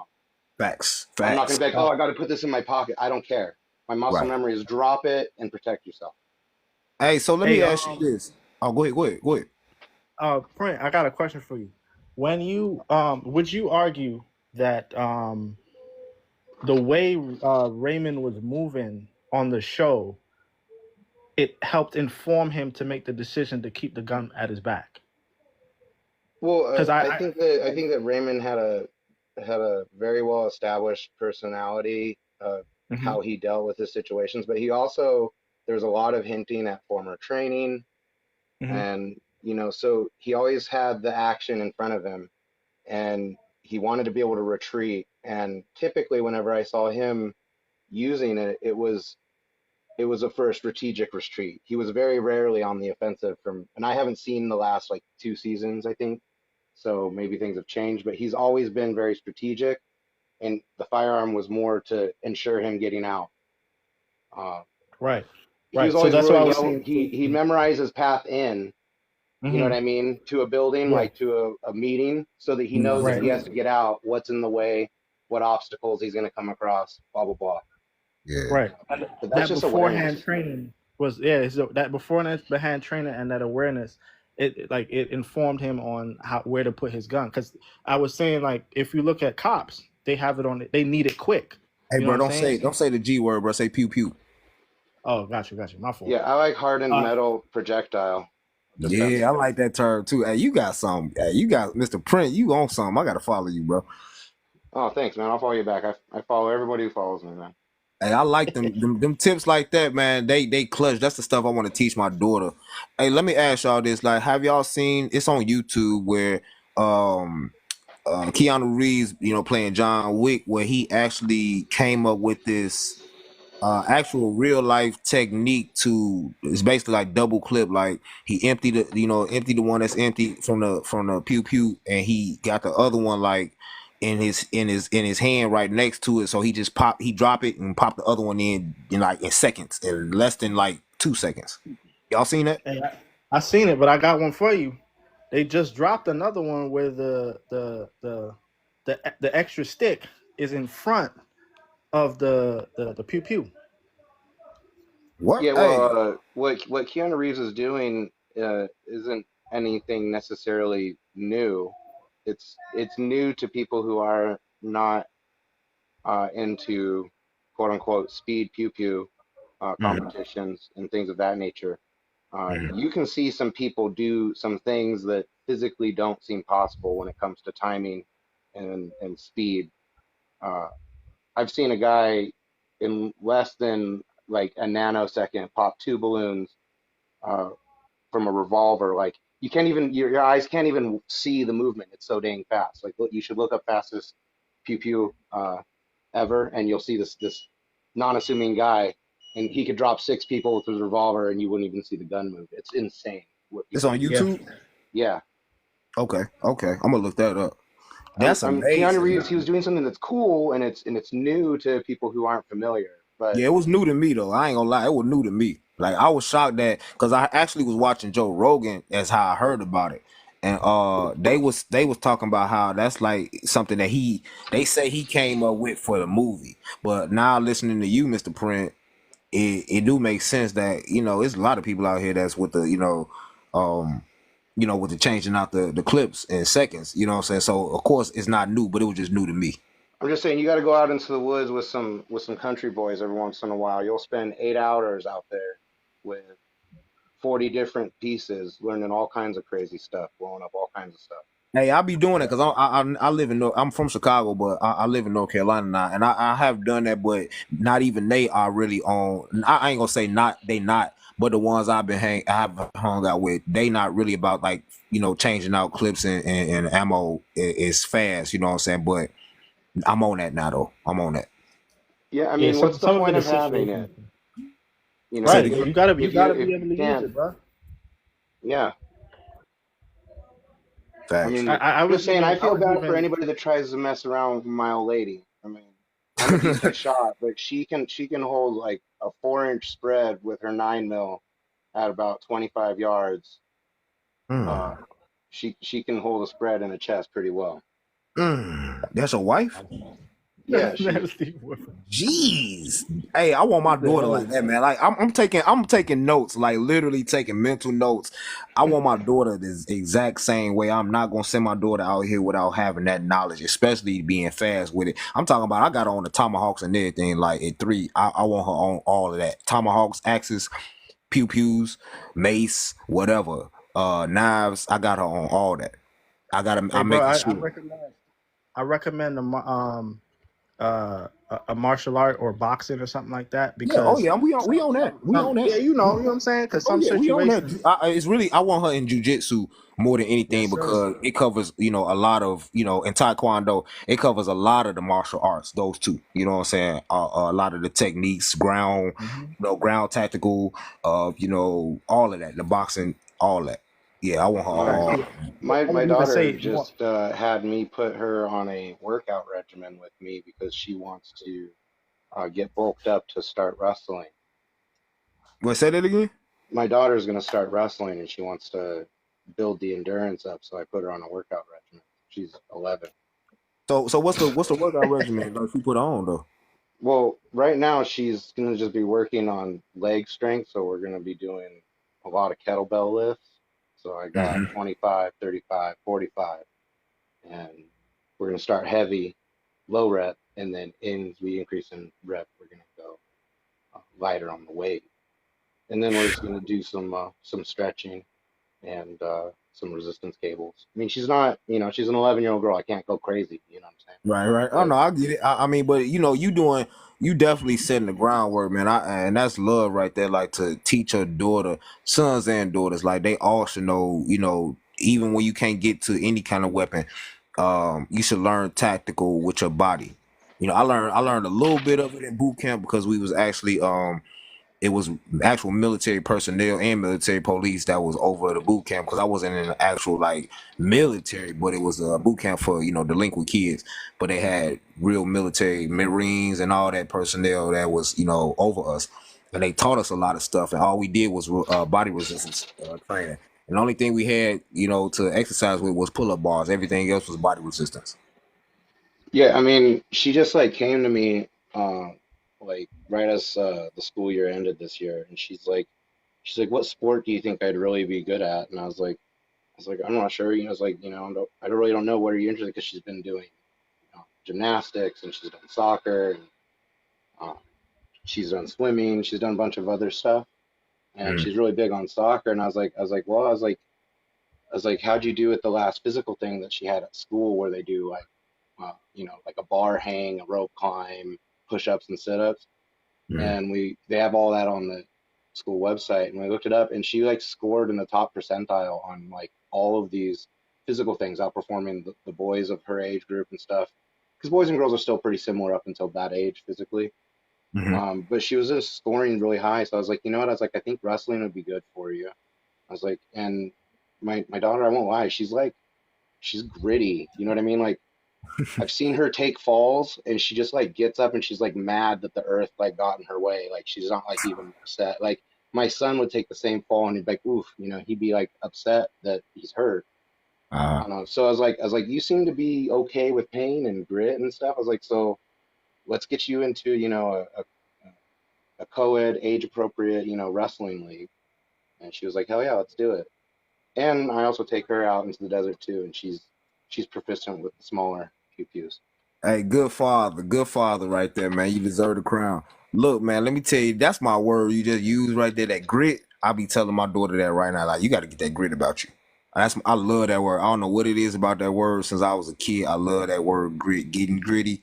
Grit, you got to have that grit about you or it ain't going to work. You got to have that grit. It's like a savage mode, and you can't, it ain't about turning it on. It's about being you. That grit got to be a part of you. Like your blood, it's got to be you. You got to be gritty. Like, I be telling my mama that, and they be like, why you doing this to her? Because she get in a situation where a man is trying to, you know what I'm saying, take her box or whatever, you know, case. She got to know how to be able to use her hands without any weapon, or her head, butt. The top of your head is the hardest part of the body. You gotta use what you gotta use, and if you ain't able to get to no weapon, you have to be able to use your head and your hands, your feet, your legs, all of that. I don't believe no woman should be out here without knowing how to use self-defense, because men are crazy. Simple and plain. You have to know how to defend yourself in any situation. So I appreciate both of y'all. Like, them tactics, man, them hints and tips. I'm definitely gonna teach my daughter that, like, A1. Facts. I think it's, to me, like, I've always loved the capable man image. I'm still like, it's even to the point where I'm like, not just man, but people. If I respect when someone is capable of doing something. Like, okay, like we've seen the shows like John Wick. Like, to me, that I kind of pulled a little bit of that from that, where he was, at the end of the day, he was just trying to be with his wife and his dog and Right. relaxing and having a good time. Right. But he was capable of hitting that switch and going into the next thing. And I agree, it's not hitting the switch, but I think it is a separate person sometimes, because case in point, David Goggins, like, or like, take for example a Marine. Like, the Marines are they're very good at what they do. However, when you come home, you can't be very good at what you do. Well, okay, hold on. That kind of goes against what we were talking about. I get what you're saying. Like, you ain't in that environment no more, but you have to make it like more than second nature. You know what I'm saying? It have to be a part of you. Like I said, my door, it's got to be a part of you, like it's a part of your blood. Right. I will say I heard something pretty funny about the Marines recently, that they don't, in the Marines they don't teach them math, so that they're never aware if they're outnumbered. Oh boy. They don't teach them math? Nah, you don't teach them math. It's just a joke. Oh, I'm about to say, man, what? Yeah, you don't teach them math, so they don't know if they outnumbered, man. It's the same. It's kind of like I get it though. It's a genius concept though, nonetheless. But yeah, it was just a joke. That's all. I was just trying to bring in some comedy. Marines had the military jokes. I get you. Yeah, the Navy's got. I still think the Navy's got the worst, man. They always making jokes about the Navy. Why you say that? Because the joke is that some of the jokes that I've seen online are about how the Navies are they have special interests, you know what I'm saying? So they not, and also like that they don't do anything. Oh, well, look, I heard they Hell Week, real Hell Week. Like, oh no, they good. Listen, I'm not saying that at all. I'm just saying that the jokes that they say that other military people are saying. Oh, the other branches, right? Okay, I got you. Other branches are saying about each other. It's so funny. I just got to point out in defense of the Navy, really quick, that on the world stage, the largest air force in the world belongs to the United States Air Force. Yes, and then the second largest air force in the world belongs to the United States Navy. Really? I ain't know that. I mean, it is what, because of the number of men or the aircraft? Aircraft. Physical aircraft. Right. Wow. Oh, so that's why they spend so much money on defense. Well, that's part of it. Well, part of it too is that the Navy involves aircraft carriers, right? Aircraft carriers need to be able to quickly respond to aerial threats. So And they they have all to in the have water already. their own air force separate from the United States Air Force that they can manage and oversee that operates off of their craft. Right, that make a lot of sense because they already out there in the water, away from the land. Dang.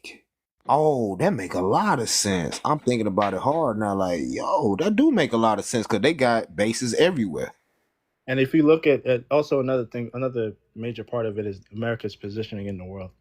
You cannot be, for argument's sake, king shit, and then think that you can remain king all the time. Right. You need to have yourself Hey, that's positioned. big facts, boy. You gotta be Zion, you really positioned be studying, bro. Yeah, You bro. really be Listen, studying. the best thing I had about sitting in my room when I wasn't working and all this other stuff was being able to observe and taking the time to analyze situations and not be so headstrong and jump into things too early, because that strategizing, boy, like I believe more in brains and brawn instead of just brains or brawn, because the brains can get brawn into some stuff. You could have the best army, the biggest everything, but if y'all are idiots, I could just set up this. I don't even got to set a trap. I could just come to your hometown and mess up there, and you can't fight me because you so worried about what's going on with your sister, your mother, your best friend, and all the other stuff. You know what I'm saying? Right. So it's strategy, it's understanding situations, and to the day, I'm a little concerned with some of the moves that America is making with other groups, because it's like you fight in China. China is thinking about 15 generations from now. They like, look, that's cool. Yeah, I mean, but I'm sorry, Zion. I'm just gonna be dropping down real quick, and I'm a moderator. I don't mean to interrupt. I just wanted to get out a mod break really quick before I drop down. Please keep your thought. I know I'm interrupting really bad. But let's get those likes going. I know we only got 6 people in here. Let's share the live a little bit more. You got a little arrow down on the bottom right of the screen. Please tap that. A menu pops up with a bunch of faces sitting inside circles. Tap 15 of them. Hit share. So let's tap the likes. Let's get that going. Let's get this live circulating, because I think that this is a great topic to get going for the night. But yeah, I will be back later, hopefully. So I hope you keep going and keep this box ready for me, my guy.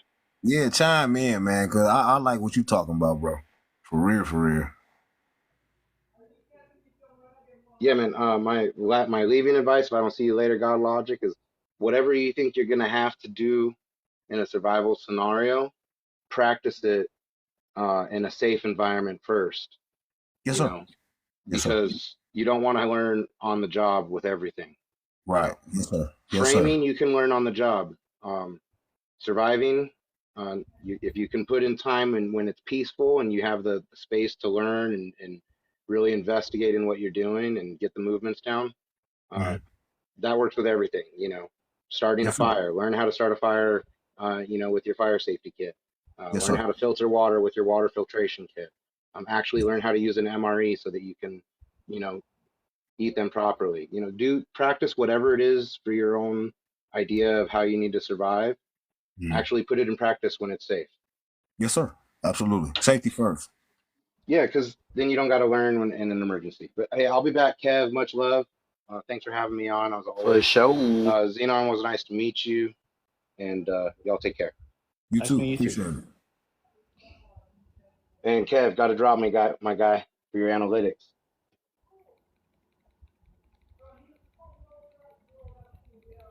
Yo, hey man, like it's guys like y'all, Zion and Mr. Print, y'all crucial and clutch when it comes to like whatever's gonna happen on this soil. If it don't, it's crucial to have men with those mindsets that's not in the military or active, that's inland. You know what I mean? That's not, on military bases or active in the military, because we got a lot of Rudy Poo guys out here, you know what I mean? And women don't understand, like they're looking for thugs, but they not gonna be prepared to, deal with, the potential dangers that could hit this soil. Yeah. And I I mean, even to your point about looking for thugs, like, a thug doesn't stand a chance against an organized gangster. oh no, sir. They ain't even good for the cartel. They That's not not even even. good. No, the cartel is the nastiest piece of work. Right, right. Oh my gosh! Listen, man. If I had a choice, to pick between the brothers on the other side and cartel land and the guys we got here, I'm not even going. I'm not. You ain't even got to finish the sentence. Nah, cartel all the way. Cause it's like they go to the death, like all of them. Bro, They go don't to the forget. very end. To the They very don't end. forget, bro. They don't I used to forget. watch my fault. I used to watch this well I'm old, man, so I used to actually like go back in the back of the day. I used to go to Blockbuster Videos and they would have these tapes, and one of them was like it's called American Shock in Asia, and then they would have like little stuff in between those, you know, clips from Asia where, you know, they was doing crazy stuff, cannibalisms and stuff, and they would have like cartel scenes from Mexico, you know, in between like the clips. And like the things that I was seeing, like people was offering their wives for, you know what I'm saying, infidelities. And I'm talking about they would tell their wives, you better not make a sound as I'm cutting your head off. And the wife would make no sound as they were sawing her head off with a saw or a machete. And it was like, what kind of people are what are they built out of? Who makes no sound as their head is getting cut off, like sawed off? Right, and it's not even a. And when you think about it, it's not even it's not even a sane condition. You know what I'm saying? Yeah. Like if you had said, "Hey, don't make any noise, and I'll let you go." Of course, you understand the motive. You know what I'm saying? Right, Okay, cool. right. Now they know they gonna go. They know they know this is about to happen, and they still don't make a sound. They keeping they. I'm talking about lips is tight, like, you know when you keep your lips tight, like when you tuck your lips in your mouth. That's what they was doing. Like son said down there, barbaric, bro. That's nasty work. You what? Look, ain't nobody in this country built for what they can do to you. Nobody. Right. The mutilation as you still alive, and they don't let you bleed out. They burn you so you can live. Salute. Yo. What's good? What's up? So y'all rocking, man. Good conversation, man. Y'all keep going. I ain't mean to interrupt. What's up? Oh, you good? Look, we were just talking about some crazy, you know, military things, cartel things, and I was just explaining to him like he was saying nobody's prepared, like the worst of thugs over here, you know, BMF guys, nobody's prepared for what the cartel can do to you. Nobody. You don't even have the mentality. Say it again. You talking about all that fake tough shit everybody on over here? Yeah, exactly. Yeah. Nobody's prepared. I got a question. I got a question for y'all about the fake tough shit. Because, like, to me, like, okay, cool. I don't know all the laws for every place, but most places, because I live in New York, and New York is probably one of the harder places to get a firearm, right? So all the other places, right? It's usually a little bit easier to get yourself a little pew pew. You know what I'm saying? Yeah. So. If it's that easy to get, right? Why are we getting so caught up and jammed up about having one? Because some of these charges is insane. Because people don't want to look. They don't want to look like the weak men that they are, bro. You know what it is. You know these people out here ain't got no hands. They ain't got no heart. That's number one. A lot of these guys ain't got no heart. So a lot of it, because I live in North Carolina, but I'm from Chicago, and even Chicago guys, you know what I'm saying. That is to that's to like deflect from. That's to basically intimidate you. You know these guys got it. You don't want no problems because you know they got it. You know what I'm saying? But they really not about their business. I mean, some is. I ain't gonna take away. But the thing about North Carolina, right? It's legal to get pew big and large down here. Like you go to a pawn shop down here and get you something big, like big thing down here for nothing. Like $500-$800. It's nothing. But the crime rate in Chicago is stupid high compared to North Carolina. But everybody down here has something. I mean, everybody from the old lady to the young guys, everybody has some kind of pew, right? But it's just intimidation tactics. It's all it is. It's to basically, I don't want no problems, but I want you to know I got this, so you don't really bring no real problems to me. That's why I say what I say about is what. I was just saying it's hilarious, bro. God, like Oh I yeah. followed you earlier today, man. I respect your stance, bro, and what you be saying, bro, because you be speaking the truth and thinking exactly what I be saying. I just be in the comments like, yo, salute to bro, because you be calling it out as it is. Like you was on the live earlier talking about how, soft cats is, man, and just, you know what I'm saying, like, yielding to the women. You know, that other live that you was on earlier, bro. You know what I'm saying? Because all Oh, this you fake was tough in shit that there, cats be yeah. on, motherfuckers Yeah. is soft as hell, bro. You know what You I'm was saying? in They that one ain't we was even, talking about strong I mean, I black ain't women, even right? trying to say like I'm the toughest cat out here, but the shit just I'm be not crazy, either. bro. I'm not the toughest, bro. I know that. Like it ain't been proven to myself. Like I No, know I'm cats be not the soft as toughest, hell out here. but I know what I'm capable of. Like my man Zion was saying earlier, I know what I'm capable of, especially when I'm put under pressure or you know what I'm saying. It's me or them. I know what I'm on. I know what I can do. I ain't bragging. I know I ain't the toughest. I ain't the hardest by far. I don't want to be. You know what I'm saying. But when it comes to my family, you gonna Yeah, catch it. You know what I'm saying? And I'm a unalive myself trying. You gonna unalive me while I'm trying. You know what I'm saying? If you get the best of me, you know what I'm saying? But best believe you gonna have something to deal with because I'm gonna break out the crate and I'm gonna start spraying.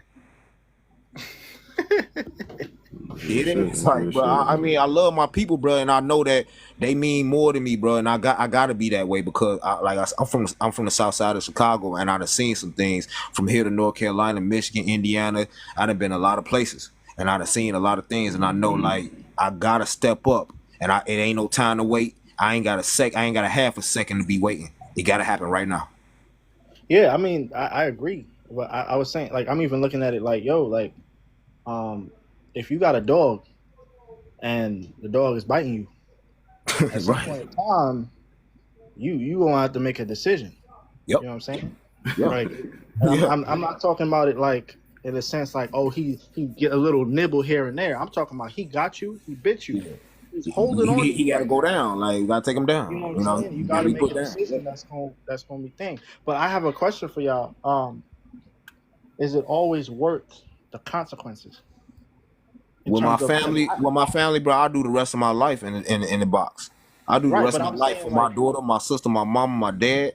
Is right. the rest of my life if that's what they gonna give me for Mhm. protecting my people, and that's as far as I go. Outside my family, I can walk away from all that.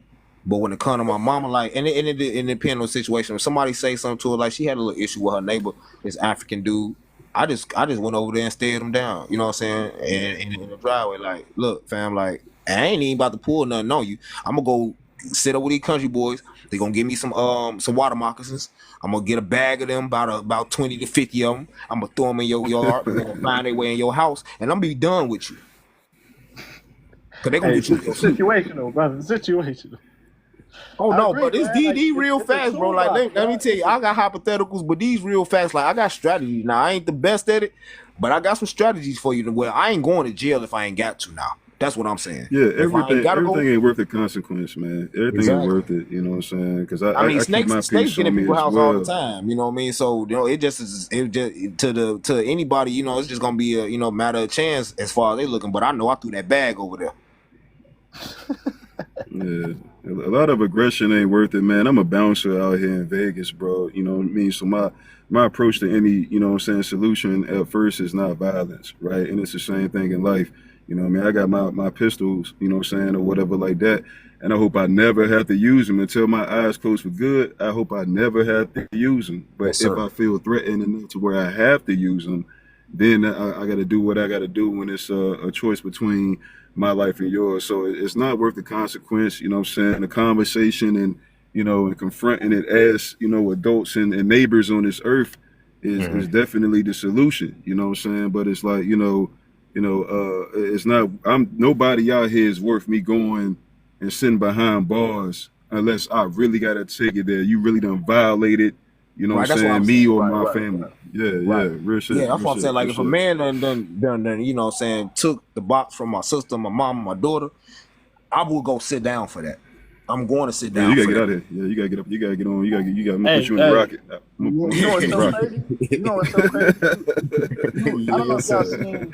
You know that little it was a white man. His son or white teen man. His son was bothered, I must use that for lack of a better term, by the teacher. And the teacher took the son somewhere that the father didn't approve of. And what ended up happening is the father, after they called him, the father came in and was waiting for them at the toll booth and sent that teacher upstairs. You know what I'm saying? So, well, I say upstairs. I'm pretty sure. When that happened, yo? This was a while now, bro. Listen. So, let me finish real quick. So, he get him up out of there, right? But when they go to court, the court of law says it was psychosis because the man, I don't know if he had given up everything he's done or whatever, but the man is thinking, you did this to my son. I can think of no other thing but to do harm to you. You know what I'm saying? And he's like, son, that man, he got him up out of here. So he played insanity, basically, right? No, he didn't. I think his lawyers finessed it. But because here's the thing, I think that is a valid argument. Imagine you raise your boy or your daughter, and you get them to a point in their life where they're growing and they're strong, and you doing your thing. To find out that the person that you entrusted them to has done something to them that is almost irreparable. Right. But they're still alive and they still have a life and they still can, go on with their life. But they have done something irreparable. Your mind can switch to the point where you don't even go to work. You don't even check in for work. You don't even eat. You just sitting in the house with the pew-pew in your hand trying to figure out, okay, when and where. That's not normal think. That's psychosis, bro. Oh, and all that was documented because he wasn't going to work no more. I don't know if he. I mean, of course. I mean, I'm thinking like, with the courts and the lawyers, how they probably present, like you see, they probably finesse, but they probably show evidence of him just not even like living functional life, regular life no more, like how he had been because of this thing, and all he wanted to do was do that. That's what I'm saying, bro. Because when you locked in like that. Like you can't. So that's argue insanity, with it. Bro, I'm insane. I'm not thinking of nothing else, bro. I'm trying to get this man, son. He did this to my youth. Right. So it sounds like that movie. Remember that movie? I think Kevin Bacon was in. I can't say the word, but it was somebody had took his son was a hockey player. They had did him in at the gas station, and he went crazy. You know what I'm saying? And trying to avenge his son. You know what I'm saying? Like you can't knock nobody for doing that, man. Family is what, as men, you have a natural just care and instinct, man, to protect yours. So somebody do something to your kid, bro, like you're not thinking straight. You're not thinking about, you know what I'm saying? Like, you want revenge, man. You know what I'm saying? Right. So I know me for sure. My family know I'm a pit bull. You know what I'm saying? When it comes to them, right? So it's like, Yes, you can't just let nobody slide and violate you and your family and unalive too. Like, so do whatever. Like, man, what? Man, I that same type of time, and I don't want it to ever come to that. I don't ever want to have to do nobody like that. I don't want to ever have to deal with a situation like that. But best believe I'm more than prepared mentally and physically to deal with that. Right. I got a question. I don't want to have to ever exercise that ever on nobody. Like I pray to God I don't never have to be ever put in a situation where I have to exercise that. But I done told God, you might as well get myself prepared in hell if that's what it is, because I'm ready. I'm always ready. When it comes to my daughter, my mama, my sister, my father, and my cousin that's 8 years old that's with me, look, I'm a do or die. I got a question. I got a question for y'all real quick. All right, so that situation happened, God forbid, but the situation happened, right? If the person chooses not to and allows the court system to do what it got to do, right? Mm-hmm. What are we saying to them? And also, I got a second question for you. If you do it and you go to prison, are you now responsible for whatever happens to your children? Because you have now done what you needed to do, but now you in jail for 25, and little Cindy or whoever just got to sit with that. You see what It's I'm a Okay. saying? domino effect, man. It's a tumbling effect, bro. When you actions create other actions, retaliation, I should say, spills into retaliation endlessly. You don't know how when it's going. It's like domino pieces, bro. You don't know when it's going to stop. So yeah, I mean, that's what choices do, bro. You know what I'm saying? Like I mean, that's what even not making the choice has the same effect, bro. Because we were talking true about this story. before. How if you don't, Mm-hmm. if we don't do what we supposed to do, or what others believe we are supposed to do, they're gonna be like, oh, you too good for us. Oh, you too. Oh, I'm not worth protecting. You see what I'm saying? Let me let Like, me let me imagine. put this let me put this hint out here, right? Just if y'all can read what I'm about to say, because I ain't trying to say too much. We on this app. Invest in fake grass. That's all I'm gonna say. And invest in fake grass. Invest in fake grass because you can roll it out. You can roll it back up, roll it out. And also, when you bury, people in the ground, most is 6 feet deep. Do 12 because they have this tool where they can actually detect whether it's a unalive body in the ground that can only detect down all the way down to 8 feet. But if you go 12, and put the soil over the unalive body, then put a dead, like, I mean, excuse me, an unalive deer on top of Think that about soil, it, and F1. then roll the fake grass over. No problem.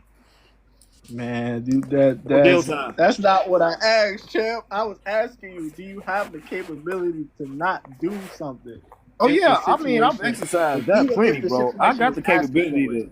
Yeah, I got the capability to not do anything, but I know if I need to do something, I know what to do. So that's why I'm saying invest in fake grass. So it's already if you got fake grass on your land, it's already looking like it's always been the same. Oh man, Yeah, that's so funny, man. I'm you got the sorry. That capability to not reach. Like I said, I mean, I use example like, in the club and stuff, man. I'm in Vegas, sending them on nightclub here. All approaches don't have to be hostile and violent. You know what I'm saying? Now, if you want to act dumb, I'm gonna act dumb. But I have the capability to chill and talk to you reasonably. You know what I'm saying? Because I want you to enjoy your time.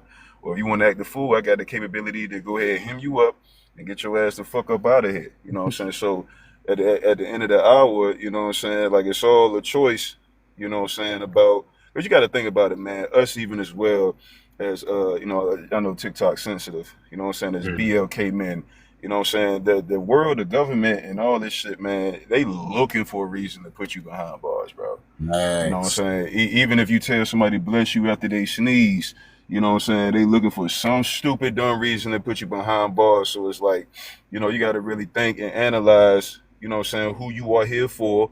You behind bars, you can't do nothing for your folk. You Right. can't do nothing for your folk. You depending on them to put money on your books, you know what I'm saying, and to hold you down. And you got, you know what I'm saying, innocent loved ones out here unnecessarily struggling and going through it because your ass behind bars. You got to understand this is life. You know what I mean? You behind hey, them bars hey, 10, but the 20, situation 10, called 20, for it, 30 bro. years. But I'm with you. But I'm saying you behind bars 10, 20, 30 years, You can't bro. protect You know them. what You I'm can't saying? protect them. Your protection is over You after can't that one protect them. transaction. It's a Right. wrap. It's done. Right. It's done So after that. anything Like, can and happen you, because you sitting. yes, I get, exactly. I get what he's saying. And like, so that's why I said invest in fake grass. If you got to do something, do it right and stay out of the box. So I'm invest in just fake checking, bro, grass. because I get you on the fake grass. I hear you on that 100%. I hear what you're saying, bro, about protecting, but also like the point you was making earlier about how, yo, you sitting, bro, and because you sitting because of the choice you made, you got shorty out here struggling. She like, They yo, out the here, rest of bro. you. You said what? But see, that's the thing, bro. No, You saying gotta they out like, here struggling. You can't do nothing 20, 30 years. You know what I'm yeah. saying? What you gonna do? Hey, but you That's did why. what you That's had to why I do. say, like, look, if you gonna do something, you gotta, like how you say you sit, you sit back and you in a room by yourself. You gotta get your mind to the productive thoughts, or if anything was to happen thoughts. And I've been there myself, you know what I'm saying, a few times where I was just alone in my room, and instead of going crazy about the situation I was going through, I gave my mind the productive thoughts to how I'm gonna stay out of these situation thoughts, how I'm gonna stay out of the penitentiary thoughts. That's how I see it about the fake grass. Like, I got other stuff, but you know what I'm saying, like, I know that like I study what they have and what they can, what they can come at you with, court of law, outside of the courts. But if they can't find evidence, and they can still put you in the box without any evidence of anything. You know what I'm saying? But you want to, you know what I'm saying? If you're really trying to stay out, get you a bag of snakes. People get bit by snakes, poisonous snakes all the time. It's a natural occurrence. So hey, there's some places where snakes just don't be at, man. You gotta we got water moccasins. Look, let me say, they got water moccasins where I'm from. This is a natural occurrence, bro. Water moccasins bite people. All it's a snake bites is a my man Jake the Snake. My man Jake the Snake Roberts out here. My man funny as hell, bro. Look, if I'm trying, like you just said, bro. I'm not trying to sit and my people out here without me. You know what I'm saying? So you might have to go another way. I might have to leave you in the house. Like bro was saying, like God Logic was saying too, you know what I mean? Like the get back doesn't always have to be immediate. See, you think, you know what I mean, it can be thought out. Like I might come get, you know what I'm saying, swing back on you 2-3 years from now. But just know I've been plotting and I know your moves, you know what I'm saying? And I'm gonna get you. You know what I'm saying? Like, you know, so it ain't gotta be immediate to where as soon as I do the jump, then less than 2 hours later they knocking on the door, you know what I'm saying, coming to snatch me. Like it can be well thought out and planned out. Like, you know what I'm saying? I'm gonna get to that age. Look, I can wait a man out 48, 56 months. But best believe, and most men on average don't even have them kind of patience to even be wait on you. They don't have them. They do all kind of things. But I'm focused on you, bro. I got you in my notebook. I got your name, your whole name, your mama name in my notebook. I'm coming. 56 months in, I'm gonna let you get successful in life, live it up good, champagne popping and all that. We'll walk past each other in the store and I'm gonna speak like nothing ever happened. But understand me, bro. The poison is on his way. Think about it, man. Only checkers players jump at chess moves, bro. I'm gonna just say that. Only checkers players jump at chess moves, bro. That's all I'm gonna say, man. That's a great quote right there, man. I'm gonna have to write that down. That's a great quote. I never thought about it like that, but because you got to think about it. That's what the government do to us. We jump at chess moves. You know what I'm saying? We playing checkers. They playing chess. As soon as they throw a little, you know what I'm saying, propaganda, whatever out there, like the little, you know what I'm saying, distraction. Yeah, come on, bro. Come on. You know what I'm saying? And Cash just jump right on that jump. Now motherfuckers done got pin the tail on the donkey. I got you. Like, you know, so, you know, we jump at chess moves. We can't keep doing that shit. They was like, all right, let's jam up. Hey, look, man, like he just said, they doing this on a regular, on a daily basis with us all. Taxes, all that, they getting you. They getting you with stupid chess moves, and they moving the goalposts almost on a weekly basis. We got people on top of the hill that's been up there from before we was born. You got people up there 70, 80 years old changing and making laws on you before you was even born. And they still in seats. Can barely walk to the desk too. Can barely get to the desk, and they got so much command over your life and shit. Yeah, exactly. So what we gonna do, man? We gotta strategize. Cause we out here. They not really trying to command over you, bro. They what they doing is they putting shit in play for their family. If you ever think about the Constitution, it wasn't written for the rest of us, dog. It was written for everybody that was in that fucking room. If you not in the room, you not one of their boys. That's the bottom line. We all expendable. We expendable. Yeah, we pawns on the chessboard. We pawns. We ain't even knights. We pawns. You know what I'm saying? Like, we gone. To them, we don't even exist. That's what the straw man is. You don't even exist. All letters, all caps. You don't even exist. Facts. And the thing is too, like we fighting about we get caught up on rich people and say, oh, it's the rich people this, and it's like, nah, bro, they just players in the game just like everybody else. Yeah, they just got a little more capital than you, but it's a little bit different for them. Look what happened to Diddy. A little bit more information. Right, look what happened to Diddy though. You know what I'm saying? Oh, that's a different game though. You know what I'm saying? No, I'm saying though, but he wasn't exempt from nothing that we'll go through. R. Kelly too, nothing exempt. But look at Charleston White though, and what he be saying, and where he at versus where Diddy and R. Kelly at. You understand? See, Charleston White understand on a different level. He played the fool.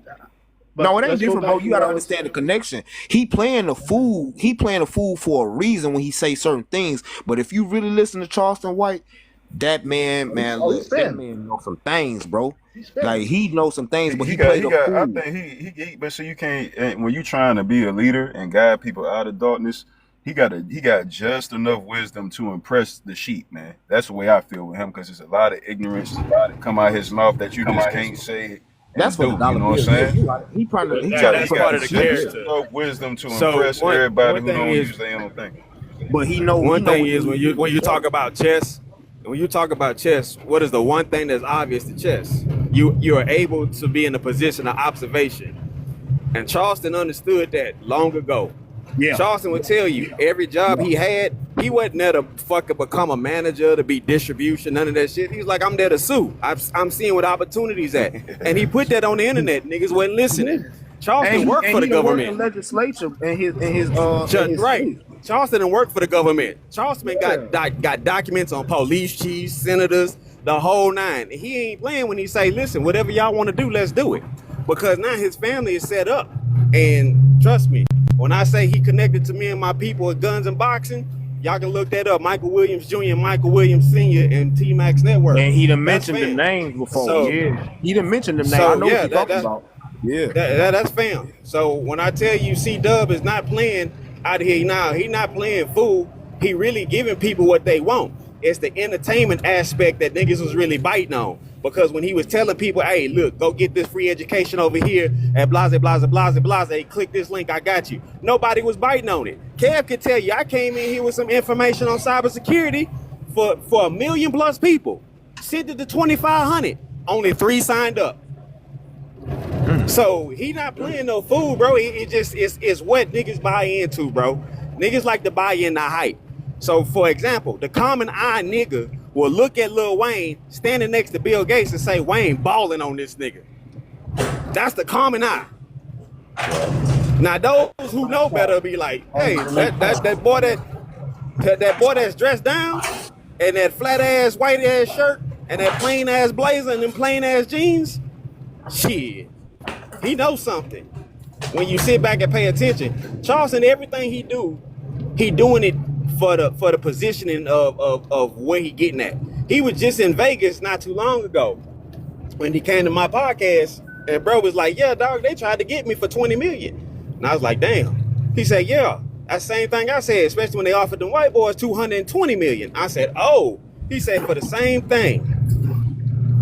So Charleston ain't no fool. He really be out here giving game. It make people uncomfortable. I know how he talk. He ain't no fool. He make people uncomfortable at the approach he took. But that was the thing. That was the thing that made them comfortable to pay attention. I never seen so many people that dislike anything or anybody, but they always following that person. It's odd times, my boys. Odd times. I would even argue with. Hey, look, Charleston White, a whole genius that's playing. He playing the role of a jester in front of everybody, and he done said it in so many words on a lot of podcasts. He just playing the role of a jester, but he really the genius in a whole spectrum of it. And I love him for that, bro. Like, ain't nobody ever came like him, and he done came at everybody, every gangster that called himself a gangster anyway in the entertainment industry, and he's still breathing. He's still breathing. Can I say y'all don't believe in controlled opposition? Y'all believe in controlled opposition? Trust the White.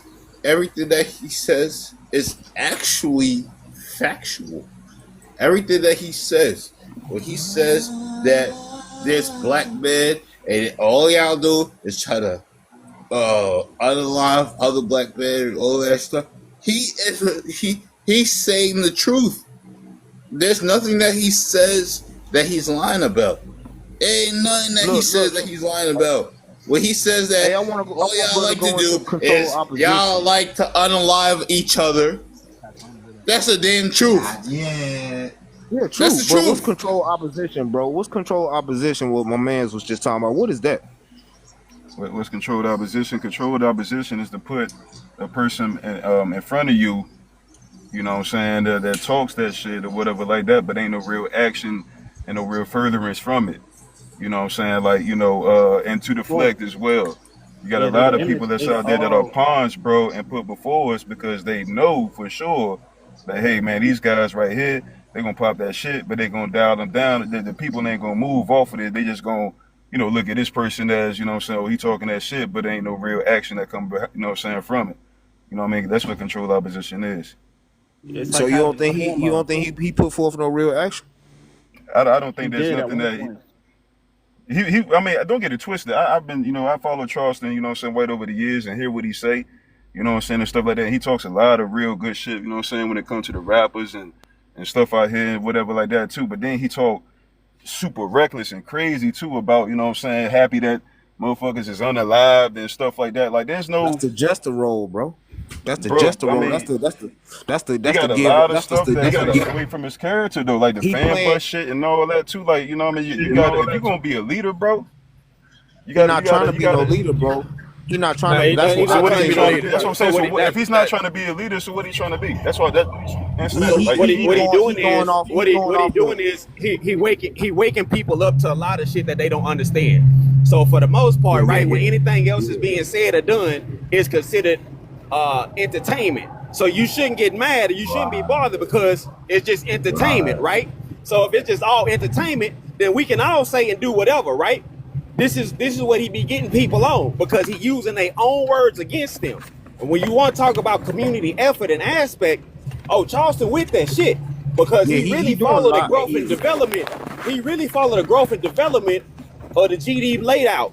And I'm telling you, this is You know something what that you I'm talking telling you about, flat bro. out. 16, You know 13, it. 12 on mine, my G. I'm not Yeah, going to even yeah. bullshit you. I know what you So talking he about. Growth really and about that. development what Larry Hoover put out back when he got Right, locked up. Yeah. right. Yeah. When he got locked up, and and he stole the knowledge, and he came clear cut with me and shot it to me from the hip, and just like, look, this is what it is, bro. He say, I follow the old laws because I'm an old fool. He say because the thing about it is, when it comes down to it, everybody's supposed to have their day. Everybody's supposed to get their day. He said, I done some damaging thing. I done burned my family's garage. I done beat up a YT old woman. I done this. My day never came. He say, so if my day's supposed to come, then tell me the day of the people who've been there oppressing us forever. When they day gonna come?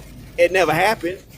And I'm like, Bro, you own it, bro. Like, I gotta give you that, bro, because that's what I've been thinking the whole time about this guy. Like, and he really, on top of all of what you just said, he really throwing off ATF and all them, bro. He throwing them off his trail, like he throwing them off what he really own, bro, because he know them people that come for him by what he be saying, but like how you see he presented it as entertainment, and if you're not reading between the lines, you just gonna take it as, oh, he just talking shit. You know what I'm saying? But it's deeper than that. It's way deeper than that. And he doing community stuff. Like I watched the man, the girl, somebody try to break in the girl You crib and think she he's a unalive, clown? man. You think he's a clown, but he's really not a clown. He's No, actually he's not a clown. No, sir. If you actually playing a role of understand one, what but he's saying, he's not a clown. It's just a Nah, he role no of a dummy. jester, like in the kingdom in front of the king. When the king called a jester to the court to make him laugh, that's who he playing, but that's not who he really is. All the time he watching the pieces on the chessboard and how they move, and he moving like how you need to move. If we talking about, hold on, who we talking about? We talking about the man. We talking about the man that be up here. And he says this. He said he's not actually the stuff that he says. No, you cannot look at him as a jester. He's not. No, I'm saying he playing a role, bro. My fault. He playing a role of one, bro. He got to play the role of one because you got to keep certain departments off your trail, off of what you really own, what you really got, what you got really going on, bro. He playing a role. He not the jester. He just playing a role of one, but he the genius on a chessboard all the time. I ain't saying he no clown at all. He just playing a role of one. He just making it look good. Argue the 50 Cent thing too. Oh like, yeah. You can't sell you can't sell power don't sell if it ain't got no drama in it.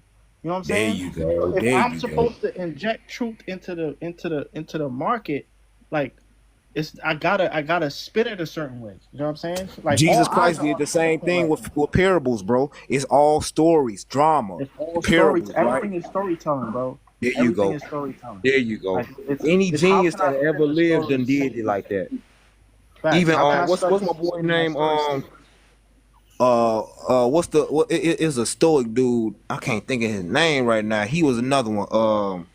The dude that got the I can't. Nostradamus. Nostradamus did the same thing, bro. he did the same thing but more deeper. He didn't really put no like it was in like more of what they call them. It wasn't stories. It was like not even prophecies. He just subliminally did it. I can't think of the word right now. My fault. But he did it so subliminal, bro. Like the predictions. He did a lot of predictions, but he did it under a disguise of like, you know what I'm saying, just like his philosophies. You know what I'm saying? But at the same time, as history went on, Nostradamus a lot of his stuff was decoded by being men and women. You know what I'm saying? You can't put it direct because they gonna come get you like Rome did. They gonna come get you. Same thing Jesus I'm Christ talking did. He about put it in Shakespeare, bro. parables. Say it again. Somebody downstairs says Shakespeare. Shakespeare That's the same too. thing. Shakespeare Yeah, too. because Exactly. they was like, yo, you better shut up. And they was like, Yeah. give me that milk. Give me that milk, because I ain't saying Man, y'all own it, man. I love you guys, man. Y'all own it, man. Like this really putting a lot of dots together for me right now. Y'all don't even understand. Yo, it's real, bro. Like, and I love it because these people, and it's like it's not even a white and black thing. We'll be killing. They be putting a division in the way, but it's really not even white and black against each other, bro. It's man and man versus man. Who gonna be the superior? Who gonna be the power in the end? You know what I'm saying? Yo, bro, that white versus black thing, that's so crazy because it's like it's trash, it's bro. not even It's trash, bro. It's trash, bro. It's trash, bro. It's a distraction. Exactly, it's a distraction. Let me see how I can get y'all to be so caught up.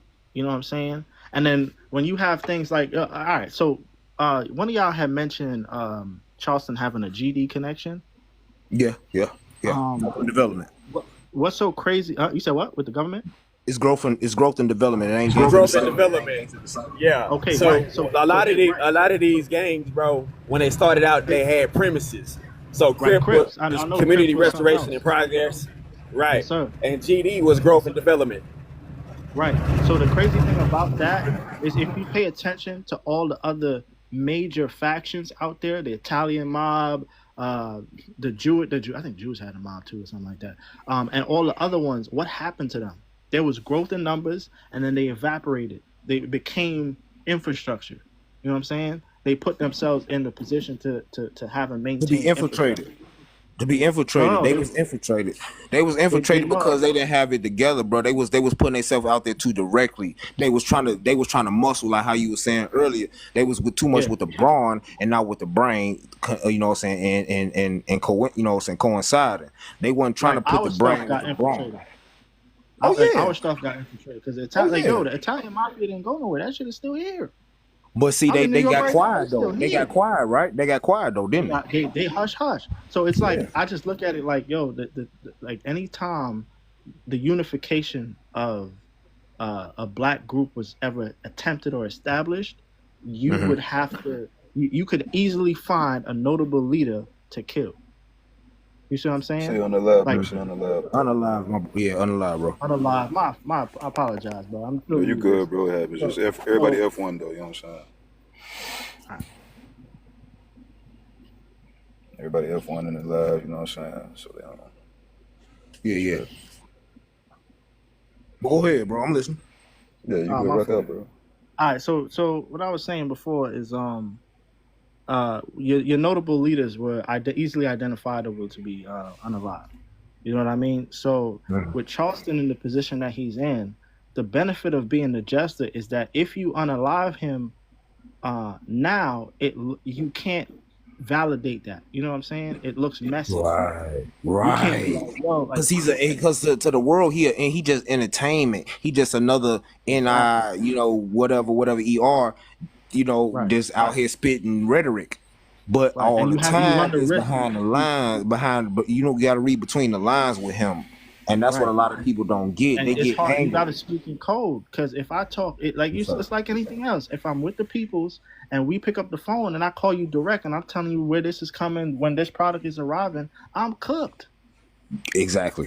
I gotta speak in code. It's the same thing. Let me dance and have this little thing. Let me go on these 20 versus 1, have all the shorties in my face and say all this other stuff. But I promise you, if you watch all his stuff, at least in every single one, he dropping something in there.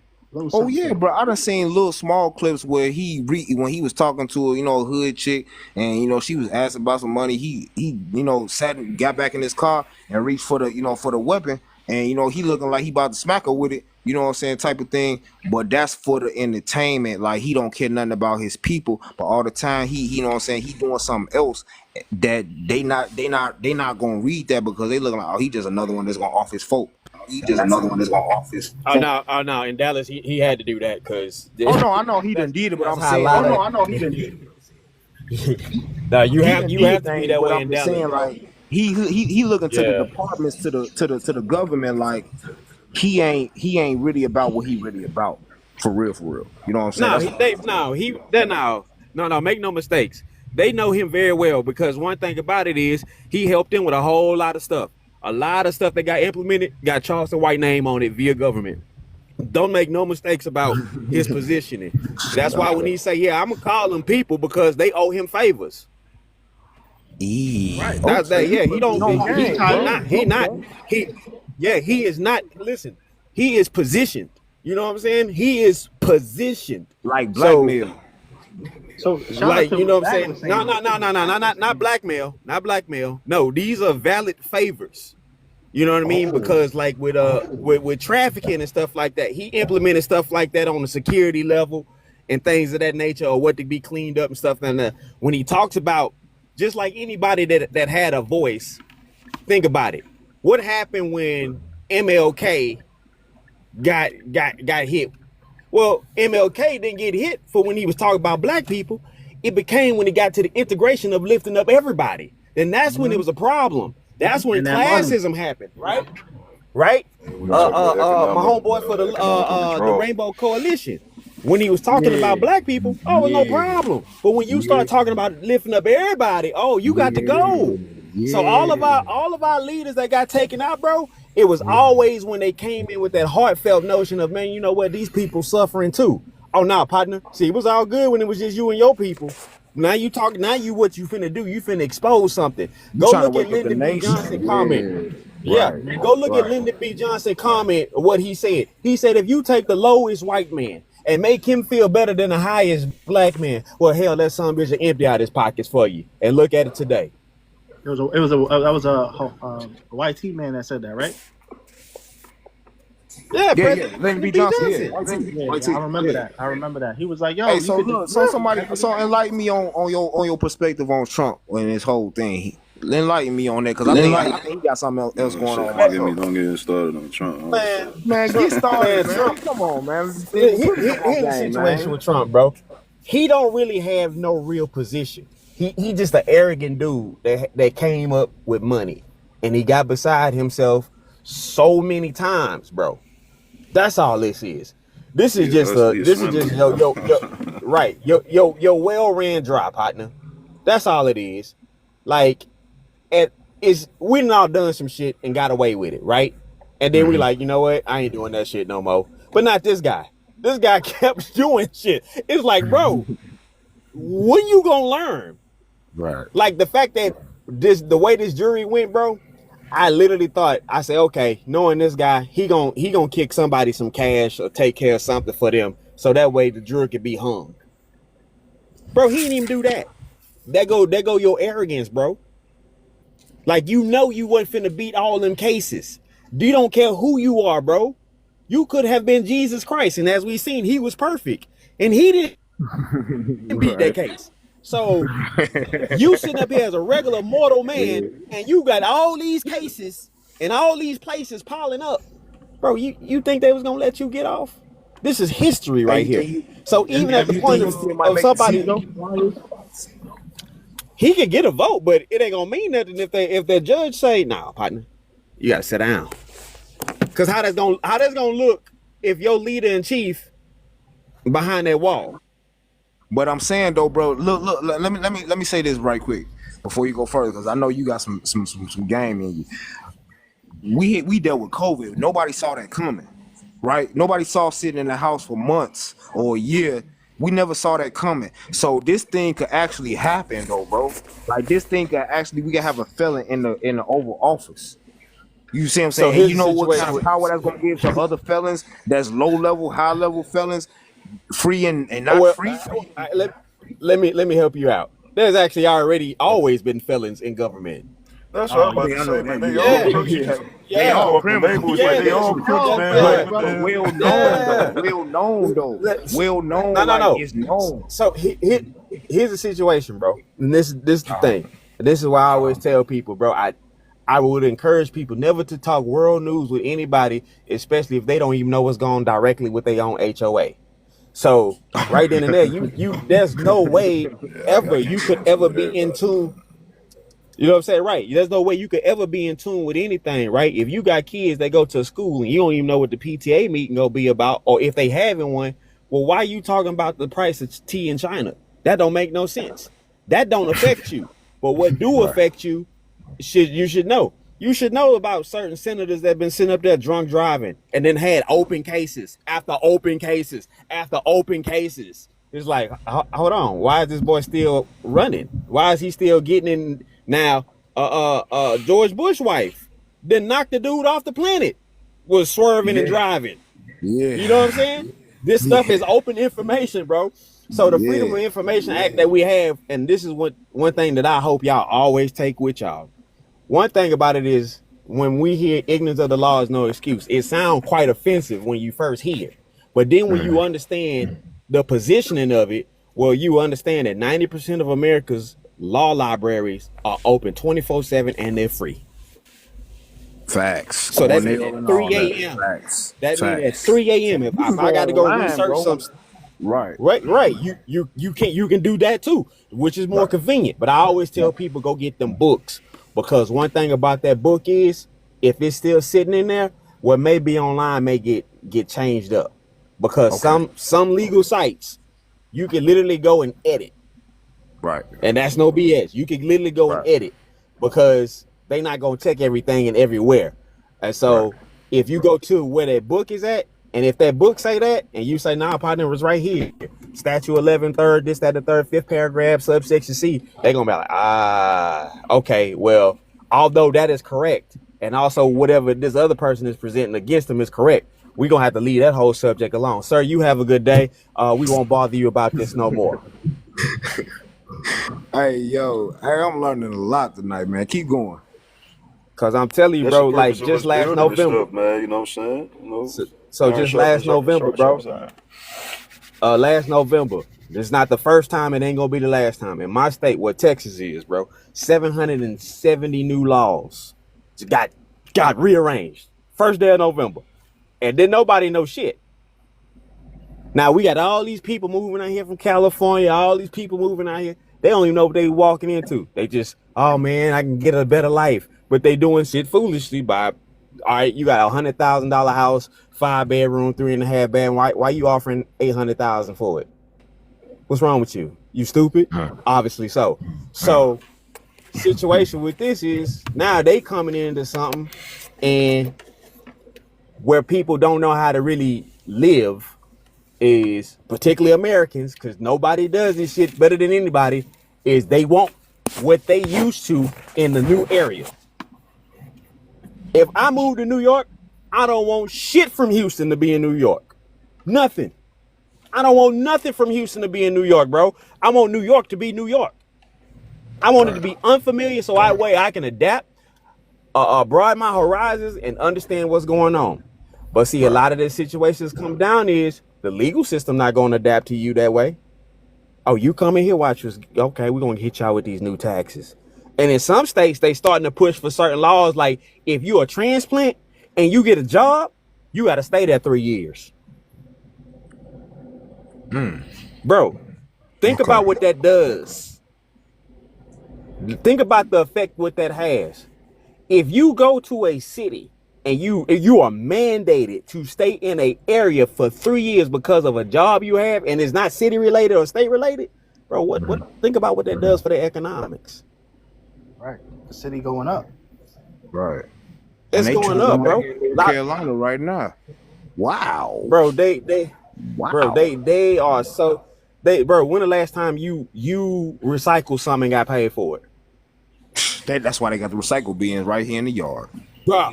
Now here we go, right? And they pay you, they charge you Right. to come pick it up, Right. and they go get paid off of it. Right.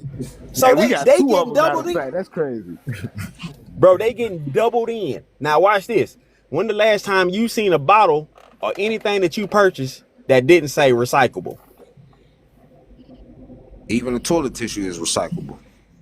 Nah, nothing. Like watch this. Nobody said nothing, bro. I want you to think about this. How ruthless they are maneuvering, bro. They are maneuvering, and then guess what? I'm not mad at them because one thing about it is, one thing life taught me is business ain't got no feelings. Exactly, Sure bro. don't, I bro. be saying, bro. Look, let me share this with y'all. Like a Ignorance lot of is my bliss, and people. some people choose ignorance, man. You know? Yes, sir. Yes, sir. Let me say this real quick, bro, because I be having debates with my guys about this thing right here. And so I be telling them like I be asking this question like, if you was white, right? If you was a white man, born a white man, would you or would you not use your white privilege? And they be like, nah, bro, that ain't right, bro. How you not gonna take advantage of what's placed in your lap? What you are? Yeah, they lying like shit, bro. How you gonna be You mad? got leverage, you gonna use it. There Sure. you go. Hey, There you. That's what I'm talking about, listen, bro. I got something Like a funny there real quick. My cousin, he was a college professor, and he had me come to his class one day, and we was talking about economics and stuff to some of his students and stuff, and a couple of white guys were like, "Well, we're poor," and he said, you got all that good white skin, and you refuse to use it to go get you some money." I died laughing, bro. Hey, yo, that's I real. was like, yo, That's real. that's facts. That's That's real, facts. bro. Exactly. Hey, bro, I Bro, be saying that because when you I can see literally walk in there, you can literally walk into banks with no capital based on your last name, your geographical positioning, and your skin color. You can get 100,000 with no questions. They gonna hook you up with the best interest rates, and you ain't even facts. trying. Facts. And even if they don't, Facts. they'll tell you where to go get it. Yup. They'll be like, Yup. hey, Boy. listen, I can't give it to you here, man. Our system ain't set up for that. But my friend John Right. on the street, though. Yeah, and won't even. And that's the They'll thing hit I us. hate about. They'll hit us with a hard pull, hit them with the Right. no pull, and then direct Right. them to somewhere else where they can go get looked at it and say, "Hey, man, remember, come back here in the two months, and I can get you XYZ more." Yeah. And see, that's the thing I hate about us is those of us that's BLK men, bro. It's like we'll have information. Like I know a lot of y'all see the straw man stuff online and all that about the laws and how we getting scammed and all that. And bro, all the mods be saying is, man, y'all gotta read y'all with straight arrogance. But with the white T man, bro, they delivering direct the information that if they can't help you with that right then, they gonna direct you to somebody that can. And that's what I hate about us as BLK men. We'll have the information, the knowledge, the resources, and everything, bro. And we'll be so arrogant with it. You know what I'm saying? Like, oh, you ain't reading. You know what I'm saying, brother? You ain't reading. I You think it's gotta because read it. some of us can be bought. You know what I'm saying? Like the Facts. best Some of example. Some, absolutely. Yes, sir. You Facts. said keep going, bro. Keep going. The I'm best with you on that. example. The best example of that is if you take a look at because somebody said it very interestingly. When you look at other countries, the difference between their corruption and ours is accessible. It's accessibility. You know what I'm saying? If I'm driving down the street in the Caribbean, right? Sir, if the cop pulled me over and he said, "Yo, give me your license and registration," if I unfold my wallet and I got 100K, not 100K is kind of crazy. You can't do that. If I got 100, 200 cash US dollars in there, I have a possibility a higher chance of sliding that money to him and he sent me on my way. I do that over here in the United States, it ain't gonna fly. It ain't gonna fly. It's not gonna work. And if you do, you better open the back seat of the car and have 2 million in there. You see what I'm saying? Right. Because the accessibility Right. for corruption is lower in other areas. I get that. You know what I'm saying? So because of that, the average person can easily be bought and sold. Hey John, hey, listen, man. I know They don't even 'cause take if that you- 2 million, bro. You got 100. You got, like you said, you got 100K in the back seat, and you open that door. You good to go. Right, but the cost is higher though. You see what I'm saying? Like if you going like $100 in the Caribbean, that's all you need. but Right. 100K here because they're taking a higher risk. Because Right. if they get caught, that's your job. You gotta be That's worth where it. you live. That's jail time. It gotta Right. be worth it. You know what I'm saying? But I think also a lot of black people have found it more beneficial to BLK people have found it more beneficial to sell to each other than to uplift each other. Yeah, and that's the point I was trying to make, bro. Like it's so shameful and sad, bro. Like it's beyond those words. I ain't thinking of them right now. It's pathetic. For real, for real. It's like simply pathetic, but it's been going on so long. Like even with MLK, he was bought. He was bought, bro. Yeah, And he was then compromised. He yeah, was truly yeah, compromised. yeah, indeed, You know what I'm saying? bro. Until his latter days where he, you know what I'm saying, start, you know, trying to, you know, we start realizing, hey, I'm leading my people to the slaughterhouse. You know what I'm saying? Like we in here, you know what I'm saying? Like we need to withdraw economically in the whole nine, and we need to have our own shit, you know what I'm saying? Until he started getting like that, he was very compromised. And that's the thing about it, bro, is that, you know, the cost of freedom is so grand that we don't want freedom for real. You know what I'm saying? We just, you know what I'm saying? Everybody's speaking freedom, bro. I'm not just talking about financial freedom and whatever like that, but we don't want the real cost of freedom. You know what I'm saying? Like you comfortable going to the grocery stores. You don't want to have your own land and your own, you know what I'm saying, military and the whole nine like that. Like you don't want the casualties of actually being free. You know what I'm saying? So, you know, cats is bought Even if you all over the place. sacrifice for your people to have it, you don't want that. Yeah, you don't want it for real. You know what I'm saying? Like, you know, so because we that's speak how of I be freedom, bro, saying but we about love like this grid though. You can't have you life is easy. It's this grid that we live on that makes it hard. You know what I'm saying? That got us like hamsters on the wheel. Life is easier than what this grid has given us, but we don't want to get off this grid. You know what I'm saying? Cats is complacent. You know what I'm saying? because They feel somebody else got it. They had your people labor to build it, and then they running the show, and you comfortable like most are, and you comfortable as don't have no hell. Yes, heart. sir. And then they use your women as the frontline soldiers, and you don't want to Yep. be passionate enough to speak the wisdom in them and had a heart enough. I was just in another. I know you was in a live. You was in a live when I was talking about the guys were Yep. saying that the narrative of the strong black woman is dangerous. How is that dangerous? Mm-hmm. And if it is Mm-hmm. dangerous, it need to be dangerous because one, they striking fear in us, and if we can't strike fear back, what are we doing? What are we doing? Exactly, bro. If I can't use the same soldier you using against me, against you, what am I doing? If she dangerous to you, then let her be dangerous. And they didn't get that when I was in that live, bro. Like they were talking about, like, so you'll have your old lady moving furniture. You damn right, goofy. Because I ain't about to pay no another man or no another crew movers to $800 to $1,200 to move my stuff, and my old lady is capable with me to do it. What are you talking about, bro? Right. That's weak man mentality, and you ain't got no heart, bro. Wait, and I was trying to tell you that. My question is, why is there even a strong BLK woman label? Why don't I hear a strong? Because they trying to put the negative connotation on it to keep them from being strong and make the BLK man hate her. You know what I'm saying? That's what it's about. If we hate her, bro, and she the frontline soldier for them, bro, we don't have no ally. We don't have nobody that's taking care of the business that we can't take care of, because there's some things that black women can do that we can't do. Right. And a lot of BLK men don't understand that, bro. You know what I noticed, bros? I realized that this like the number one reason why BLK people have the issues they have right now is because of the destruction of the family. There's an African proverb that says, if there's no problem within, the enemy outside can do us no harm. So if you take a look, every other family group that is sustained, that is not destroyed from within, they up. Yep, all the way. Right? I think they said. But look how we've been stripped though. Look how we've been stripped though, even from bro. Look at that. We allowed that though, bro.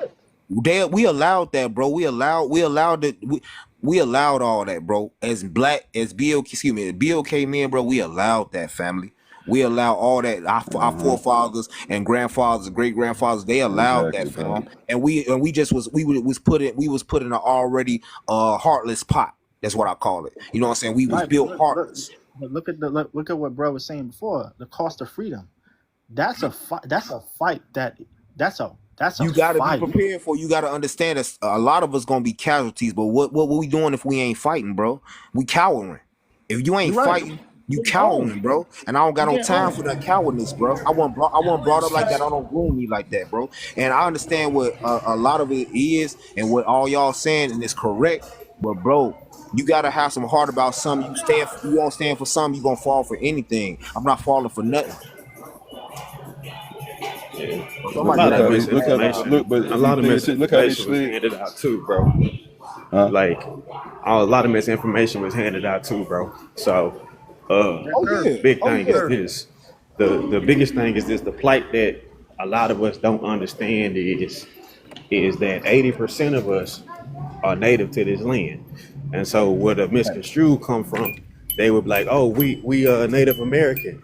Yeah, but not like in the sense of we Indian. come with the feather or Yeah, Indian, yeah, right? yeah. You're Absolutely. not, yeah, yeah. So You're the not fact of the Indian. matter is, we've been here. We had structures, like we worked together, and then of course, naturally, what people don't understand was back then, societies blended a whole lot more generously with the efforts of building their communities. So that's when you had the emergence of new groups of people, and therefore all this other stuff of lying came about, right? If you do your research, bro, check out the Mississippian culture, bro. Check out the Longhouse dwellers, bro.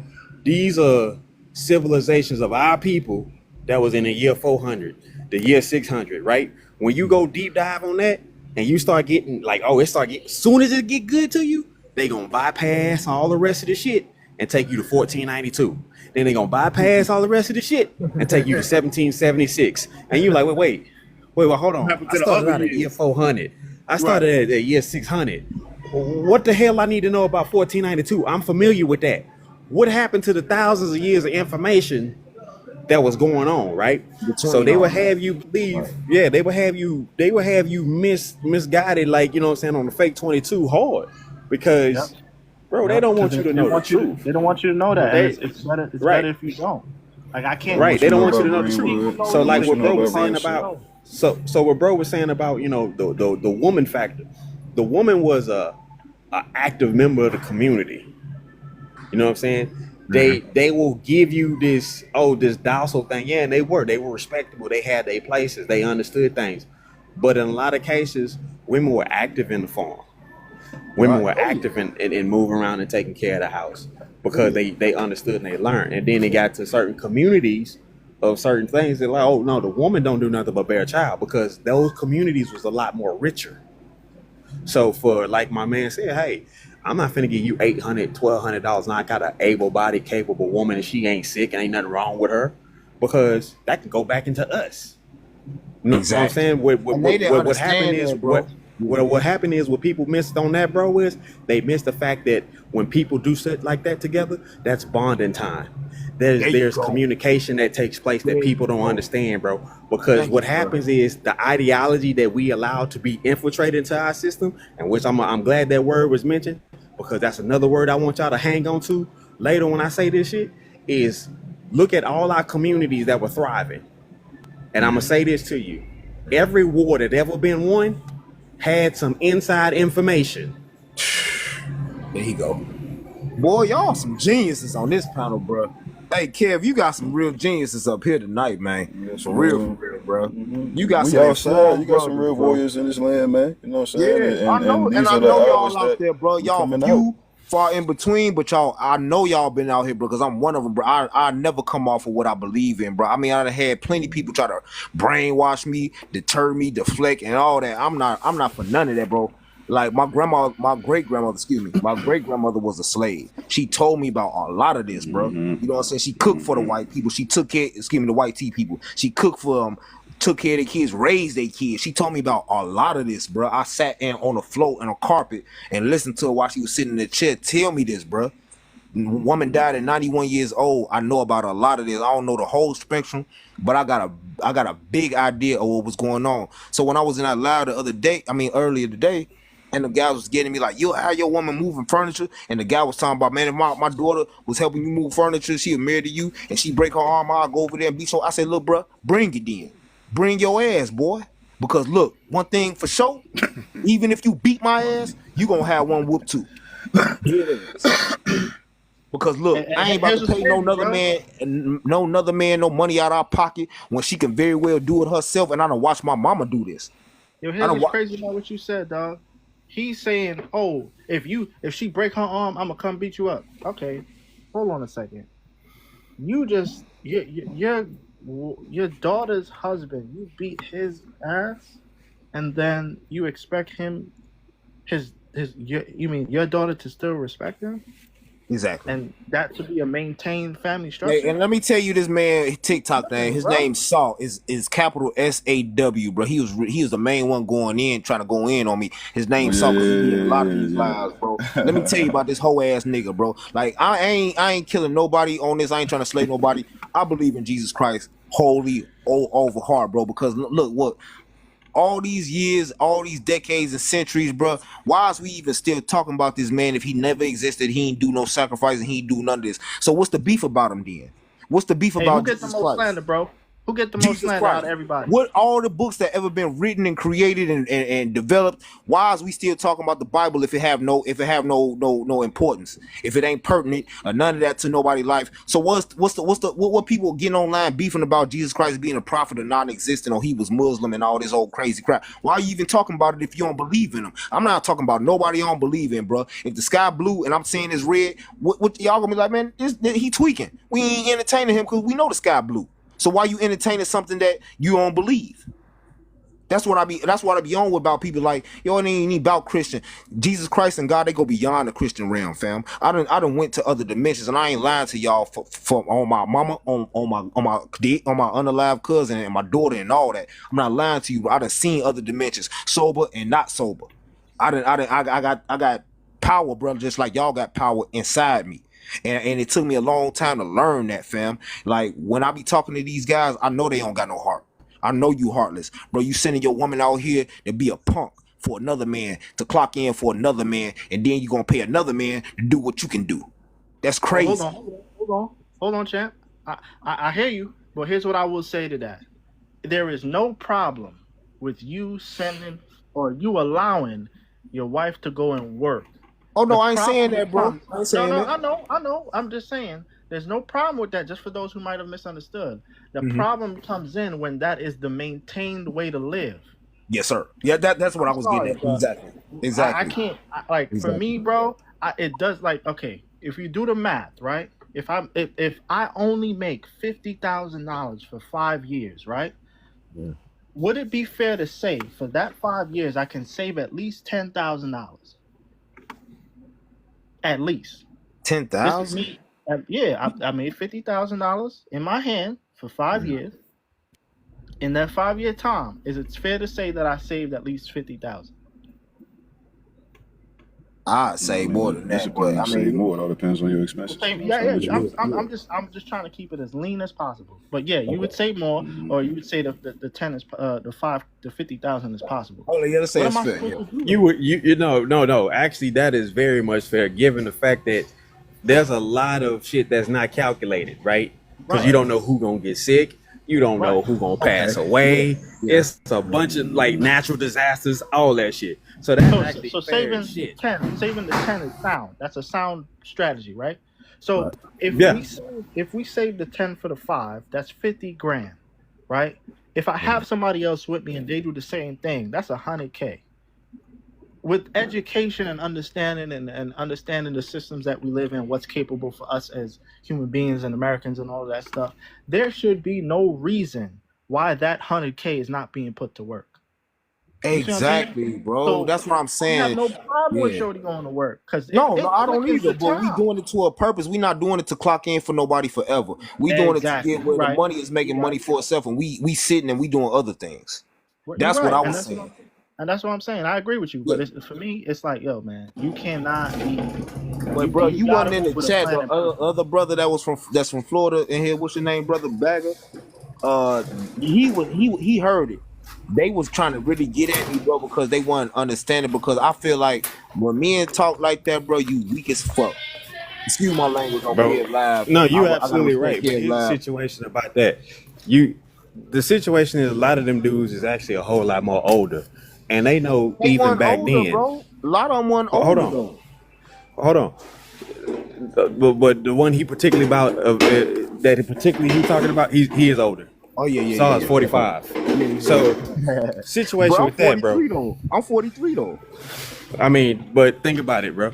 You 43, you for 7 more years, you're halfway to 100. So you're older, bro. But I'm saying, So, bro, my mind different from that, bro. no, I get what you're saying, but here's the situation. There's the facts still weigh in.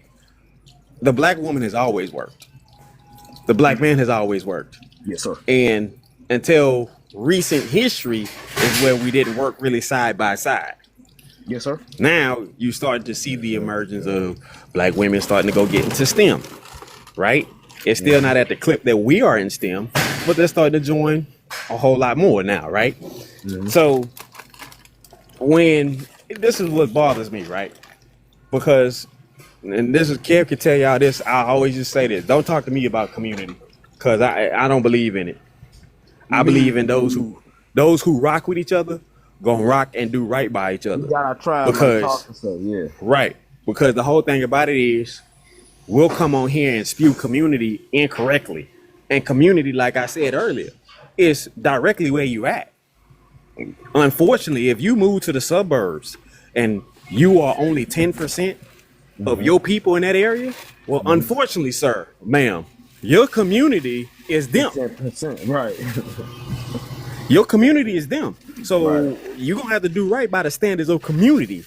Now, if you go somewhere to like Ladera Heights or DeSoto in Texas, then you know, my peoples, they got a little pocket power. All right.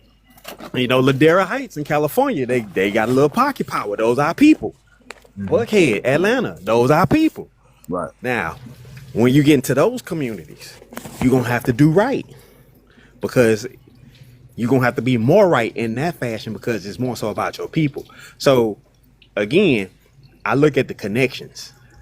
Connect with those who you connect with and be right and uphold those situations, because quality people are hard to come by. People always mistreat people first and foremost. And for a man to tell you the odd shit of, if my daughter was a break her arm. Well, first thing first, when you release your daughter to me to be my wife, you got no say in what we gonna do in my house. Facts. I ain't even get to that. If you brought your ass to my house to raise your voice or raise your hand, sir, listen, I hope you got your finest black suit on. I said that, bro. I said, look, man, it's gonna be what it's gonna be, but she might be our father that day, because for real, I'm about that.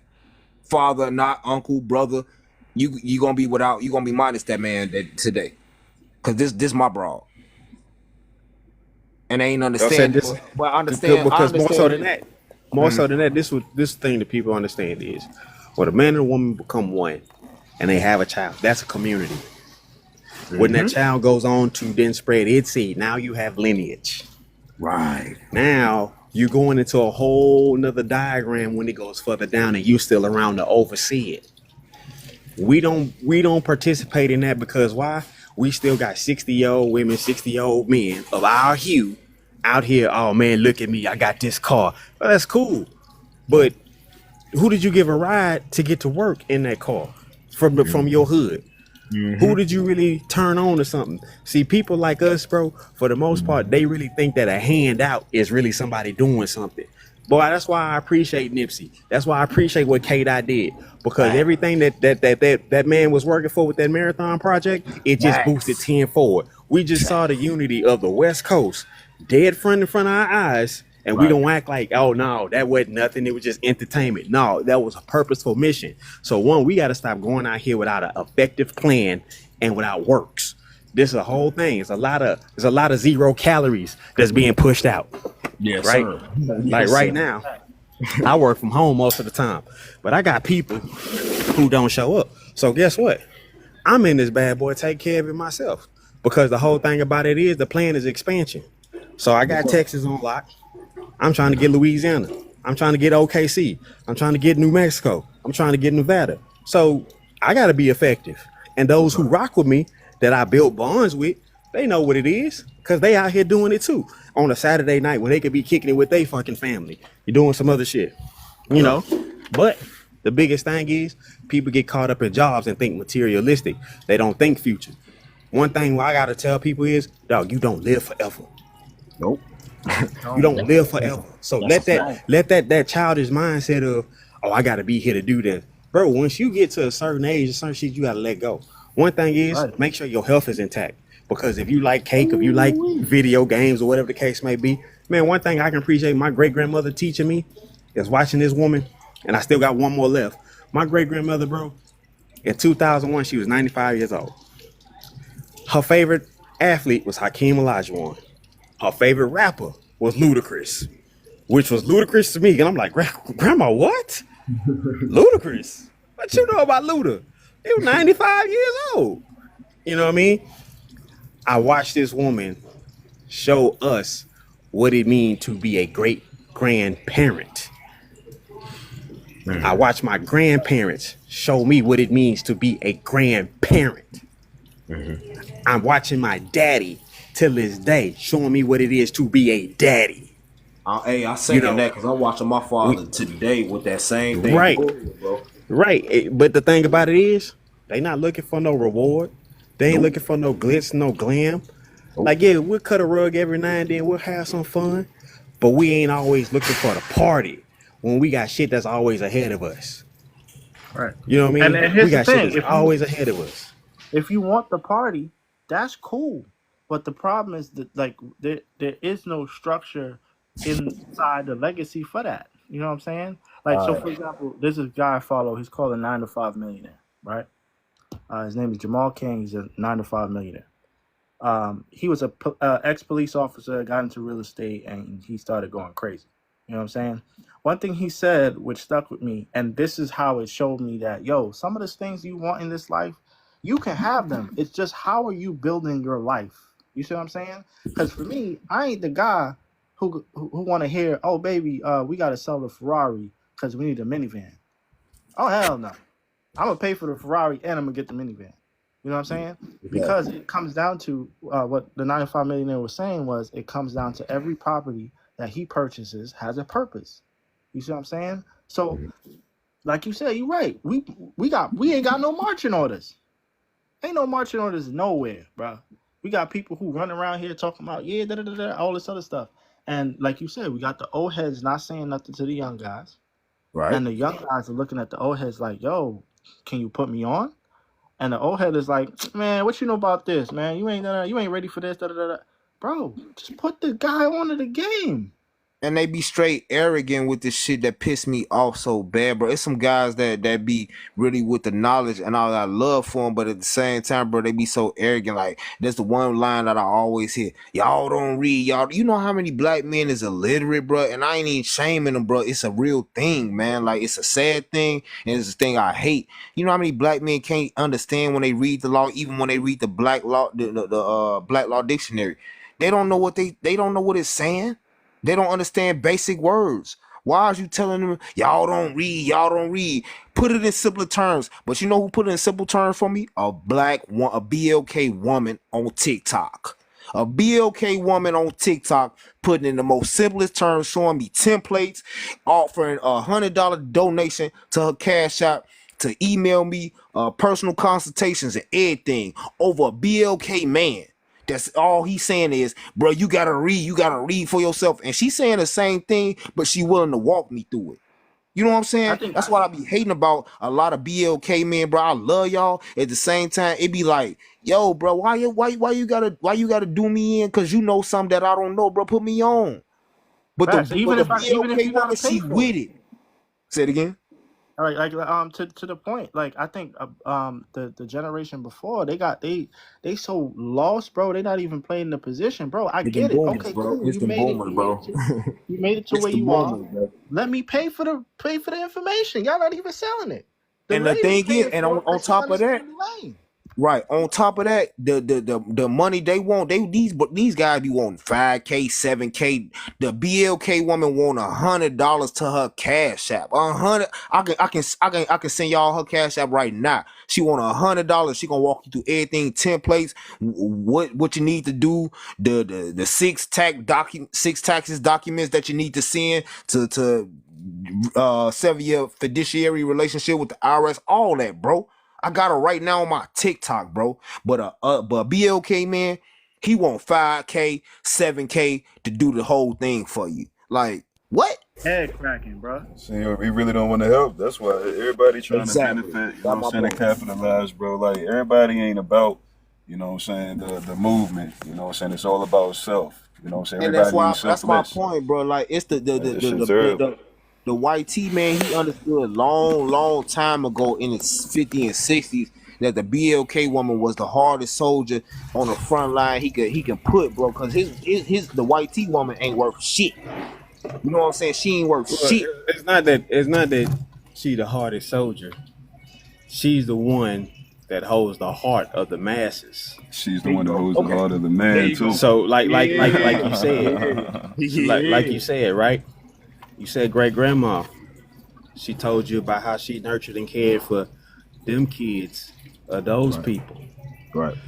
There's a level of affection that it is inherently ingrained in us all, but the black man got to shut off a little bit more because shit, that's only distributed to my immediate wife, my kids, people who really be down in the trenches with me and stuff like that, right?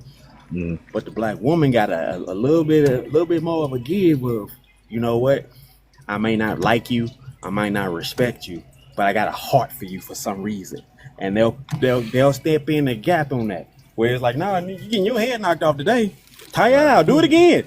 You know what I'm saying? So, whereas as men of our hue, there's a separation and gap that's understood because we had such an affinitive affection for our woman that, hey, when I caught them lashes from the life we used to have, because they gonna go lie to our kids in the future.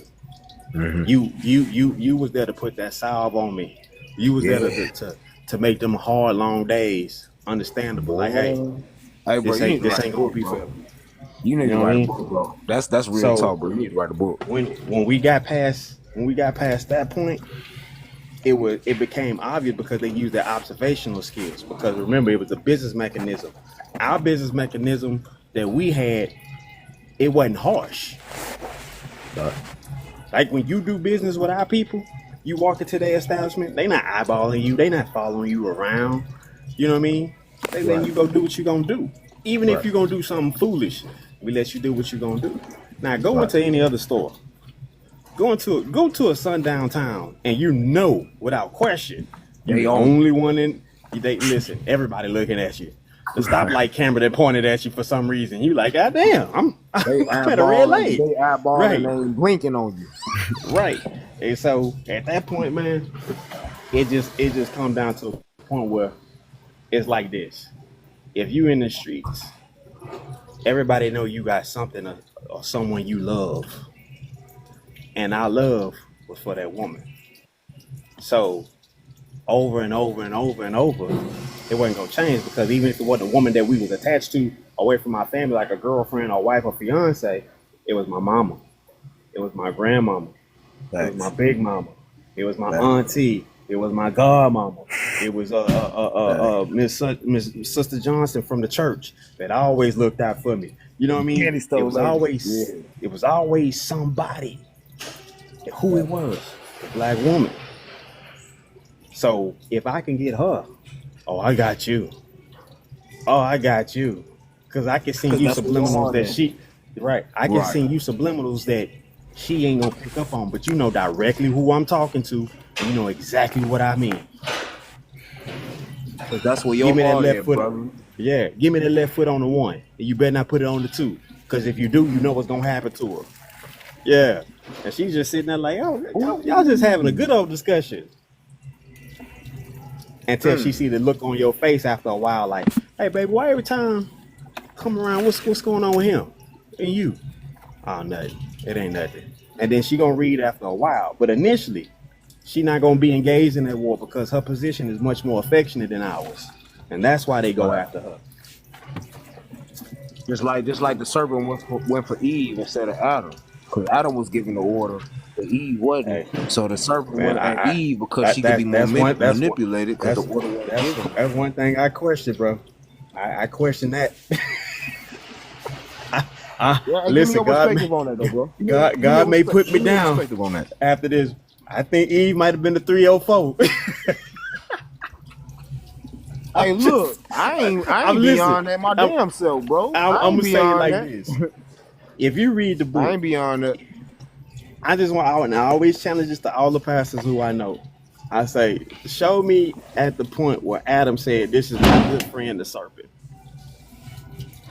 Because he wasn't even there when the conversation initially started, right? Right. He was showing her this is what I call the chicken, this the cow, this the that, this the that, this the lion. Like, you in harmony with all these animals. Now, one time he said, "Oh, this is my boy, the scaly serpent." Hey, you know what's interesting about that? Two things that I think about that situation. One, is the curse that God put on the serpent. How he was like, "Oh, you shall crawl," and a lot of theologians have brought up, "Oh, I don't think it was. Why would you curse something to do something that's already done?" You know what I'm saying? So it's like it's a snake. If it's a snake, it crawl, right? But if it's being cursed to crawl, that wouldn't make sense, and God don't make those kind of right. He broke, so he was in another form. Yeah, so I think I honestly think it had legs. I think the story just shows, you know what I mean, the word, you know what I'm saying, like where we are right now in life, like even from Eve to Samson and Delilah or whatever like that, all women have always been, and I love my BLK women. If you up here, trust me, I love y'all. You know what I'm saying? But it goes to show you that, all women are not our true allies like we think they are. A woman has the power to bring down kings. You follow what I'm saying? So it's like, and that's the truth. And you see it all the time. You got some cats out here with a bag, you know what I'm saying? They poking holes in your bag, you know what I'm saying? You a smart man, you a king. But you know what I'm saying? Like even approaching a woman, I'm single, y'all, I'm outside, right? So it's like, I already know before I approach you, you already have a boyfriend. You already married to the government. You already married to, you know what I'm saying, knowing what you can utilize if I fuck up. You know what I'm saying? Alimony, child support, or whatever like that. You already have a boyfriend. You already connected to the snake. Right. So it's been going. It's just showing us where we are. Like these, you know what I'm saying? That's just how I look at it. That's not to bash women. And you ain't got no. You ain't wrong, bro. Because like when you look at the nurse, excuse me for interrupting you, bro. When you look at that nurse symbol with the medical symbol with the whatever it is, a stick and a snake wrapped around it, right? Some of the Virginia state logo. Yeah. I mean, it's a the United States logo. It was the Greek god logo for medicine. Right. So when you dealing with a female and you say, "Yo, I ain't feeling well," what the first thing she say? You need to go to the doctor. You need to go to the doctor. And what the doctor do? He prescribe you some bullshit.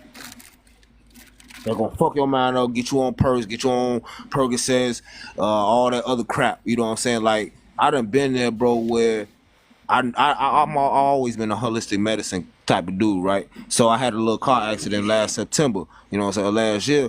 And I ain't never been, but I was unconscious when they picked me up. So they put some stuff in my system. When I was coming to, bro, I ain't lying to y'all, man. Like when I was coming back to like consciousness, bro, it felt like I was twirling around in hell without the heat. And when I really came to, and I looked at my baby mama, bro, I swear I saw a demon in her. She had the COVID mask on, but all I could see was a demon. She wasn't even sitting next to the bed. She was sitting against the wall, and I was just apologizing because I knew it was a date night when I had the accident. And I was just apologizing because I effed up. You know what I'm saying? I crashed the whip. She wasn't with me, but I crashed the whip and all that.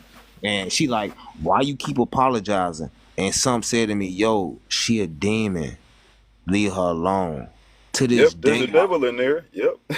To this day, my man, I don't even want to look at her face. I ain't spoke to my baby mama in almost 6 months. I get my daughter 5 days a week, though. You know what I'm saying? She well taken care of, but I don't even want to look her. She drove up today. I was sitting out here, and I didn't even want to look at her. I just walked in the house, bro. Like, it's like I don't even want to look her in the face because I know what she is. Like, it's demons. Like the Bible say, We wrestle not against the flesh, but against powers and principalities. And she under a different power, bro, than what I'm on. You know what I'm saying? And I had to learn it the hard way. I lost money. I lost a good car, a good job, and everything behind this mug. You know what I'm saying? And I understand. Like, I was trying to tell this young girl in the live. I was on her live last night, and I was trying to tell her about energy, and she wasn't understanding. But then I understood, like, oh, she part of the demon factor, demon seed. You know what I'm saying? Because when I ain't trying to understand, like this man told me in TikTok, he said, when a person ain't trying to digest the whole truth for what it is, they part of that system. They part of that demon factor, they're a demon seed. And you need to avoid and leave them alone quickly. I done got to the point where, bro, I don't even be want to hit chicks. I know chicks want me to smack them like that night. First thing, talking to them on TikTok, on other little apps and everything. And as soon as I hear that, what I don't want to hear, I done had a chick tell me on the phone, we talking about a man do anything for the box. And I'm like, what? And when I hung up the phone, I'm talking about she generalized all of us, bro. And I know I ain't no man like that. And when I got off the phone with her, and I really deep thought in my bed just thinking about what she just said to me, I just deleted her number and blocked it. I ain't even hit the box. I ain't even gone no more for it. Like, excuse me, I ain't even like pursue it no longer. I was like, I don't even need that because she sound like a chapter 3 on something I just got away from. You know what I'm saying? For real, bro. It's real like that, bro. Like it go deeper than getting a female pregnant and STDs. It can mess up your whole system, your whole. Bro, I'm telling y'all some real truth. I done let 50 grand summed up one lump sum down the drain off a chick with bad energy, bro. Bad energy mess my bread up. I'm good now, but bro, I done lost bread because of bad energy alone. I'm talking about not even being in her presence, just on a phone with a female, and bread that was guaranteed slipped through my hand. Completely slipped through my hand. Like, how? And this was a guaranteed thing. This was something that I couldn't even perceive, like it could even happen, because it was guaranteed with my name on it, and it slipped right through my hand because of the bad energy coming off the broad I was dealing with. Understand me, fellas, like, be real with it. Understand me. Women have powers, man. People sleep on it because by natural default, they disarm you. As a man, you looking at the beauty, the thickness, and the whole nine, you disarm, so you don't look past the pores and be like, yep, there's a demon in there. You know what I'm saying? And that's not to say all women are evil, bro. I don't like to sit. No, I just say that because, you know, you got women listening and everything, and I'm not a woman basher like they bash us in the sense, but it's just the realization, you know what I'm saying, how, you know, they do have the power to take down kings. You like, you know what I'm saying? I believe that you don't have, like, if some women, you don't need to enter their womb because they have powers that they will snatch your soul for real outside of just, you know what I'm saying, the climax. You know what I'm saying? They'll extract your soul straight from the root, bro. You saying when you saying, you putting in words what I know, bro. Like, I can't put it verbally for everybody because I don't have them words to say it, but you saying it, and I don't know how to put it in art. I don't know how to articulate it. I just know what I was feeling when it was going on. I was still paying off a water pump on a car I wrecked. After it was wrecked, I was still paying off the water pump because of this energy, and lost 50 grand lump sum because of some energy, bro. As well, bro. 50 grand, that's half of 100 Hey, y'all guys, y'all making it rock up in this boy. I'm about to shut down, y'all. I'm gonna shut down. I'm about to go to this. I don't know if y'all do karaoke and stuff, but we about to do karaoke over at the murder room. But y'all should be able to see my profile if y'all trying to go that way, though. But yeah. Ain't nobody trying to go to mirror room. Get that karaoke, get them vocals going, man. Yeah, I followed all of y'all too, man. Appreciate y'all having me up, man. Y'all be safe, man. For sure, y'all. Hey, listen. When I wrap this up, I'm gonna go live on YouTube tonight. So anybody wanna, you know what I'm saying, go live, man, just DM me, and I hit y'all with a link. Y'all just gotta check that shit. Follow my boy D for sure. I'm on that right now, bro. You going over there right now? Yeah, I'm about to go there now. Oh well, I'm talking. Yeah, you talking. Yeah, go to mirror shit. But all right, y'all. I see y'all though. All right.